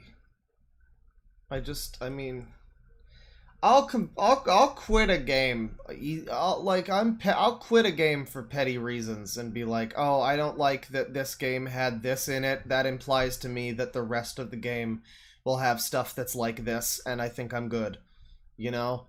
Like, I'll do stuff like that, but I'm not gonna judge the whole game and be like, oh, the entire thing is one of the worst experiences ever. Like, I don't know. The game has a lot going for it, potentially, other than the one thing that maybe made you a little bit annoyed for a tiny period of time.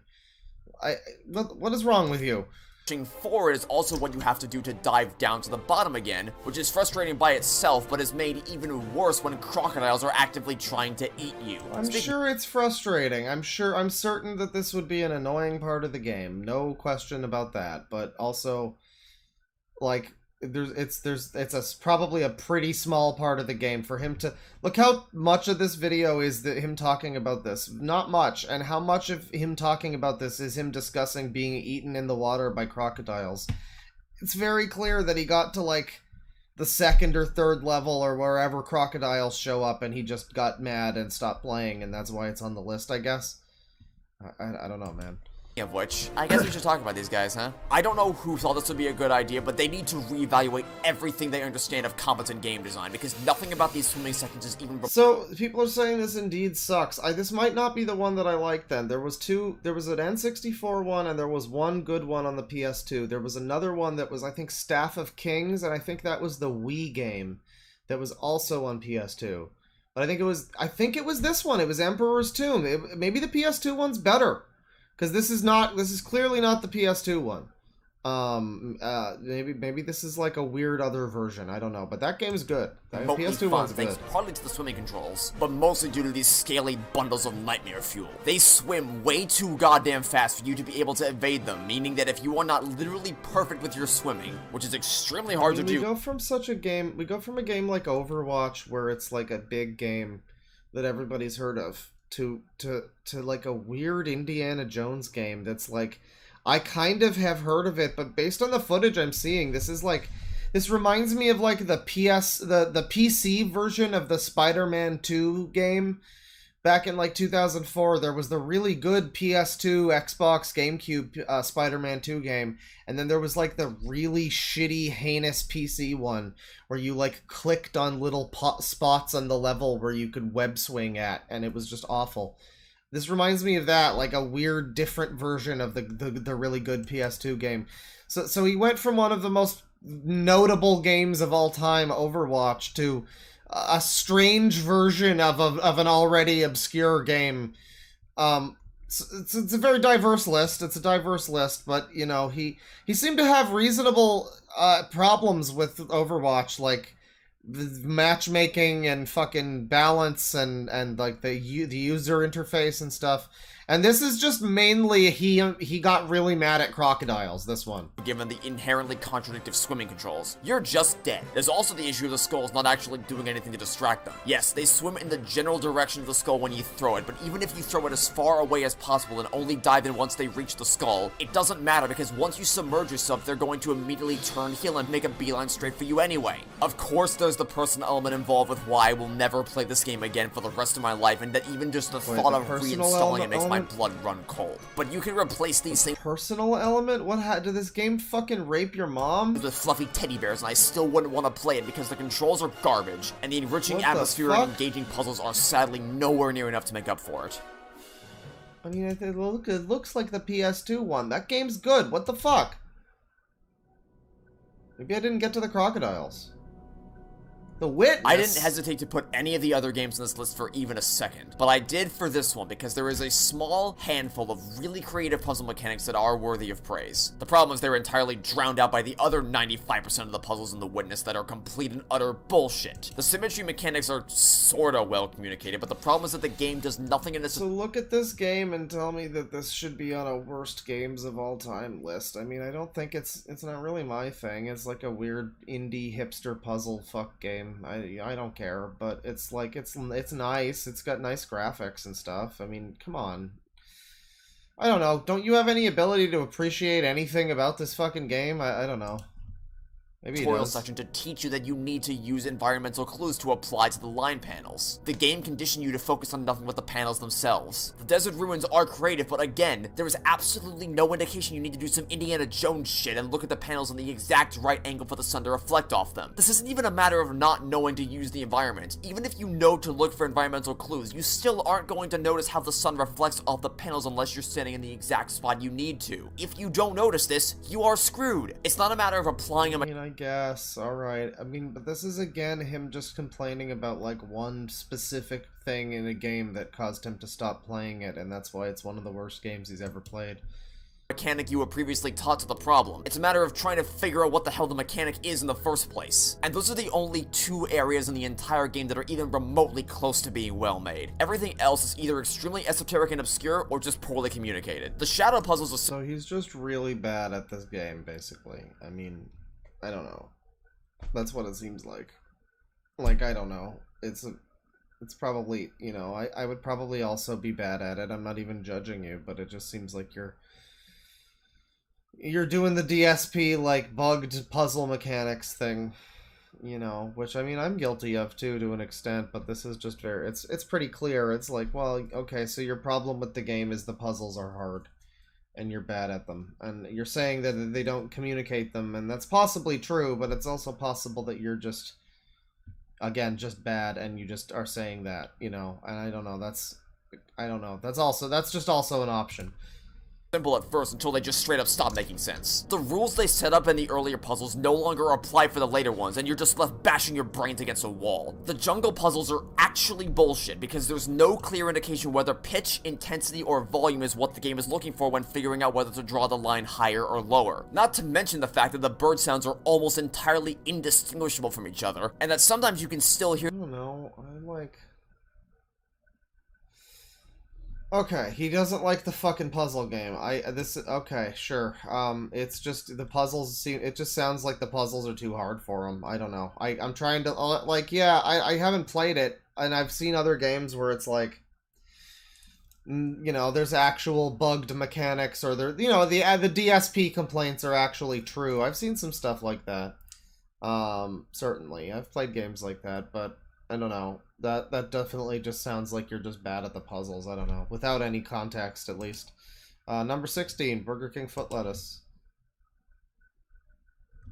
Fun fact, if you make a game where the message is, don't smoke, it's terrible for you, and the reviews all consist of people saying it was so bad they went to take a smoke, you might have bungled over yourself somewhere along the way. Yes, smoking is horrible for you. No, you shouldn't do it. This has been a Trevor Magic PSA. But as I've said a million times before, it doesn't matter how benevolent your thematic messaging is if the actual substance of your game is steaming hot garbage. First, the little things. X is the jump button. Y is— What the fuck game is this, though? I don't know what game this even is.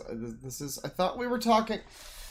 I thought you said that this was gonna be like a list of games that weren't like weird shovelware and shit. This is like a Slender clone that's like, what the fuck is this? It's meant to make people not smoke? X, the jump button. In what game is anything other than A, the jump button? Second, the game runs like ass. It's literally just a bunch of hallways, and for some reason the game just absolutely cannot maintain a consistent frame rate. Just look at this. This seems like really, really low-hanging fruit, my man. I mean, you went from fucking Overwatch to this. What the fuck is this? This is the spawn area for the game. I haven't even left the first room and it's already stuck. No, he didn't even show the title. I don't know what this is. This is the game itself failing to run smoothly. And this was played on the Xbox Series X. How in the holy hell is the game so poorly optimized that even the Series X can't run it well? Why are you trying to give me a seizure with your loading screens? But it's like, okay, great. Yeah, it looks bad. I'm sure it's bad. I thought you said you were doing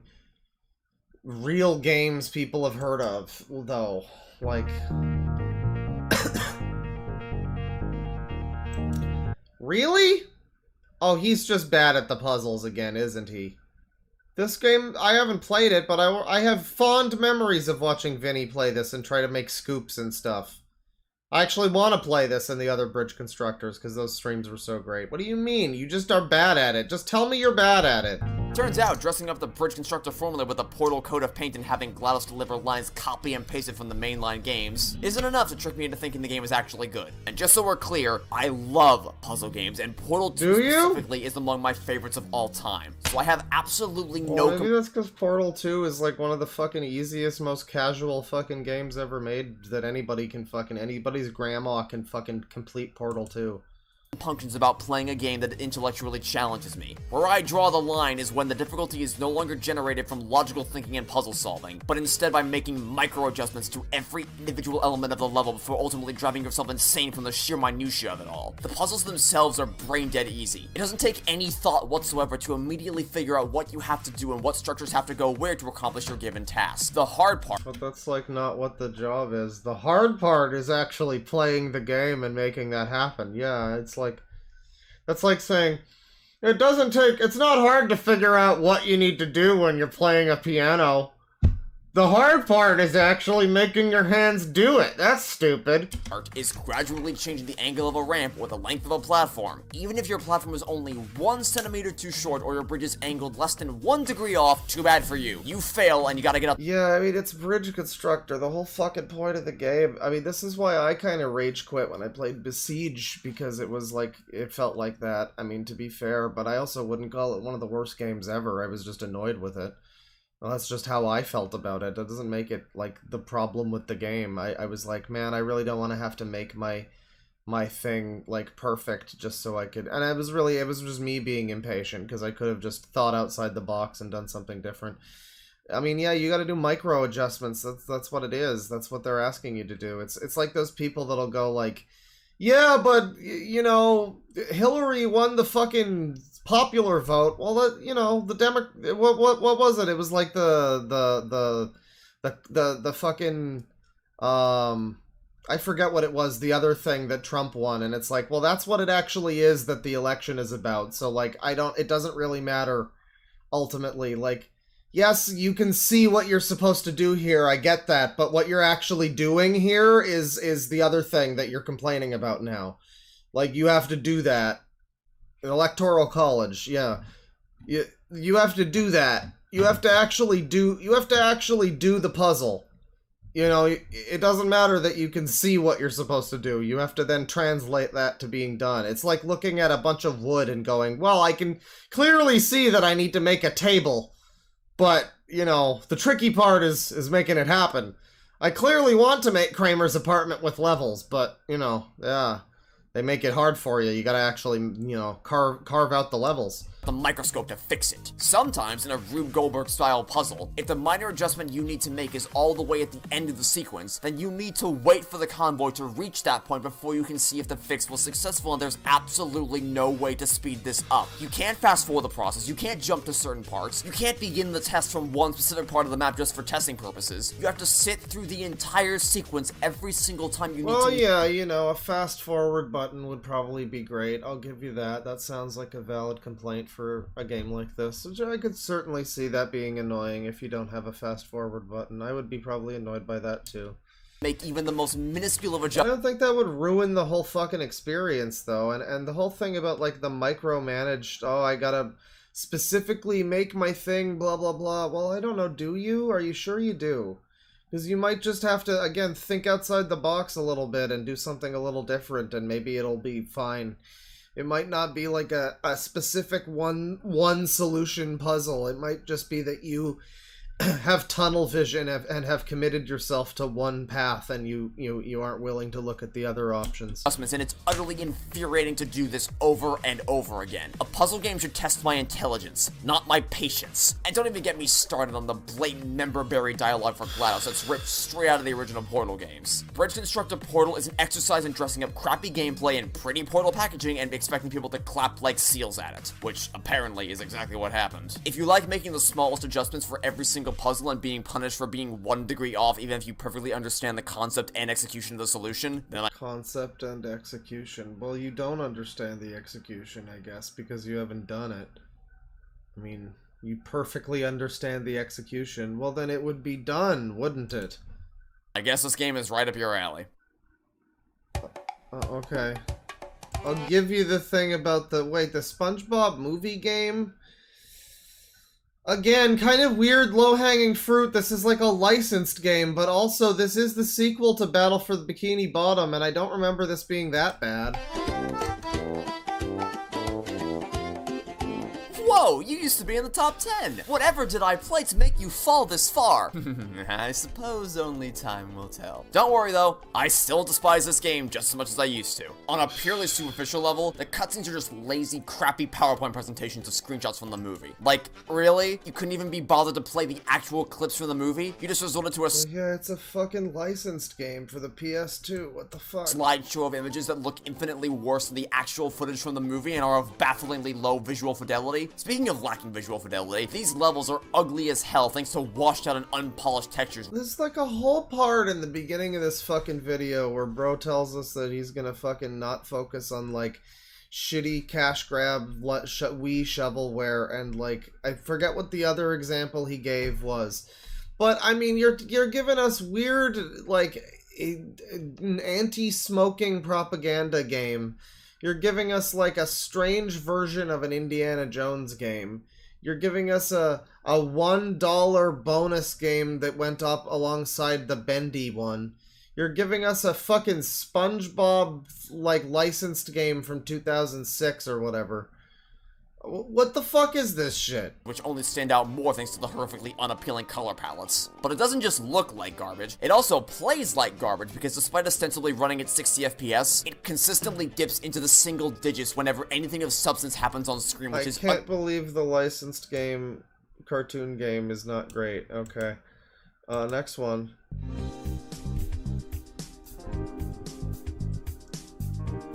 I don't know that I've... Man, I don't know, because this is a game I've been interested in playing. Maybe he's got some real reasons to not like it. Well, probably not. Ever seen such a stark contrast between the first and second games in the duology. Because the first Famicom Detective Club game, The Missing Heir, was good. Really good, in fact. Not amazing. The gameplay definitely shows its age with having to talk to people again and again, even if you already discussed a given topic with them already, and no clear direction for how to progress in the investigation. On top of the fact that a majority of the game's cast wasn't super fleshed out. But what the game did well, it excelled at. But this quality clearly could not be maintained for the prequel sequel because the girl who stands behind completely flew off the damn rails. Okay, then we got Sonic and the Secret Making your way through the levels of your own volition and through your own control. I mean, yeah, he's just gonna tell us that the controls are terrible, and he's right. That game's terrible. Initial prototype alpha. The original alpha of this game was such a Hello Neighbor, alright, that's, yeah.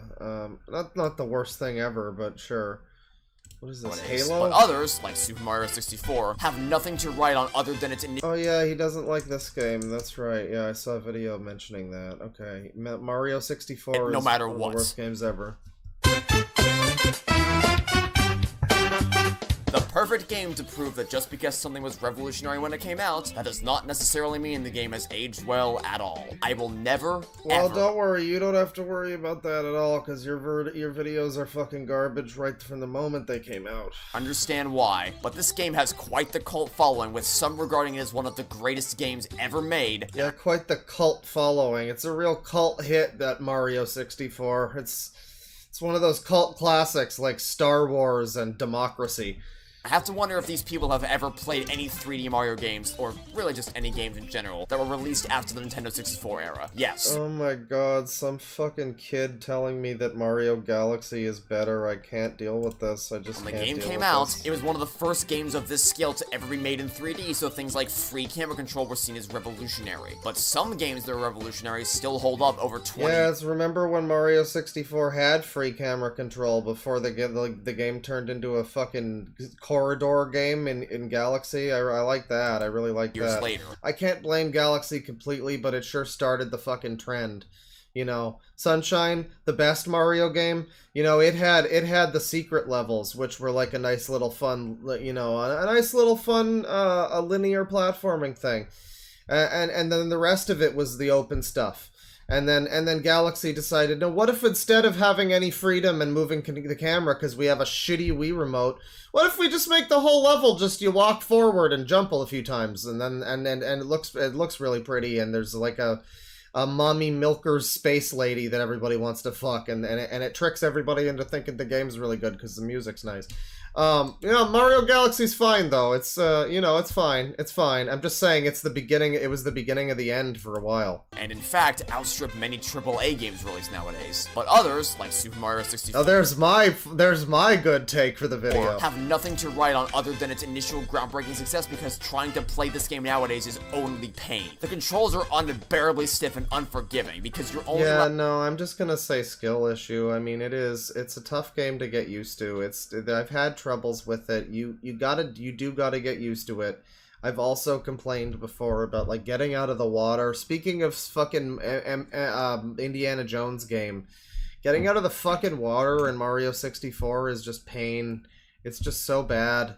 Well, until you realize how to do it more effectively, at least. It's difficult at first. And then, you know, I realize you gotta like pull back and jump.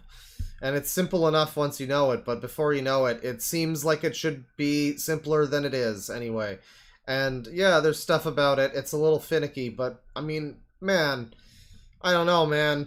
Number 10 worst game you ever played, though? It's a skill issue. You're just bad at it. allowed to make major changes in the direction you're moving. No minor adjustments Yes, in your you positioning can. are allowed, which becomes real frustrating real fast considering some of the jumps in this game. Oh, man, don't ever play a fucking Mario 64 ROM hack. Let me tell you, the Mario 64 ROM hacks where the levels are just... I should stream those sometime. They're fucking horrendous. I mean, some of them will be like really nice looking, but then the levels will be just awful, and it'll be like this shit that's designed for Mario speedrunners, and it's like meant for you to make ridiculous triple wall jump backflips over lava pits. And like if you really want to kill your brain and ruin your mind and break your spirit, like that guy the other night, you should check that out. The camera is very similar in that it only progresses in stages. You don't have total control, you are only allowed to turn it to an extreme degree, and no minor adjustments are allowed. These sudden jerky movements are fine. extremely jarring and That's never been a problem for me. You're just complaining. actually nauseating to look at, Actually especially in these nauseating. types of tight corridors or I slides. mean, and it's alright, you're gonna give me that specific one example. certainly doesn't help that the camera clips in and out of objects and that you are literally not allowed to turn it in I certain mean, directions. it's like it's the first 3D game. There's gonna be some fucking shit that doesn't age that well, but that doesn't really ruin the whole experience. And have to rotate it the long way around to get the angle you want. But it's not even just the core mechanics. The actual mission design is garbage, from racing against competitors that are slow as dirt and being forced to wait the entire duration of their run before you can get the star. Mission design of Mario 64? I mean... Like, he's complaining about the fucking Koopa the Quick level? Like, he's complaining that the level is too easy, I guess, because this is meant for, like, little babies to play it and not be too mad when they're first Koopa the second Koopa the Quick race actually held me up as a kid. I couldn't do this. The one in fucking Tiny Huge Island or whatever. I couldn't do that one. It was hard. This first one is really fucking baby easy. You can do it in like 10 seconds or something. And he's like complaining that now that it's too easy.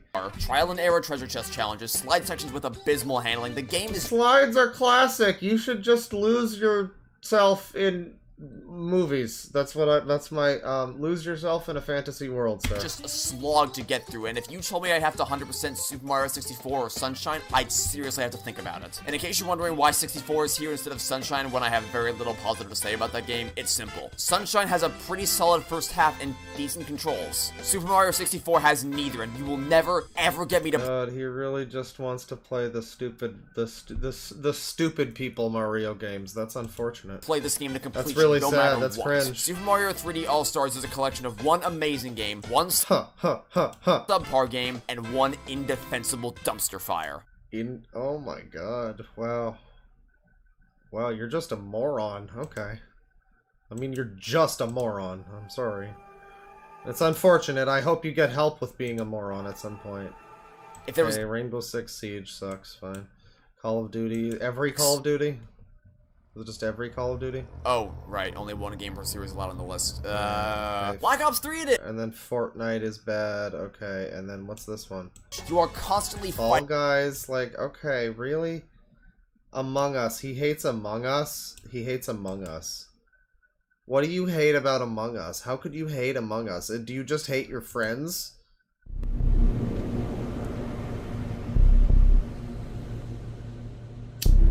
I really don't know why I didn't include this game on the list the first time around, but in hindsight, I'm glad I waited because, oh boy, has Among Us somehow gotten even worse over the course of the past year. Let's get something straight. I can't assume that, I mean, he's got Fall Guys, Call of Duty, Fortnite, and Rainbow Six Siege. I'm assuming that all four of these are just skill issue. We can just skip this entire skill issue chunk of the video.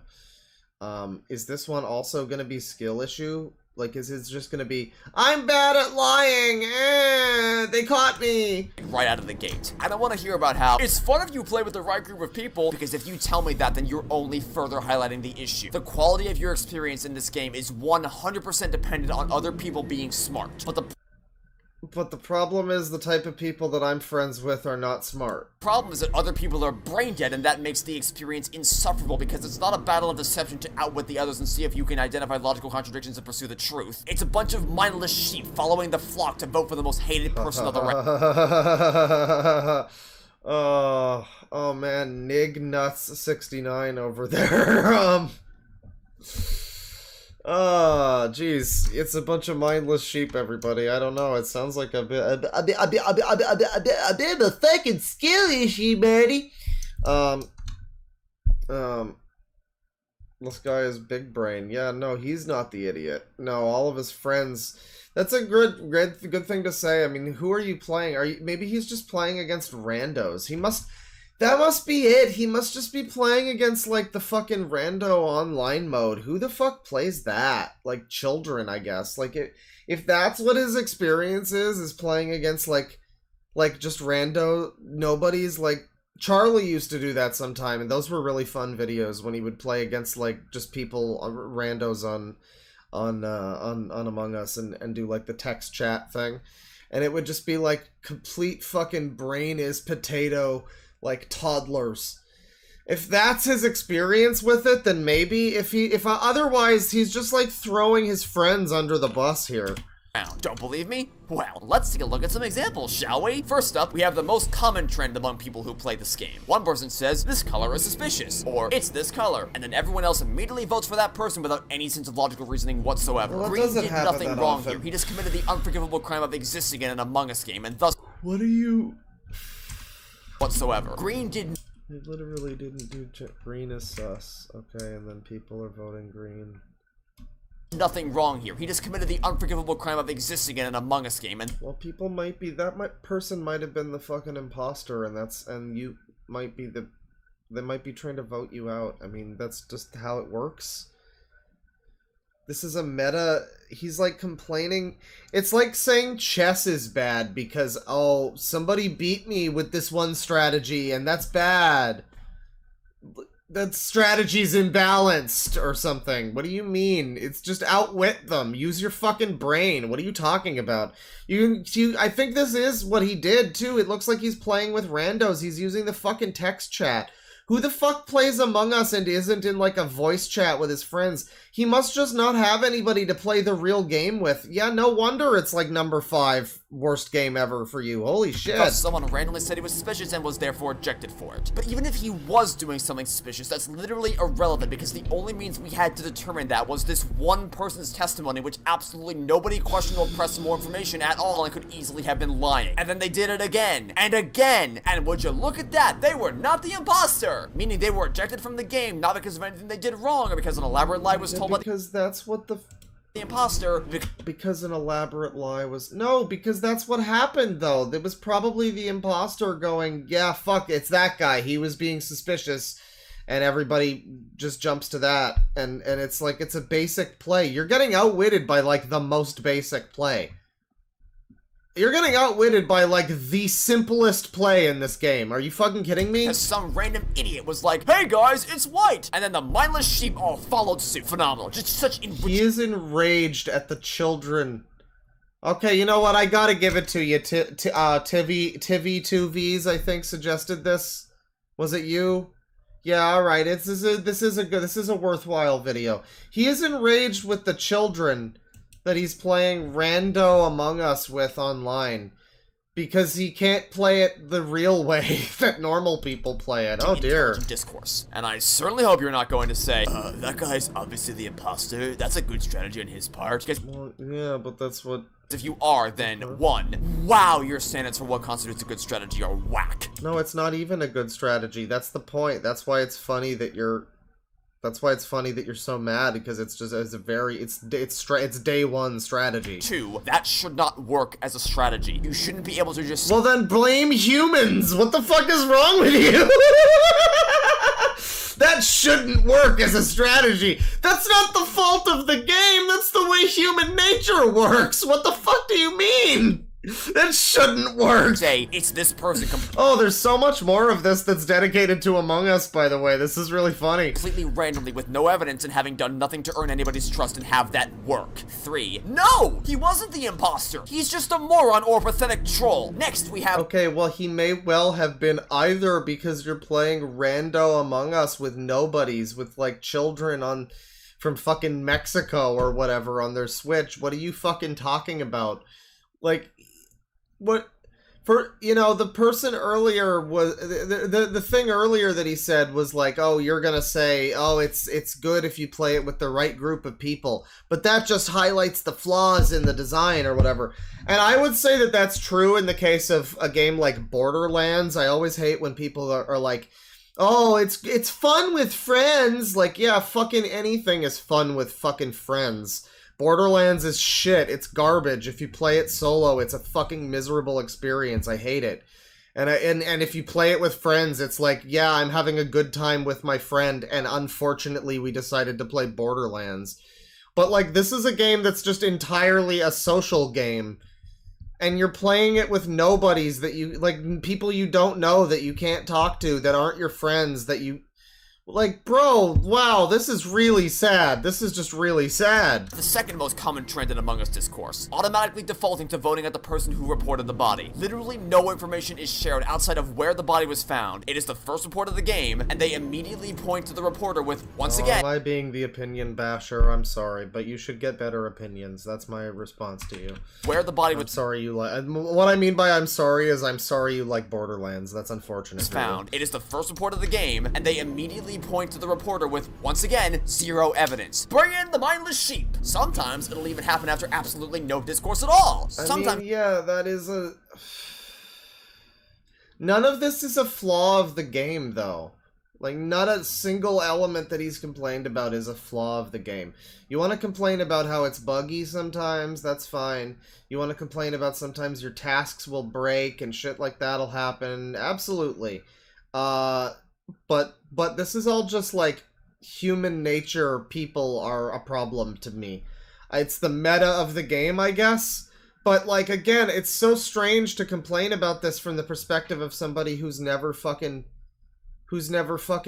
played it. Because, like he was saying before, the whole thing about, oh, that's, you know, but that just highlights the problems. But he never really said that he actually played this with friends. He has yet to say whether or not he's actually played this with friends the way it's meant to be fucking played. So, like, does he not have any, like, just 2 or 3 people that he can rope in to just play it? It's like a small scale game. Nobody? Because this is just not how it's played. This is ridiculous. This is like rating a multiplayer mode in like Halo based on like a bot match. What the fuck is this? You will literally just report the body, say where you found it, nobody else will say a fucking thing, and then the sheep army charges into battle and you get fucked by absolutely no fault of your own. And then it happens again, and again! Boy howdy, this sure is a well-designed video game! And that's just— It's not the design that's the problem. The design is human nature. The design is God design. You have a problem with the church, my brother in Christ. The problem isn't the game. The problem might be you. the broad problems that can be applied to almost every single round of this god-awful game. Now, let's take a look at some of the unexpected situational bullshit that happened while I was recording footage for this video, and see how bad things can really get. I'm So Sus accuses Belle of faking keys. Belle's rebuttal is, I was talking and got distracted. I'm So Sus's only recourse is... oh. What? You accepted that rebuttal? That doesn't account for the accusation you just made! But that's not even the— oh my god. Oh my god, it's like Guptil. That rebuttal was cringe! worst thing to come out of this game. Later, Belle and I run down into O2 from Electrical. Belle kills TIE Freighter and then runs back into Electrical. Why? He's like play-by-playing this match with random people all over. That's legitimately what it is. That's the only reason these people would be communicating in text. It's not his friends. It's not people that he knows. It's just random children. Because that's who plays this game, like, you know, with random people as children. It's random children on their Switch or whatever. He's playing it on his Switch. So, yeah, he's getting outwitted by children. He's playing like a weird fucked game mode that's like not the real game. Damn. This is a quality review. She thought doing this was a— I mean, you thought the fucking Mario takes were stupid, but this is amazing. good idea when she knew I was right there was absolutely beyond me, but hey, maybe she knew she'd get away with it due to the fact that the people who play this game are brain dead because after I reported the body, I wanted to say that Belle killed TIE Freighter, except I didn't see the name tag. I only saw the color of the space uniform because it's much easier in the heat of the moment to identify purple killed green than it is to say Belle killed TIE Freighter. But because this game is really shit, the way this auto chat works is that you have to know the username of who was killed in order to make— because the game is really shit, baby. The French champagne has always been known for its excellence.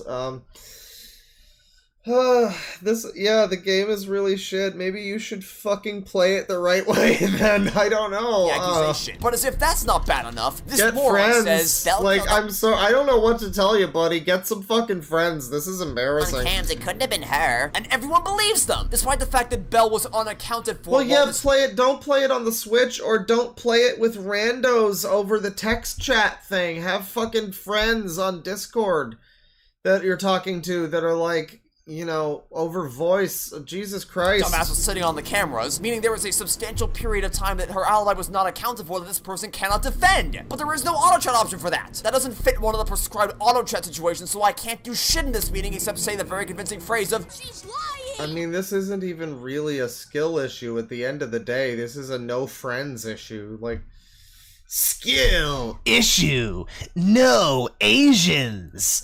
No friends. Like, damn. L plus ratio. Talk about fucking hell.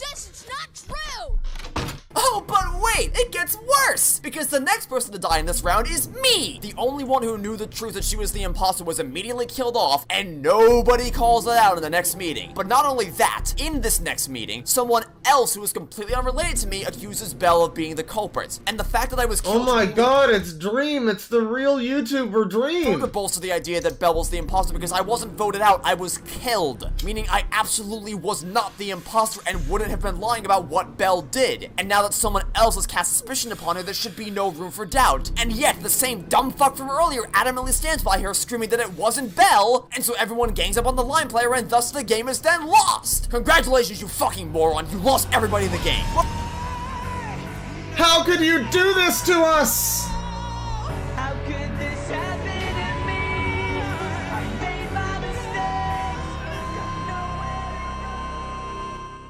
Or magic, are you dumb? That person was obviously the imposter. No, they fucking weren't. They were just a moron. Again, that's all this game is, dealing with people that are actually brain dead. It's infuriating to play. There is no intelligent discourse to be found in 99% of the rounds I've played in this game, and things only get worse given the fact that people leave the lobby if they don't get the imposter role. Yeah, he's being outplayed by 5-year-olds. This is crazy. Or if they die. And because of that, all I had to do in one round was literally kill one person and the round was immediately won because almost the entire lobby had already left despite the fact that the game had already started and nobody had died. Well, yeah, that's unfortunate. If they penalize the players for doing that in some way, maybe they do even, I don't know, but I mean, hey, I guess that's something. You know, that's something. Yet. And let's what talk is his next game? I'm bored of this now. He has no bitch has no friends. What's the next game?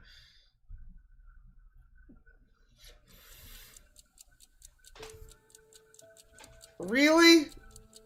The least conclusive conclusion to a story ever written. Visually, the character models and graphics were repulsive to look at. The Do you think this was repulsive for the 3DS in, like, whatever year this came out in? I think this was 3DS, wasn't it? It doesn't say what year.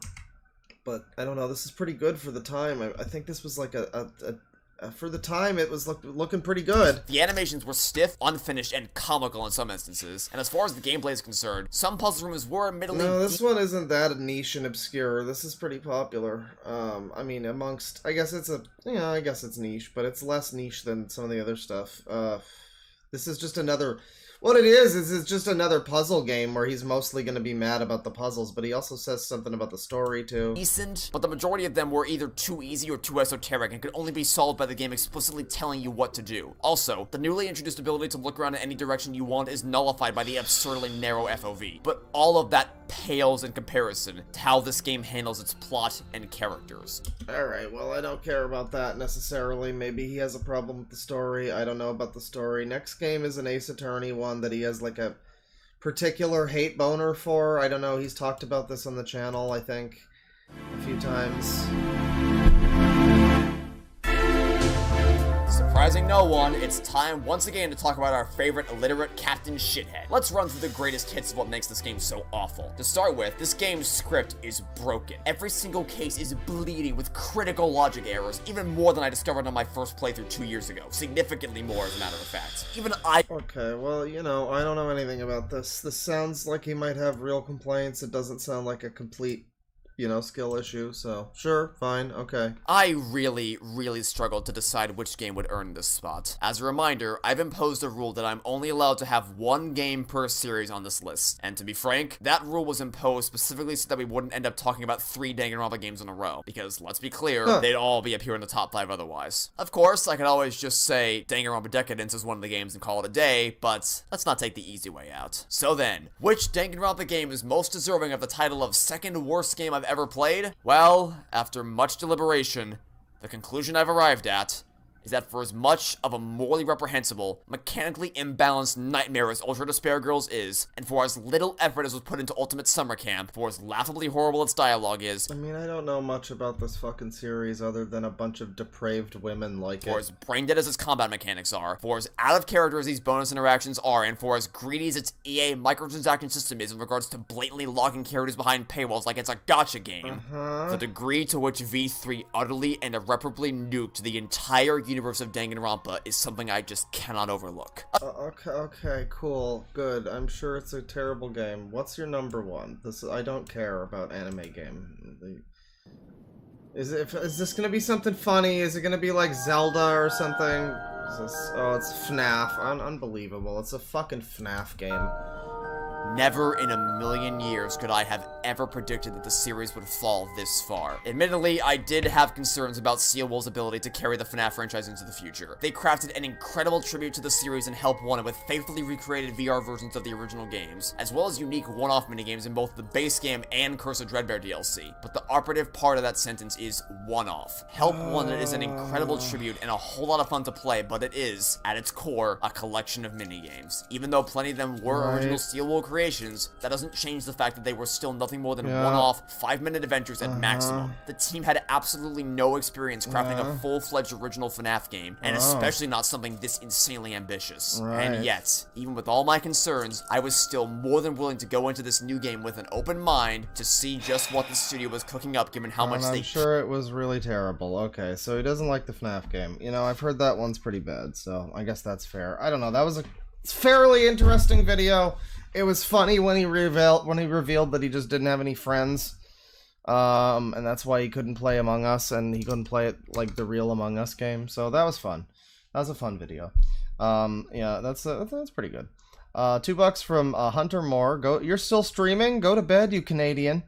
Well, you know, I could maybe stand for a nap at some point, but at this point I should probably just, you know, early dinner, early evening, you know, that kind of thing. $2 from Dr. Grubius. Have you seen a video called Soar Transformation? Like dinosaur?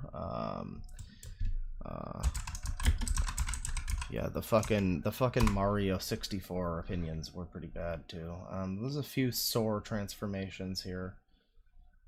I think I'm good. I don't know. I don't really want to do a transformation thing right now.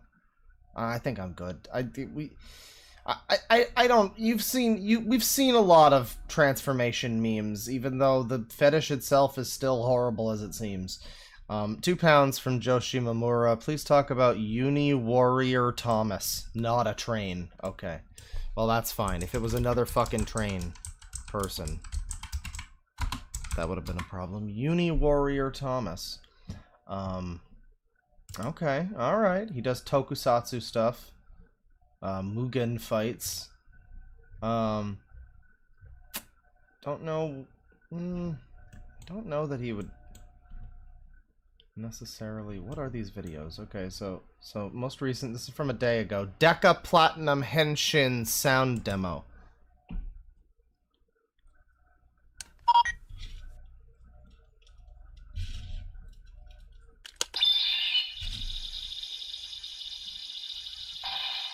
Deca Platinum, ba-da-da-da.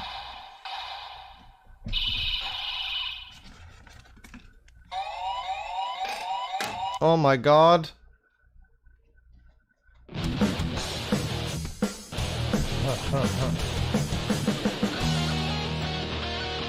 Cool music. I'm sure someone owns that. So this is your concept art, is it? Okay. Well, I mean, this is fine. This is fine. I don't know, you know, the channel looks like this. Most of the channel is videos like that, it looks like. Sound demos, whatever that means. Oh, there's this here.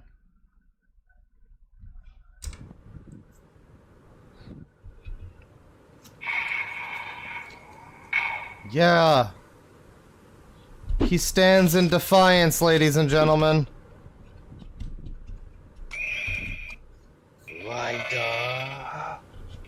Henshin. Careful not to wake the neighbors.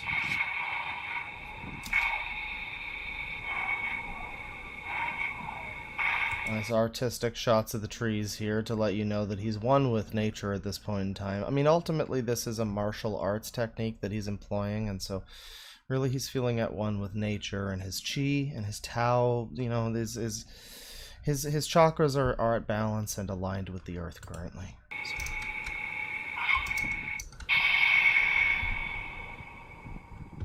Pretty good. No, I think he's a good sensei. This is a pretty good sensei. You don't want this guy to be your sensei? Ah, very unsure of himself with that. I mean, that kind of just looks like he did the Hitler salute a little bit, but you know, that's all right. Yeah, Uni Warrior Thomas. Yeah, interesting lad. Doesn't seem like he has too much going on here though. Because most of it is these. Well, he did. Okay, what is this? Daredevil, Bloodstained, Uni Warrior Thomas presents a Brookdale Community College production. Daredevil, Bloodstained. So, like Marvel's Daredevil, then. This is a fan film, I guess.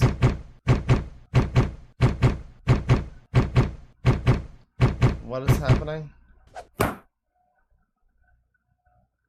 What was that noise? Are these footsteps? Are those supposed to be footsteps? Oh dear God, I think those are supposed to be footsteps. Oh my God. Oh, this is what the community colleges are cranking out?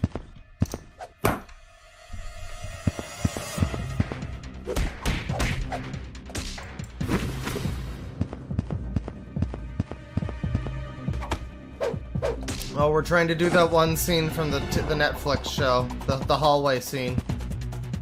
He's trying to do the hallway scene.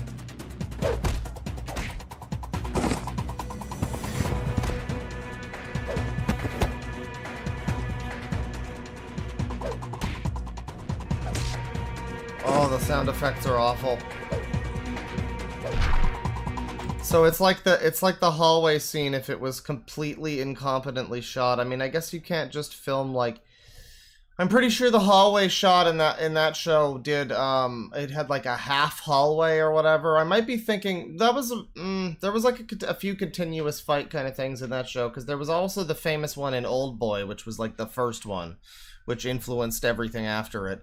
So you could even call this the Old Boy shot, really, but I mean, you know, that was one where I think it was like a horizontal, like you know, side-scrolling shot of the action. This is like long and it's not framed very well. It's framed in this awkward, slight Dutch angle, like that somebody just left the camera here and went to get a coffee. Yeah, there's no lighting.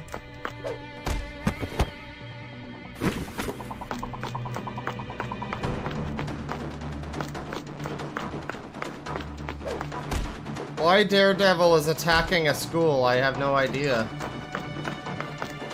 Especially not a school that contains talent like this. I mean, you know, come on now. Don't waste your time.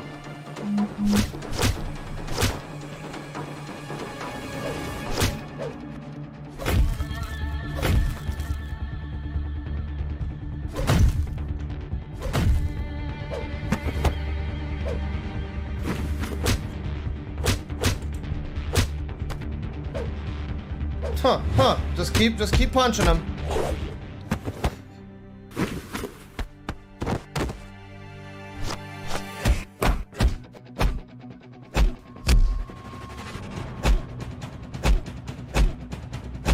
This is so riveting.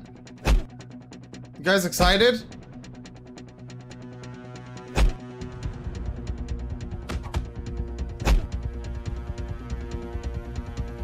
Man. Is this not the best? Oh, see the blood. He was blood-stained. Okay, well, that's quite enough of that. Well, I mean, it's almost over. We might as well see the stunning finale. Is that it? 3 days later, everybody. Give us a real Daredevil suit. Come on. Oh, the sink is blood-stained. Motherfucker! Oh, it just happens again. What the fuck is the story? What is the plot? Amazing. I'm glad we just continued this. I'm glad it just continued into another fight scene. That's so good. Okay, Uni Warrior over there. The camera work was from Thomas, so shoutouts to Thomas. Let's see here.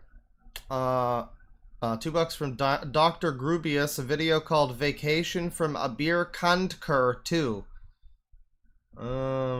Vacation? Okay. Okay, I guess the, Abir Kandker. Piklu's Vacation Dream. Abir Kandker. Okay. I don't know what the fuck this is. Yeah. Okay, so this is like a musician, I think. He makes very strange... Vacation! Oh yeah! I'm on a vacation! Life starting! Vacation, yeah! Well, it's pretty fun. It's pretty fun, but, you know, this guy... this guy... The times are hard, but we need hope. This is from 2021. We still need to dream and try to smile to live on. This video is an attempt to bring a bit of joy back to our lives. It is about a dream of having a relaxing time in the beautiful corners of the world when things are normal again. Yo, Dream Jelly has an Imagine Games video. I'm watching that right after this. Hell yeah. Gonna eat a big pizza and watch that. Abir Kandker over here. I mean, I guess I'll show him. He seems like a musician, so this might be copyright fucked. I feel like the stream might get taken down, but... Vacation! Is this just like cashing in on Dame Tukosita a little bit? It seems a little bit like... Yeah! Vacation! Oh yeah! Vacation! Oh. Yeah! Yeah! Alright, well, there you go. I'll give you that much of it. There seems to be more videos from this guy. He does, like, that's his thing. He does, like, weird animated music videos, I guess. So, yeah, interesting, but not really what I'm going for here. I think I'm going to probably wrap it up now, though. We got $30 from Milksteak. Thank you very much. $2 from Your Mother. Claw, this user is too loud. Turn it down. And then $2 from Dr. Grubius. He's too quiet. Turn it up, Claw. Well, you know, I think we got it to the right volume. And then Lizard Feed became a member. You feel proud of that one? You feeling proud of that one? Thank you. Thank you all very much. Yeah, I'm probably gonna wrap it up here. There's more suggestions people have given me so far that I have saved here, which I'll probably get to tomorrow or sometime soon. But this has been a fun one. I've enjoyed the suggestions in the last few days. You guys have been doing giving me some really good ones.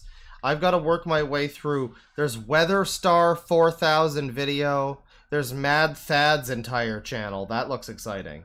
The Archivist has more weirdos. You know, we might do a VHS night sometime soon because I want to look at Rock Odyssey amongst other things. And yeah, there's other stuff I have saved here. Oh yeah, we got to look at more Blue Puffball. We didn't get around to any user rants today. That'll have to be next time. The guy who made the new worst fucking user rant we've ever seen from last night. He has more content. His channel's gone, but he's got archive stuff available, and so we'll get to that. But I am getting hungry. I am gonna go watch some videos. I'm gonna go fucking maybe take a sleep or something. $20 from Ram. Have to wage cuck here in a bit for 15 hours. Jeez, 15 hours? That's a shift? That's like 2 shifts. Didn't catch the shenanigans. Hope everyone's had a good day. I have, thank you. Stay hydrated. And remember to eat a bit today, friends. Be safe. Much love, Clawman. Well, thank you. Be safe yourself. I'm about to commence the eating. I don't know what I'm gonna have, but something hearty. I have had a pretty good day. This has been a fun stream. It's been, again, a very good series of recommendation streams. It's hard for me to want to do something different because these have been so just banger. Each recommendation has been pretty good. And the ones that haven't been, it's like, you know, that's fine. There's been a few, but there's been mostly some real fucking solid suggestions the last few days. So yeah, it's hard for me to be like, because I wanted to, a couple days ago I wanted to do another Control Alt Delete stream where we look at more Control Alt Delete, But yeah, I mean, it's hard for me to like these have all been so good, and it's like, man, the next stream I do, I kind of want to just continue working through the suggestions I already have, as well as other suggestions from you guys. It's been good stuff lately. $1 from Victor Martinez, thank you very much. That'll close us out. I appreciate you, ladies and gentlemen. As Rim said there, go and eat something. Go and take care of yourselves. Go, take a shower. Go outside. Wash the get the stink out on you, or however that goes. You know, go take care of your business. Go hug your children. Go, you know, free that hostage that you have in the garage, because you know he didn't mean it. He didn't mean it. He didn't mean to break. He didn't realize it was your house. He was just drunk. When he broke in. So thank you, everybody. Oh, and $2 from Skeleton Hearts. Deadwing, is there an archive for Astro Boy's rant? I sure hope so. He took it down before I could save it. I got the fucking sexual attraction to dogs rant before that was taken down. Astro Boy rant. I mean, Astro Boy rant. Astro Boy is worse than you remember. I mean, it's talking about the movie. Beginner's Guide. You know, this is talking about the anime. Astro Boy Productions. Oh god, I spilled Coke on my fucking keyboard yesterday, and now it's the keys are sticky. The U key is like sticky. Astro Boy Productions rant. Yeah, I don't think anybody, if it's been saved, it hasn't been re-uploaded. I don't know. That one might be lost, sadly. That one might be lost. There's like an old man here talking about One Piece versus the Cowboy Bebop show. And, actually looks interesting. This video here, I have no idea who this elderly gentleman is, but he's got some opinions about One Piece and Cowboy Bebop, and I think I'd like to hear them. You know, for once, the shitty YouTube search thing where it just doesn't give me what I'm actually searching for. Oh yeah, this fucking video, this thing about this stupid fucking ad that like Chris Raygun looked into, and it's like nobody's actually mad about it. Nobody's actually upset about anything. It's just people have decided to say that people are upset about this ad, but you can't actually find any real evidence of it. But anyways, yeah. I don't think there is an archive for the Astro Boy rant. That is a shame. Unfortunately, I don't believe there is one. One more $1 from Victor Martinez. Thank you very much, everybody. I hope you had fun. This has been a real bad stream, and by bad I mean good. We found some good stuff. We found some. I mean, Gaming Magic was a surprise for me, because that video, you know, so it was a little, parts of it were a little boring. We had to skip around, but like the Mario 64 opinions and the real strange placement, the skill issue for a number of them, and then the fucking Among Us. I mean, that was great. I really enjoyed just this guy just basically admitting he doesn't have friends, and that's why he's mad. It was quite a sight to behold. But yeah, today's stream was certainly a stream of all time. Thank you all, ladies and gentlemen, folks, boys and folks. And I'll see you next time. I don't know if it'll be tomorrow, but it'll be next time. Penis.